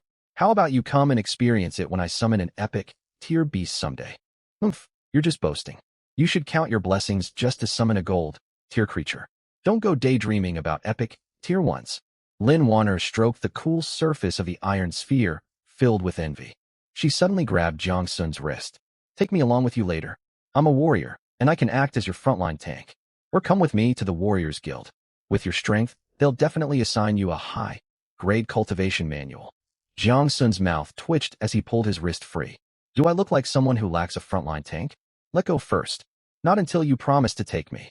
Zhao Taizhan could not stand watching any longer. Am I invisible to you too, flirting right in front of me? Shaolin, behave yourself. I'm still here. Lin Wanner let go of him but kept smiling at Jiang Sun, staring at him as if he were a precious treasure.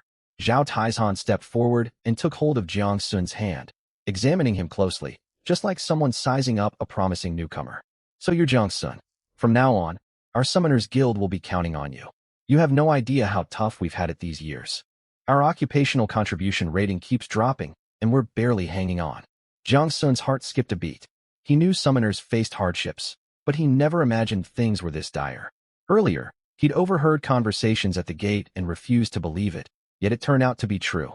This brings us to the occupational contribution system. The Guanlon system implements the law of survival of the fittest to the fullest. Within the Guanlon framework, every time practitioners slay monsters, clear secret realms, craft food, or forge equipment, they earn contribution points for their respective occupation. The higher the contribution, the grander, larger, and more functional the occupation hall becomes. Most importantly, contribution points determine the tier of cultivation manuals available at the Occupation Guild. Cultivation manuals are classified into Common, Yellow rank, Mystic rank, Earth rank, and Heaven rank. Starting from Yellow rank, each tier is further split into lower, middle, and upper subgrades. Guilds and cities with low occupational contribution can only provide lower-tier cultivation manuals. The Summoners Guild has fallen into a vicious cycle. Given the bleak state of affairs in Qingmu City, Guanlon only allocated common rank manuals to them. That was truly unfair. Fortunately, practitioners can cultivate multiple manuals. There is no rule forcing people to stick to a single foundational technique. Jiang Sun did not mind this much. Low-tier manuals were not a problem. for he possessed universal experience. Vice President Zhao stared at Jiang Sun earnestly. May I see its stat panel? Jiang Sun hesitated briefly, then nodded. Zhao Taizhan studied the panel for a while, fell silent for several seconds, and slowly exhaled. Young man. He lifted his head, gazing at Jiang Sun as if staring at a mountain of gold. Whatever you do not join another occupation guild.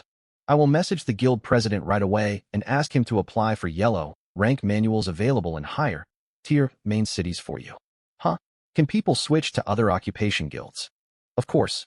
Many summoners who summon beasts are underwhelming switch to learn mage skills. They would rather become mediocre mages than remain registered with the Summoners Guild. Now you understand just how difficult life is for summoners, don't you? Zhao Taizhan clapped him on the shoulder, his tone heavy with sorrow. Jiang Sun was stunned. He aimed to become the strongest summoner. Switching occupations was out of the question. Rest assured, Elder Zhao, I will never join another guild. I'm determined to restore the reputation of summoners. Young man, you hold such lofty aspirations. Zhao Taizhan broke into a grin. The Qingmu City Summoners Guild will fully support you. You can come to us for anything we have in stock. Vice President Zhao had pinned all his hopes on Jiang Sun. By the way, hasn't any other summoner managed to summon a gold-tier beast? Jiang Sun asked. The whole situation felt somewhat surreal. What do you think? This year, you are the only person in Qingmu City who chose to become a summoner. All the others took up the occupation in previous years. From what I know, fewer than 1,000 people across Great Xia chose to become summoners this year. Among them, the highest tier of summoned beast anyone has is silver tier. Yours starts off as gold tier, one of a kind. If I let a talent like you slip away, I might as well step down as vice president. Jiang Sun felt slightly embarrassed by his words. Lin Wanner listened beside them, her eyes shining, rolling her gaze as if plotting something. Zhao Taizhan walked into the back room, rummaged around for a moment, and brought out a thin booklet, handing it to Jiang Sun. This is the basic summoning mind art, the balanced variant. It is the most fundamental version, but steady and reliable. You can adjust it to lean toward offensive or defensive paths later on. Start cultivating it first. Once the president secures the yellow rank manual, you can switch over. Jiang Sun took the booklet and flipped it open. A system notification popped up instantly. Obtained cultivation manual basic summoning mind art. Jiang Sun let out a quiet breath. He finally had a cultivation manual. He added Elder Zhao as a contact to make future communication with the guild easier. It was a pity Jiang Sun had not registered with the Summoners Guild before clearing the hidden event in the early Bud Secret Realm. If he had, his accomplishments within the Secret Realm would have boosted the Summoners Guild's contribution score by a large margin. After all, what he did benefited countless ordinary awakened people in Qingmu City. If Elder Zhao learned about it, he would surely regret it deeply. He would think, if only you'd registered earlier, Guanlan might have granted our Qingmu City Summoners Guild a yellow rank manual. But there are no second chances, and Elder Zhao knew nothing of Jiang Sun's feats in the early Bud Secret Realm. After bidding Elder Zhao farewell and acquiring the basic cultivation manual, where should he cultivate? Head home. No. He owned a secret realm that could boost cultivation speed. This was the perfect chance to use it. Still, he could not enter the secret realm out on the open street. Crowds filled the roads. If he vanished out of thin air, sharp-eyed people would notice. He hailed another taxi and returned home. The house was empty. His mother had gone to work, and Jiang Xiaoxiao was at school. He channeled power into the secret realm key, and his figure flickered out of sight. Jiang Sun appeared on the first floor of his secret realm. Uncle Ashing was tending to a vegetable patch on this level. Jiang Sun wondered how the old man had cleared the land. Had he dug it up with his head? Are you related to Piggy? Digging with his head was impossible. He must have used tools stored in the wooden cabin. Well, now, back so soon. I missed you, of course. I worried you'd be lonely staying here alone, so I hurried back. Uncle Ashing was not fooled. Cut the flattery. You only come running when you have something to do. Don't try to deceive me. Jiang Sun mused playfully. He really was trying to deceive him. Uncle Ashing was a heroic spirit, so in a sense, did that make him a type of ghost? Jiang Sun waved the thin booklet in his hand. I received a cultivation manual. I'm heading to the 5th floor to practice. Off you go then. Bring more tools and spirit plant seeds next time you come. I want to get this field planted. Will do, Jiang Sun replied. His figure vanished immediately, teleporting straight to the 5th floor. As the secret realm master, he could do this easily without traveling through every floor one by one. He sat cross-legged beside the Yuan gathering steel. Normally distance creates separation, but not for the steel. The closer he sat, the denser the surrounding vital energy would likely be. He opened the basic summoning mind art. As soon as he unfolded it, a panel appeared. Obtained Cultivation Manual, Basic Summoning Mind, Art Balance Type. Manual Tier, Common. Cultivation Ceiling, Peak Second Order. Status, Uncultivated. 9 Realms Explanation. First Third Realms Mortal Stage. Open 12 orifices including Tianfu, Zhongfu, Yunmen, Xiaobai, Chais, Kongzue, Like, Jingxiu, Taiyuan, Yuji, Shaoshang. For orifices mark 1 realm, laying the foundation for meridian cultivation.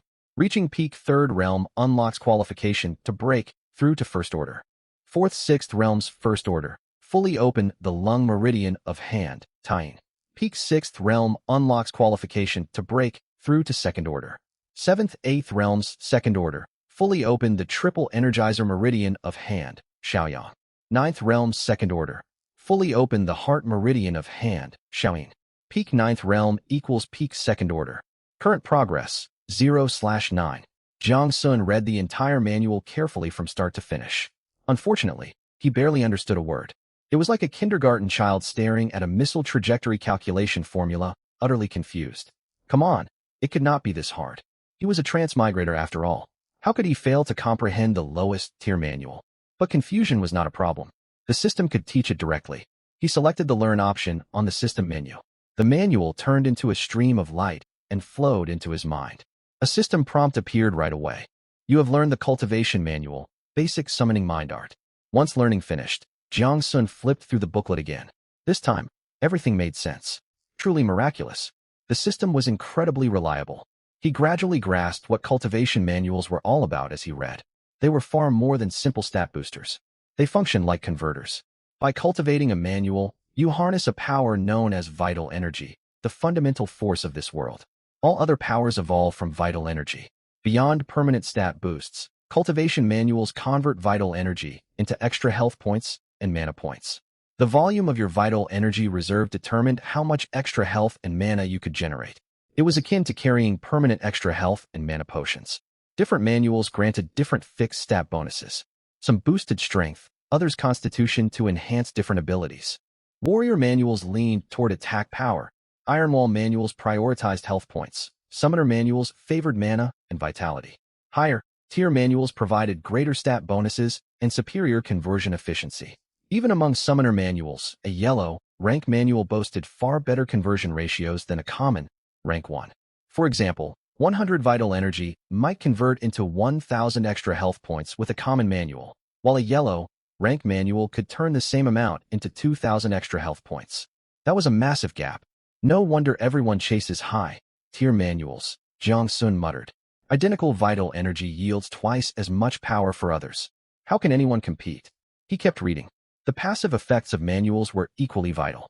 Fully mastering all 9 realms of this basic mind art granted a 50% overall stat increase to all summoned beasts.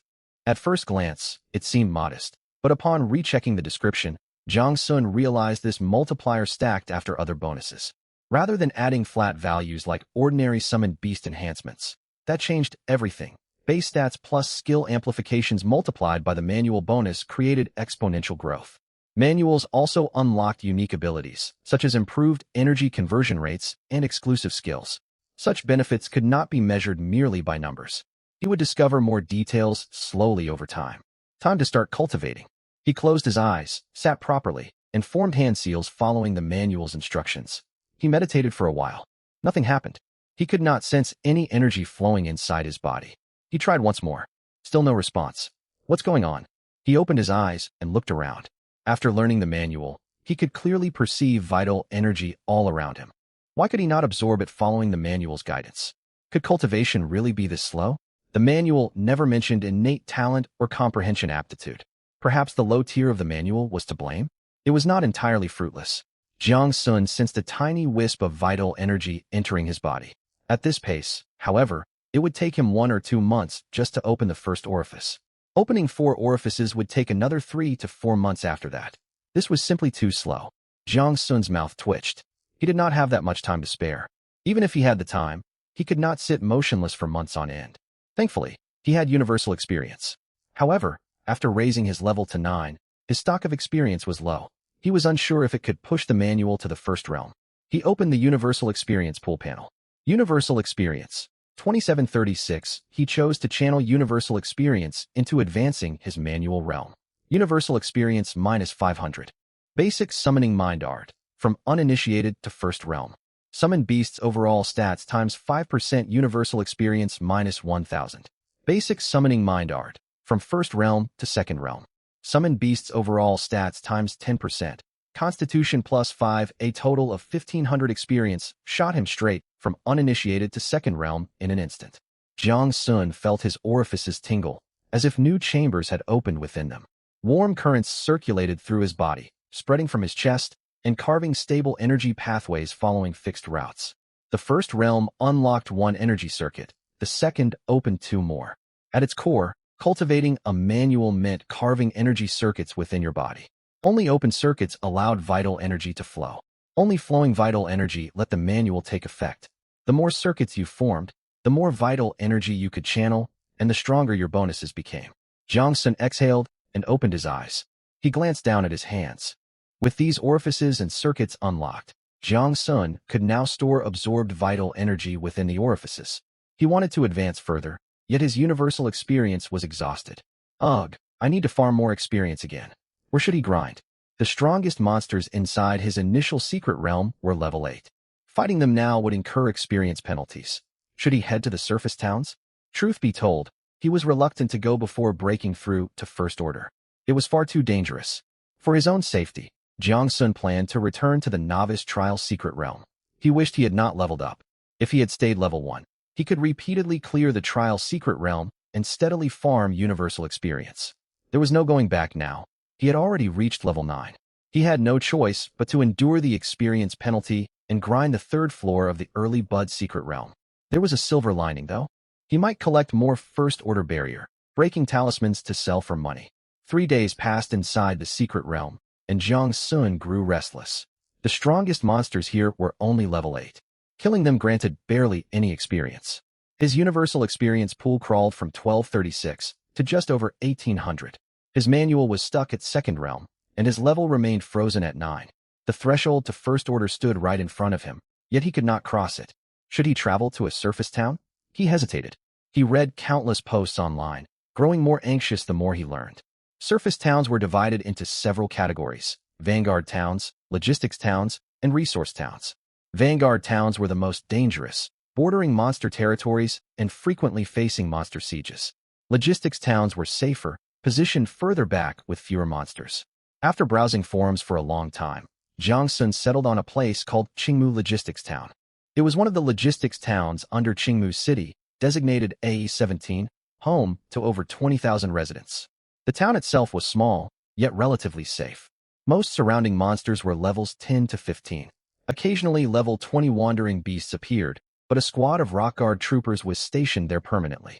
This is the place. He closed his panel and thought things over. He decided not to tell his mother about traveling to the surface for now. His mother already worried that summoners were weak. If she learned he planned to venture to the surface before reaching First Order, she would lock him indoors. He could not tell his younger sister either. The girl could never keep a secret. He would act first and explain later. He would rush to farm universal experience and return quietly. Once he broke through to First Order, he would reveal a little of his strength to his mother. Then he would shock Jiang Xiaoxiao completely. He could almost picture her stunned expression. Early the next morning, once his mother left for work and Jiang Xiaoxiao headed to school, Jiang Sun stepped out of the house. His home was on the western outskirts of the city. Tiangong Avenue sat between the western district and the city center. Beside Tiangong Avenue stood the teleportation plaza. The so-called plaza was a massive circular platform roughly 200 to 300 meters across.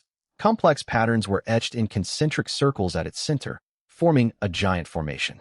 12 stone pillars surrounded the platform, each embedded with glowing crystal shards. Many people were already there early in the morning. There were merchants hauling large sacks, uniformed rock guard squads, fellow occupationalists heading to the surface to hunt monsters, and several people carrying hoes and shovels, presumably miners bound for resource towns. Jiang Sun walked up to the public teleportation counter. A uniformed woman sat behind the window, not lifting her head. Destination? Qingmu Logistics Town. 500 copper coins. Jiang Sun paid the fee, and the woman handed him a palm, sized metal plaque engraved with the teleportation formation's identification number. Wait by Pillar 3. We depart once we have 10 people.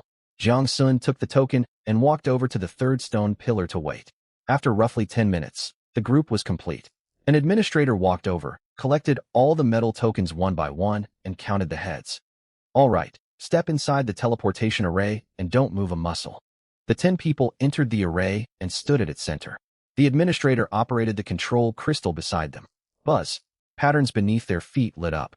Pale blue, white light spread outward from the center of the formation, traveling along the intricate carvings all the way to the 12 stone pillars lining its edge. The glow grew brighter and brighter. Jiang Sun felt as though something was lifting him upward, leaving his feet feeling unsteady.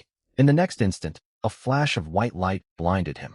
Once his eyes adjusted, he found himself standing in a completely unfamiliar place. Jiang Sun glanced around. So this was the surface safety settlement?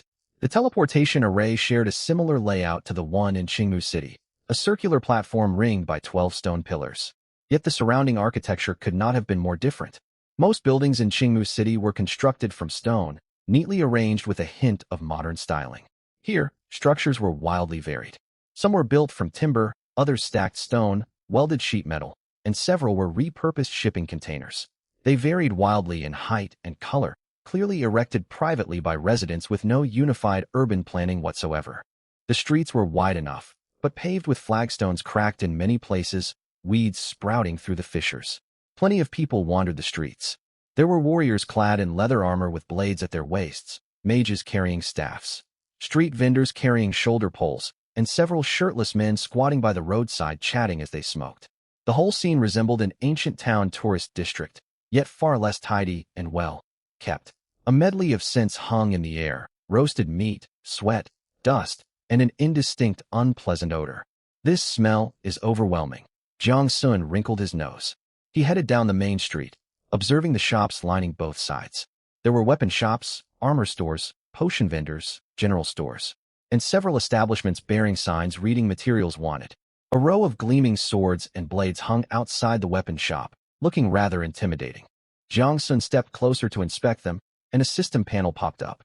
Fine iron longsword common. Attack plus 25. Grade, white. Price, 800 copper coins. 800 copper coins? That's daylight robbery. He muttered to himself and kept walking. The townsfolk barely spared him a second glance. Many adventurers traveled down from the floating cities to hunt monsters. His clean clothes and equipment made it obvious where he came from. After walking some distance, a tall outer wall came into view. It stood roughly 10 meters high, built from stacked stone, lined with iron spikes along the parapet. Watchtowers were spaced at intervals along the wall, housing sentries clad in full armor. Beyond the wall lay the monster territories. Jiang Sun took a deep breath. He could not afford to let his guard down once he stepped past this wall. Finding an empty corner, he summoned the iron sphere. The dark, gold orb hovered beside him, humming quietly. Old Iron, I'm counting on you today. The sphere rotated once, sending a thought toward him. Leave it to me. Near the edge of the safety settlement, Jiang Sun did not wish to reveal his full strength prematurely, so he only summoned the iron sphere and kept the salted fish hidden. A thought crossed his mind. Where exactly did summoned beasts reside when not called forth? Logically, there should be some form of summoning space. He had tried sensing for one before, yet detected nothing resembling such a space. He pushed the thought aside. An idea occurred to him. Why not summon the salted fish and send it into his secret realm? Even after forming a contract with him, monsters continued to spawn inside the realm, albeit at a slower rate, and their numbers built up over time. The salted fish had little else to do. It might as well put the spawns to good use. Now was not the right moment, however. Too many people wandered these streets. He would wait until he reached a secluded spot. Jiang Sun checked his status. Level 9, second stage cultivation technique, plus 10% all attribute bonus from summoned beasts. He had few doubts about the Iron Sphere's power. Monsters around level 13 or 14 posed no real threat to it. He walked up to the city gate, where a sentry shot him a glance. Leaving the settlement. That's right, brother. Heading out. Register first. The sentry slid a notebook over. Name, level, class, expected time of return. Jiang Sun filled out the information quickly. The sentry scanned the page and nodded. You're a summoner who hasn't advanced to Tier 1. Are you certain you want to head out alone? Huh. He was being underestimated. He brought the iron sphere forward for the sentry to see. See this? I've got a gold tier summoned beast. I can look after myself. Even so, the sentry offered a word of caution. Stay alert. It's dangerous out there lately. Even with a gold tier summon, don't wander too far. Be back before dark. Thanks for the warning, brother. Jiang Sun pushed the notebook back and strode through the gate. Beyond the walls stretched an open wilderness. Scattered trees and thickets dotted the distance. And further still, he could make out the faint silhouettes of ruined buildings. Dry, earth-scented wind swept over him. Jiang Sun stood still for a moment, scanning the wilderness ahead. Time to start hunting monsters. Showtime. Once outside the gate, Jiang Sun followed the dirt trail onward. A system notification appeared. You have entered a wild monster zone. Monster level range. 10-15. He paused to survey his surroundings. Weeds ran rampant across rocky ground, with several gnarled trees in the distance. The landscape bore no resemblance to the early Sprout secret realm. The terrain inside the realm felt artificially arranged, while this wilderness was untamed and wild. This was the surface of Earth, though there was no telling which region he stood in. Ever since the descent of Guanlan, the planet had expanded endlessly.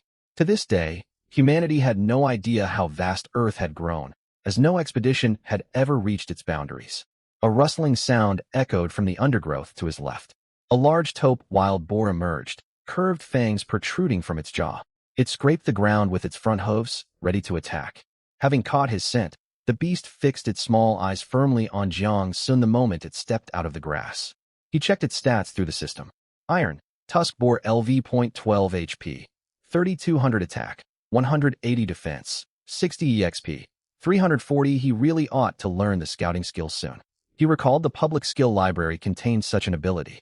Once learned, he would no longer need to manually activate the system to view monster stats and could simply use the skill instead. A stray thought crossed his mind. Would boar meat taste good? The boar gave him no time to ponder. It charged straight at him, hooves pounding the ground, its massive frame sending faint tremors through the earth. Without hesitation, the iron sphere rushed forward to meet the charge. I'm the one who does the ramming. Don't try to show off in front of my hammer. Let's see who knocks whom over. Whoever flinches first loses, the iron sphere thought to itself. A deafening crash rang out. The boar was sent tumbling onto its back, struggling frantically to get back on its feet. Before it could steady itself, the iron sphere struck again with a savage blow. The boar toppled once more. After 2 hits, fear seemed to take hold of the beast, which let out pained squeals. The iron sphere showed no mercy and slammed into the boar's skull a 3rd time. The boar fell motionless. Blood seeped from its facial orifices. Even the skull, normally the toughest part of a boar's body, bore a deep indentation from the impact. Iron, Tusk Boar LV.12 eliminated. EXP obtained, 340. Loot, copper coins plus 40, boar tusk times 2, iron, tusk boar hide times 1, 340 experience points. Not bad. Higher, level wild creatures granted far more experience. This was far more rewarding than hunting monsters on the 8th floor of the secret realm when Jiang Sun was level 9. The surface was fraught with danger, yet the experience rewards were incredibly generous. He could only wonder about monster density. If creatures spawned frequently, his leveling efficiency would be excellent. The boar's body dissolved into light and vanished. Jiang Sun continued forward. Shortly after, he encountered another boar. The same tactic, the same outcome. The iron sphere defeated it in 3 blows. Further ahead, 2 thorn hyenas darted out from behind a tree, moving to flank him from either side. These creatures were far more vigilant than boars. They preferred to test their prey before striking instead of charging mindlessly. Thorn hyena LV. 13 HP, 2200 attack, 210 defense, 40 EXP, 380. They moved with frightening speed, their claws stretching over 10 centimeters long, glinting like sharp daggers. Jiang Sun had no doubt those claws would inflict terrible wounds upon contact. Most unsettling of all, thorn, like spines jutted from their backs, hips and necks, lending them a menacing appearance. The iron sphere did not grant them a chance to attack. A sweeping blow knocked the hyena on the left aside. Then it spun and sent the second flying. Neither hyena even managed to let out a cry before collapsing. The iron sphere was pleased. Almost none of the monsters here could pierce its defenses. By mid-morning, Jiang Sun had a clear grasp of monster distribution in this area. Iron, tusk boars were the most common. They boasted high health and defense, and took slightly longer to defeat. Thorn hyenas were less numerous. Fast and tactically minded, they rarely traveled alone, hunting in pairs or trios. Though dangerous, they lacked durability. The Iron Sphere could take each one down with a single hit. Occasionally, he spotted venom sac lizards, cunning ambush predators. They often lay motionless atop rocks, their skin matching the stone to blend seamlessly into the surroundings. They waited until prey drew near before spraying venom without warning. Venom sac lizard LV.14 HP, 1800 attack, 90 venom attack, continuous damage, 30 HP per second for 10 seconds defense, 30 EXP. 420 Jiang Sun nearly got hit by venom during his first encounter. Where the liquid struck the ground, all nearby grass and vegetation withered instantly. Good grief. A direct hit to the face would be catastrophic. Losing hit points was one thing. He could not bear to have his features scarred. After that close call, he learned to send the Iron Sphere to circle every boulder first, flushing out hidden lizards before he drew close. By noon, hunger gnawed at Jiang Sun. He teleported back into his secret realm. As luck would have it, Uncle Ashing had just finished lunch, a barbecue, with roasted crab claws sizzling over flame. First, he summoned the salted fish, ordering it to patrol the secret realm and eliminate any newly spawned monsters. Only then did he sit down to feast alongside Uncle Ashing. He ate greedily while tallying his gains mentally. Opening his status panel, Universal EXP, 7820. He had left with 1800 EXP that morning, earning a net gain of 6,000 over several hours. Roughly 2,000 EXP per hour. He needed 16,800 EXP to reach level 10. He currently held 7820, leaving a deficit of 9,000. Still, leveling to level 10 was not urgent. His priority was advancing his cultivation technique to the third stage. After that, he would need to complete his Tier 1 advancement quest. He hoped to stockpile extra experience for unexpected needs. Advancing the technique from stage 2 to 3 required 2,000 EXP. To play it safe, he aimed to accumulate over 20,000 Universal EXP. At his current efficiency, another 2 days of hunting would suffice. Once full, he departed the secret realm alongside the Iron Sphere to resume hunting. He traveled further toward a stretch of rolling mountains visible far on the horizon, though he dared not venture too deep, fearing encounters with overly powerful high-level monsters. Monster levels gradually rose from 12 up to 14 and 15. EXP rewards increased accordingly, reaching over 400 per kill. This zone struck the perfect balance between safety and hunting efficiency. The Iron Sphere remained overwhelmingly dominant. As a gold-tier summon, fighting these ordinary level 10 to 15 monsters was effortless. By 3 in the afternoon, the Universal EXP pool on his panel climbed to 10,400. When would he gather enough experience to upgrade both of his summons to Platinum grade? The cost was staggering, a full 100,000 Universal EXP. How much stronger would he become once they advanced? Even then, he would still need to improve his own survival capabilities. Danger lurked everywhere. No matter how powerful his summons were, he could not afford to take a fatal blow himself. That said, Platinum tier summoned beasts would undoubtedly be far stronger. 100,000 Universal EXP was not an unattainable goal. It had been less than 10 days since Jiang Sun awakened his powers, yet he already commanded such formidable strength. Humans were never easily satisfied. He thought with a huff, pushing the thought aside. Daydreaming would get him nowhere. As his mind wandered, he picked up an unfamiliar sound. A heavy, imposing rumble, akin to a 100-ton hammer sinking into soft soil. The ground began to tremble. Jiang Sun halted. The Iron Sphere stopped too, hovering in front of him to shield its master. Trees in the forest ahead toppled one after another, as if some colossal creature was smashing its way forward. Dust billowed as a dark shape burst out of the tree-line. Jiang Sun's eyes widened when he saw what it was. A gigantic beetle. Its body was covered in dark brown carapace glistening in sunlight. A thick single horn jutted from its head, tangled with broken twigs and bark. It was more than twice the size of an iron tusk boar. For thick legs stamped the earth, leaving deep craters with every step. Solitary Elite Unicorn Beetle LV.20 HP, 15,000 attack, 450 defense, 320 skills. Horn charge 2.5x damage. Carapace fortification 50% damage reduction for 5 seconds. Tremor area stun EXP 4200. He had stumbled upon a wandering elite monster. Jiang Sun's mind raced. Run? No way. He would fight it. He activated his summoning skill and called forth the salted fish as well. With both summons attacking together, the beetle's 15,000 HP would not last long, even accounting for its high defense. The Iron Sphere charged without hesitation. In its simple logic, any foe was to be rammed down, no exceptions. A streak of dark gold light shot forward as the iron sphere crashed toward the beetle's head. Clang! A shrill metallic ring echoed out. The iron sphere rebounded, spinning through the air before stabilizing itself. What unbelievably tough armor. The iron sphere had never faced an opponent with such absurd defense. The beetle staggered backward under the impact. Enraged, it lowered its head, aiming its horn at the iron sphere and tensing its legs to charge. Jiang Sun could not let it complete its charge. The blow might send the iron sphere flying. While the beetle prepared its attack, he ordered both summons to strike. Wave after wave of water arrows from the salted fish slammed into the beetle. The salted fish fought intelligently. Aware the beetle's dorsal carapace offered strong protection, it targeted the vulnerable seam between the shell and the abdomen. Each water arrow carved fresh wounds into the creature's body. The beetle finished charging. Boom. The ground shook as it surged forward like a heavy transport vehicle, targeting the iron sphere. True to its reckless nature, the iron sphere made no move to dodge.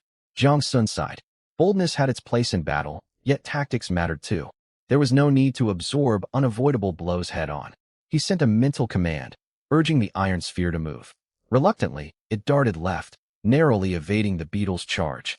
For all its size, the beetle lacked speed compared to the iron sphere. Jiang Sun observed its movements closely. Once it built momentum, stopping proved difficult, and turning took considerable time. This was the perfect opening to attack.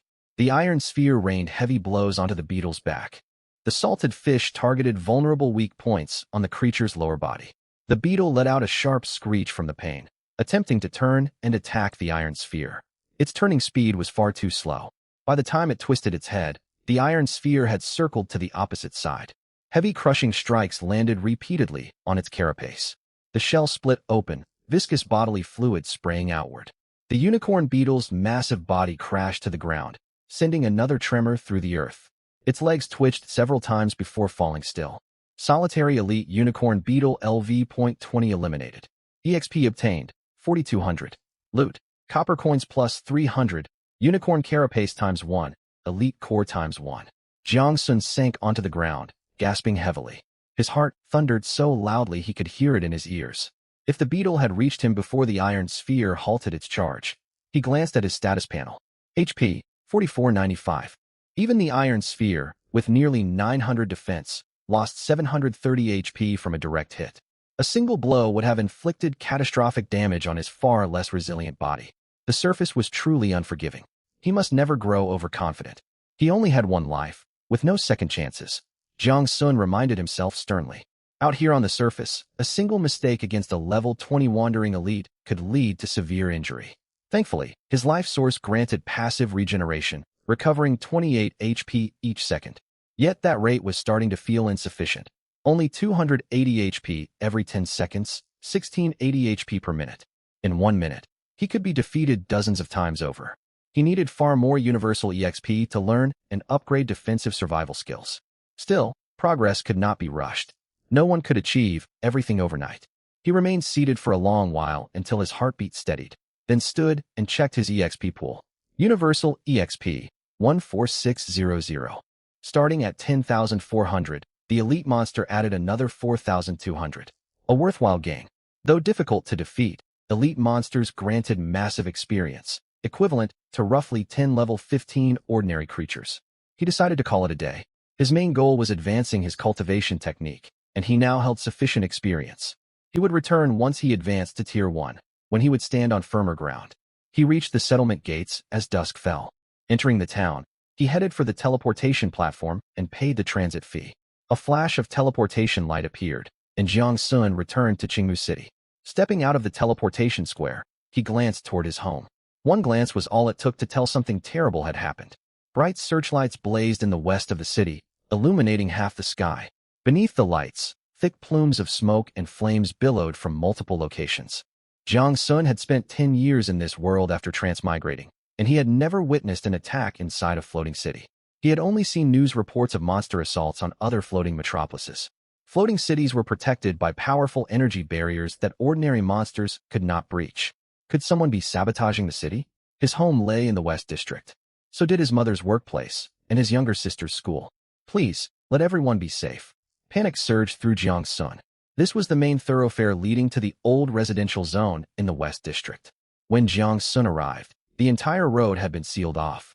A cordon had been strung around the West District, the orange, yellow strips glaring under the streetlights. Armored city garrison soldiers stood at the intersection, holding back the onlookers. Someone shouted, "My home is inside. Why won't you let me through?" A middle-aged woman sat on the ground weeping. "My child, poor child." An elderly man argued loudly with the soldiers. The noise of shouting mingled with distant explosions, creating total chaos. "Have you heard? A boss monster attacked the Old West District.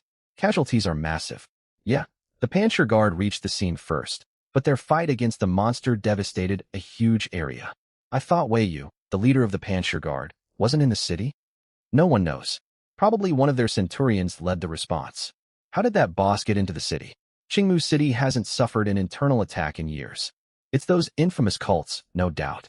Those cultists deserve death. If I ever see them, I'll make them pay." "Look over there. Members of the Bloodspike mercenary group have arrived to help put out the fires." Following the direction the crowd was staring, Jiang Sun spotted several water mages casting spells to extinguish the flames. Mounted on flying beasts, their staffs glowed brightly as water dragons and water projectiles slammed into the burning buildings. The flames were being suppressed rapidly, yet there were far too many fires for them to handle alone, and new blazes continued igniting further in the distance. Jiang Sun stared toward his neighborhood, swallowed by raging fire. Disaster had struck. As Jiang Sun burned with anxiety, desperate to get inside and learn the truth, a colossal monster silhouette suddenly crashed into the dense buildings in the southwest of the Old West District. The beast appeared out of thin air, an eerie sight. Everyone froze, stunned as if they had seen a ghost. "How is there another monster?" "Run! Don't gather here. It's extremely dangerous." The soldiers manning the blockade shouted urgently. The crowd scattered, rushing away from the West District. Jiang Sun locked eyes on the newly arrived creature. It was a scorpion monster, 200 meters long and over 100 meters tall. Its razor-sharp tail pierced straight through a building with one jab. Screams and explosions erupted from that direction. Moments after the monster descended, 5 figures soared into the air from behind the cordon, the responders who had arrived earlier. They immediately engaged the beast, unleashing countless skills against its body. Wounded, the massive monster thrashed violently, tearing down building after building. It would take several minutes to slay it, and every passing second brought more destruction. Is this a world of giant beasts? What level could a creature this size be? Jiang Sun's heart trembled with shock, but fear for his family outweighed everything. The monster had landed frighteningly close to his home. Right now, nothing mattered more than the safety of his mother and sister. Against the tide of fleeing people, Jiang Sun sprinted toward the blockade. He was about to dash past when a hand shot out to stop him. "The area is sealed off. Non-combat personnel are not permitted entry. There may still be saboteurs lurking within. Please step back." "My home is inside," Jiang Sun gasped. "My mother and my younger sister are there." The soldier studied him, his tone softening slightly. "I still can't let you pass.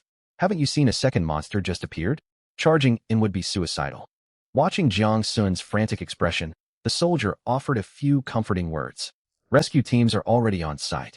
No one may enter until the situation stabilizes. This is an order from the City Lord's mansion. Rest assured, we will do everything we can to protect everyone trapped inside. I need confirmation that my family is alive. I can't just wait here with no news." The soldier was conscientious. "What are your relatives' names?" "My sister is Jiang Xiaoxiao. My mother is Su Xiulan." Jiang Sun answered instantly. The soldier fell silent for a moment, seemingly communicating with someone via a communication device. Then he turned back to Jiang Sun. "Your mother and sister have been transported to the 3rd medical station. You can find them there." Jiang Sun's heart sank. If they were unharmed, they would never have been sent to a medical station. Something was wrong. Dread gnawed at him as he raced toward the 3rd medical station as fast as he could, wishing he could sprout wings and fly there instantly. Though he had only arrived in this world through transmigration 10 years ago, the bond he shared with his mother and sister had grown deeper with every passing day. Jiang Sun cursed himself. Why had he chosen this exact day to go monster hunting? If he had stayed home, could he have protected them? He glanced at the monster locked in battle in the distance, and cold dread washed over him. Even if he had been present, he would have stood no chance against such a beast. He was still far too weak. A burning desire to grow stronger ignited within him, a stark contrast to his formerly laid-back attitude. "Please stay safe, Mother Xiaoxiao. Wait for me." Jiang Sun prayed silently. This attack would shatter countless families, claiming countless innocent lives. Hatred for the three infamous cults blazed inside him. He had heard official broadcasts from the Great Xia Empire condemning them as troublemakers who sided with monsters, yet it had all felt distant until now. Now the violence had reached his own family. If anything happened to his mother or sister, he swore he would hunt these cultists to the last man.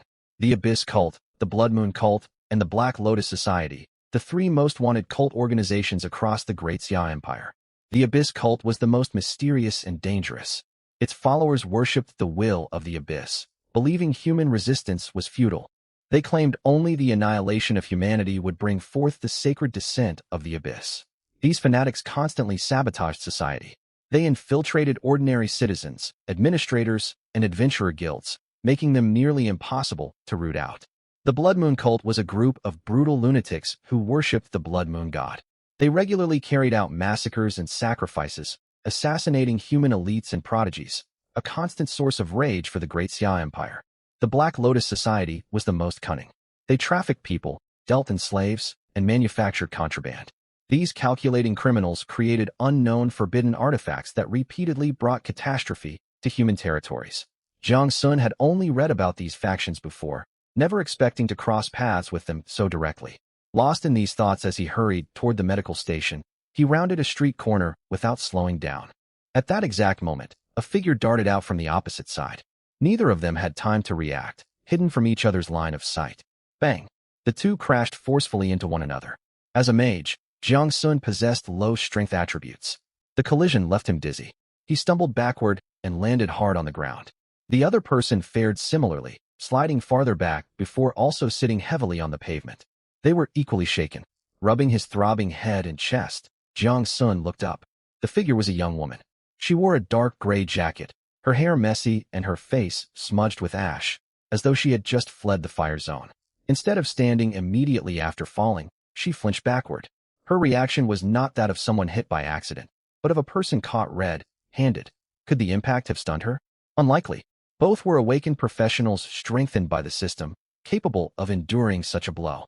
A large patch of skin on her palm had scraped raw, fresh blood seeping from the wound. Jiang Sun broke the awkward silence first. "Are you all right?" "I'm sorry, I wasn't paying attention." She said nothing, merely shaking her head and pushing herself to her feet. She swayed unsteadily and nearly fell again. Jiang Sun reached out to steady her. "The West District is locked down. All injured civilians are being treated at the 3rd medical station. If you're hurt, you should head there." She lifted her head and stared at him, studying him cautiously, as if trying to identify who he was. Her gaze was guarded. Then she lowered her head and whispered, "Thank you," before turning and running off in another direction. She fled in obvious haste, as if evading pursuit. Jiang Sun watched her retreating back, frowning. Dark gray jacket, scraped palm, that guilty, wary look. But he could not afford to linger. He turned and continued his dash to the medical station. The 3rd medical station was normally a community clinic, but now a crowd surrounded its entrance. Inside, the corridor was packed with casualties. People with head wounds, broken arms, and gaping lacerations lined the space. Low-ranking spirit healers rushed back and forth tending to the wounded. Dried blood stained the floor, sticky underfoot. He spotted Zhang Xiaoxiao at the end of the corridor. His sister sat on a bench, her school uniform covered in dust, dark smudges streaking her face. Her eyes red and puffy from crying. The moment she saw him, she jumped up and grabbed his arm in a tight grip. "Brother, Mother's inside. How is she?" Tears spilled down Zhang Xiaoxiao's cheeks, her voice trembling. A healer said, "Mother's legs can't be saved. Both of them." A loud buzzing echoed in Jiang Sun's mind. "How could this happen? What about you? Are you hurt anywhere?" "I'm fine, just a few scrapes. A spirit healer treated me already." "Brother, go see Mother quickly. I can't lose her." She broke down sobbing, helpless despair ringing in her voice. Spirit healers were the primary healing class in this world, one of the 8 basic combat professions. Minor injuries and ordinary ailments could be healed with a single spell. He opened his mouth to speak, yet no words came out. How is this possible? There are healers here. If spirit healers can't help, aren't there saint healers? Why can't they treat her? Where is she? Zhang Xiaoxiao pointed toward a door at the end of the corridor. A red light glowed above it, marked treatment in progress. He walked over and leaned against the wall beside the door, overwhelmed with anxiety.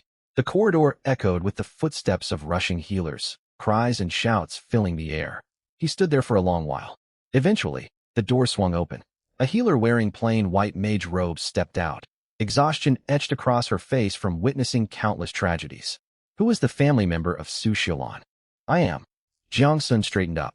The healer glanced at him, then at Jiang Xiaoxiao, and sighed. She's stable. Her life is no longer in danger. She paused. However, her lower body was completely torn away by the monster.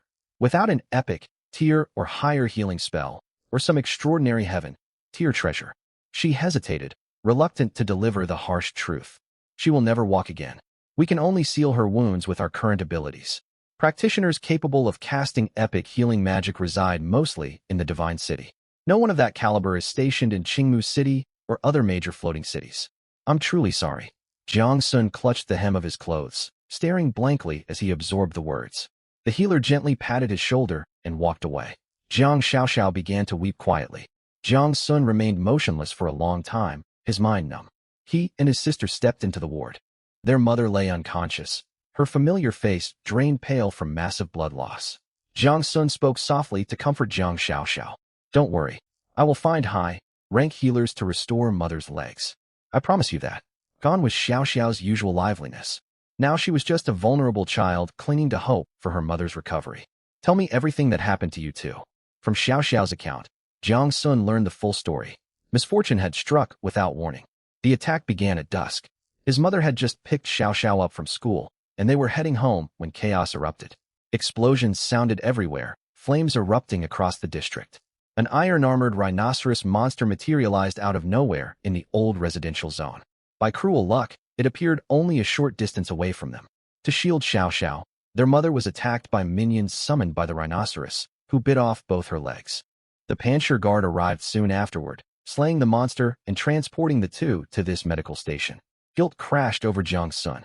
If he had been there, his two gold-tier summoned beasts might have held the monsters off. His mother would not have lost her legs. He believed recovery was possible. Securing an epic healing spell was achievable. If he could not hire a powerful healer, he could even learn the spell himself and level it with universal experience points. What pained him most was imagining his mother's agony when she was injured, a woman who had sacrificed so much to raise him and Xiaoxiao. Rage toward the masterminds of the attack intensified. He realized he could seek information from the Panshir Guard. After calming Xiaoxiao down, he said, "Call me the moment mother wakes up." "Brother, where are you going?" "I need to sort something out. I won't be long." He stepped outside the medical station and scanned the streets for Panshir Guard members. They wore standardized armor, easy to identify. The streets remained in chaos. Groups of residents talked anxiously, some weeping, some shouting angrily, others rushing to salvage belongings. The air reeked of smoke and burnt rubble. He spotted an officer of the city garrison standing a short distance away, issuing orders to several soldiers. A man in his 40s, worn out but sharp, eyed as he gave instructions. Jiang Sun walked over. "Excuse me." The officer turned and sized him up. "You are? I live in the Old West residential zone. My mother was injured in the attack." The officer nodded. "Casualties are extremely heavy. What do you want to know?" "I need to understand exactly what unfolded." The officer fell silent for several seconds. This was a carefully planned, organized attack, intended solely for slaughter. Saboteurs set fires across the district to spark panic and distract the Panshir Guard. Then they smuggled a level 50 boss into the city, followed by a peak first order boss over level 100. Jiang Sun blinked in shock. Over level 100? Don't the floating cities have protective barriers? The barriers keep out monsters from outside. That boss was carried inside sealed within a containment vessel. It did not break through the shield from the exterior. Who carried out this attack? The officer hesitated, weighing whether to speak. The Abyss Cult. The name settled heavy in Jiang Sun's chest. They ruptured the containment vessel to release the monster, then fled in the confusion. Only those two monsters. Two were more than enough to wreak havoc. The officer let out a bitter laugh. The level 50 boss was dealt with swiftly. The Panshir Guard responded and eliminated it within 3 minutes. But a peak first order boss inside a floating city is an unstoppable wrecking ball. Fortunately, several Panshir Guard centurions were present. Otherwise, the entire West District would have been flattened. 3 minutes. Jiang Sun repeated the phrase quietly. In those 3 short minutes, his mother had lost her legs. "Have you arrested the ringleaders and all cult saboteurs?" "We have detained 4 or 5, but more than a dozen escaped," the officer replied. "The captives are being interrogated, yet they refuse to talk. Abyss cult operatives undergo harsh training and know what awaits them if caught." Are the fugitives still inside the city? Most likely, the officer said. We sealed the area quickly, but the Old West District is a maze of narrow alleys. It's easy to hide. The image of the woman he had collided with flashed through Jiang Sun's mind. Dark gray jacket, messy hair, scraped palm, that wary, guilty expression. There was something off about her. Could she be one of them? Something on your mind? Nothing. Jiang Sun pushed the thought aside. Thank you for your time. The officer called after him. What neighborhood do you live in? Compensation will be issued later. I don't need it. Jiang Sun walked away without looking back. Now that he knew the Abyss cult was responsible, his path was clear.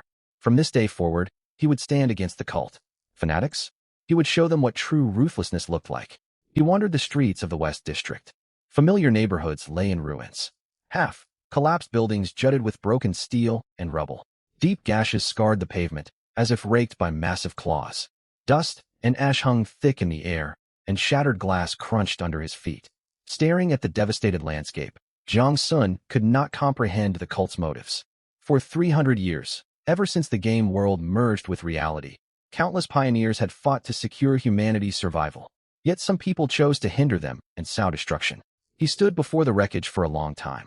He had all the time he needed. That night, Jiang Sun and Xiao Xiao stayed at the medical station beside their mother. She remained unconscious. The healers explained this was normal. Though healing magic closed her wounds, the massive loss of vitality forced her body to rest. Sitting by the window, he watched city garrison patrols marching along the streets. His thoughts kept drifting back to the woman he had crashed into. Her face, her gray jacket, her injured palm, that suspicious demeanor. He had not realized how strange her behavior was at the time. If she belonged to the Abyss cult, she must still be hiding somewhere in the West District.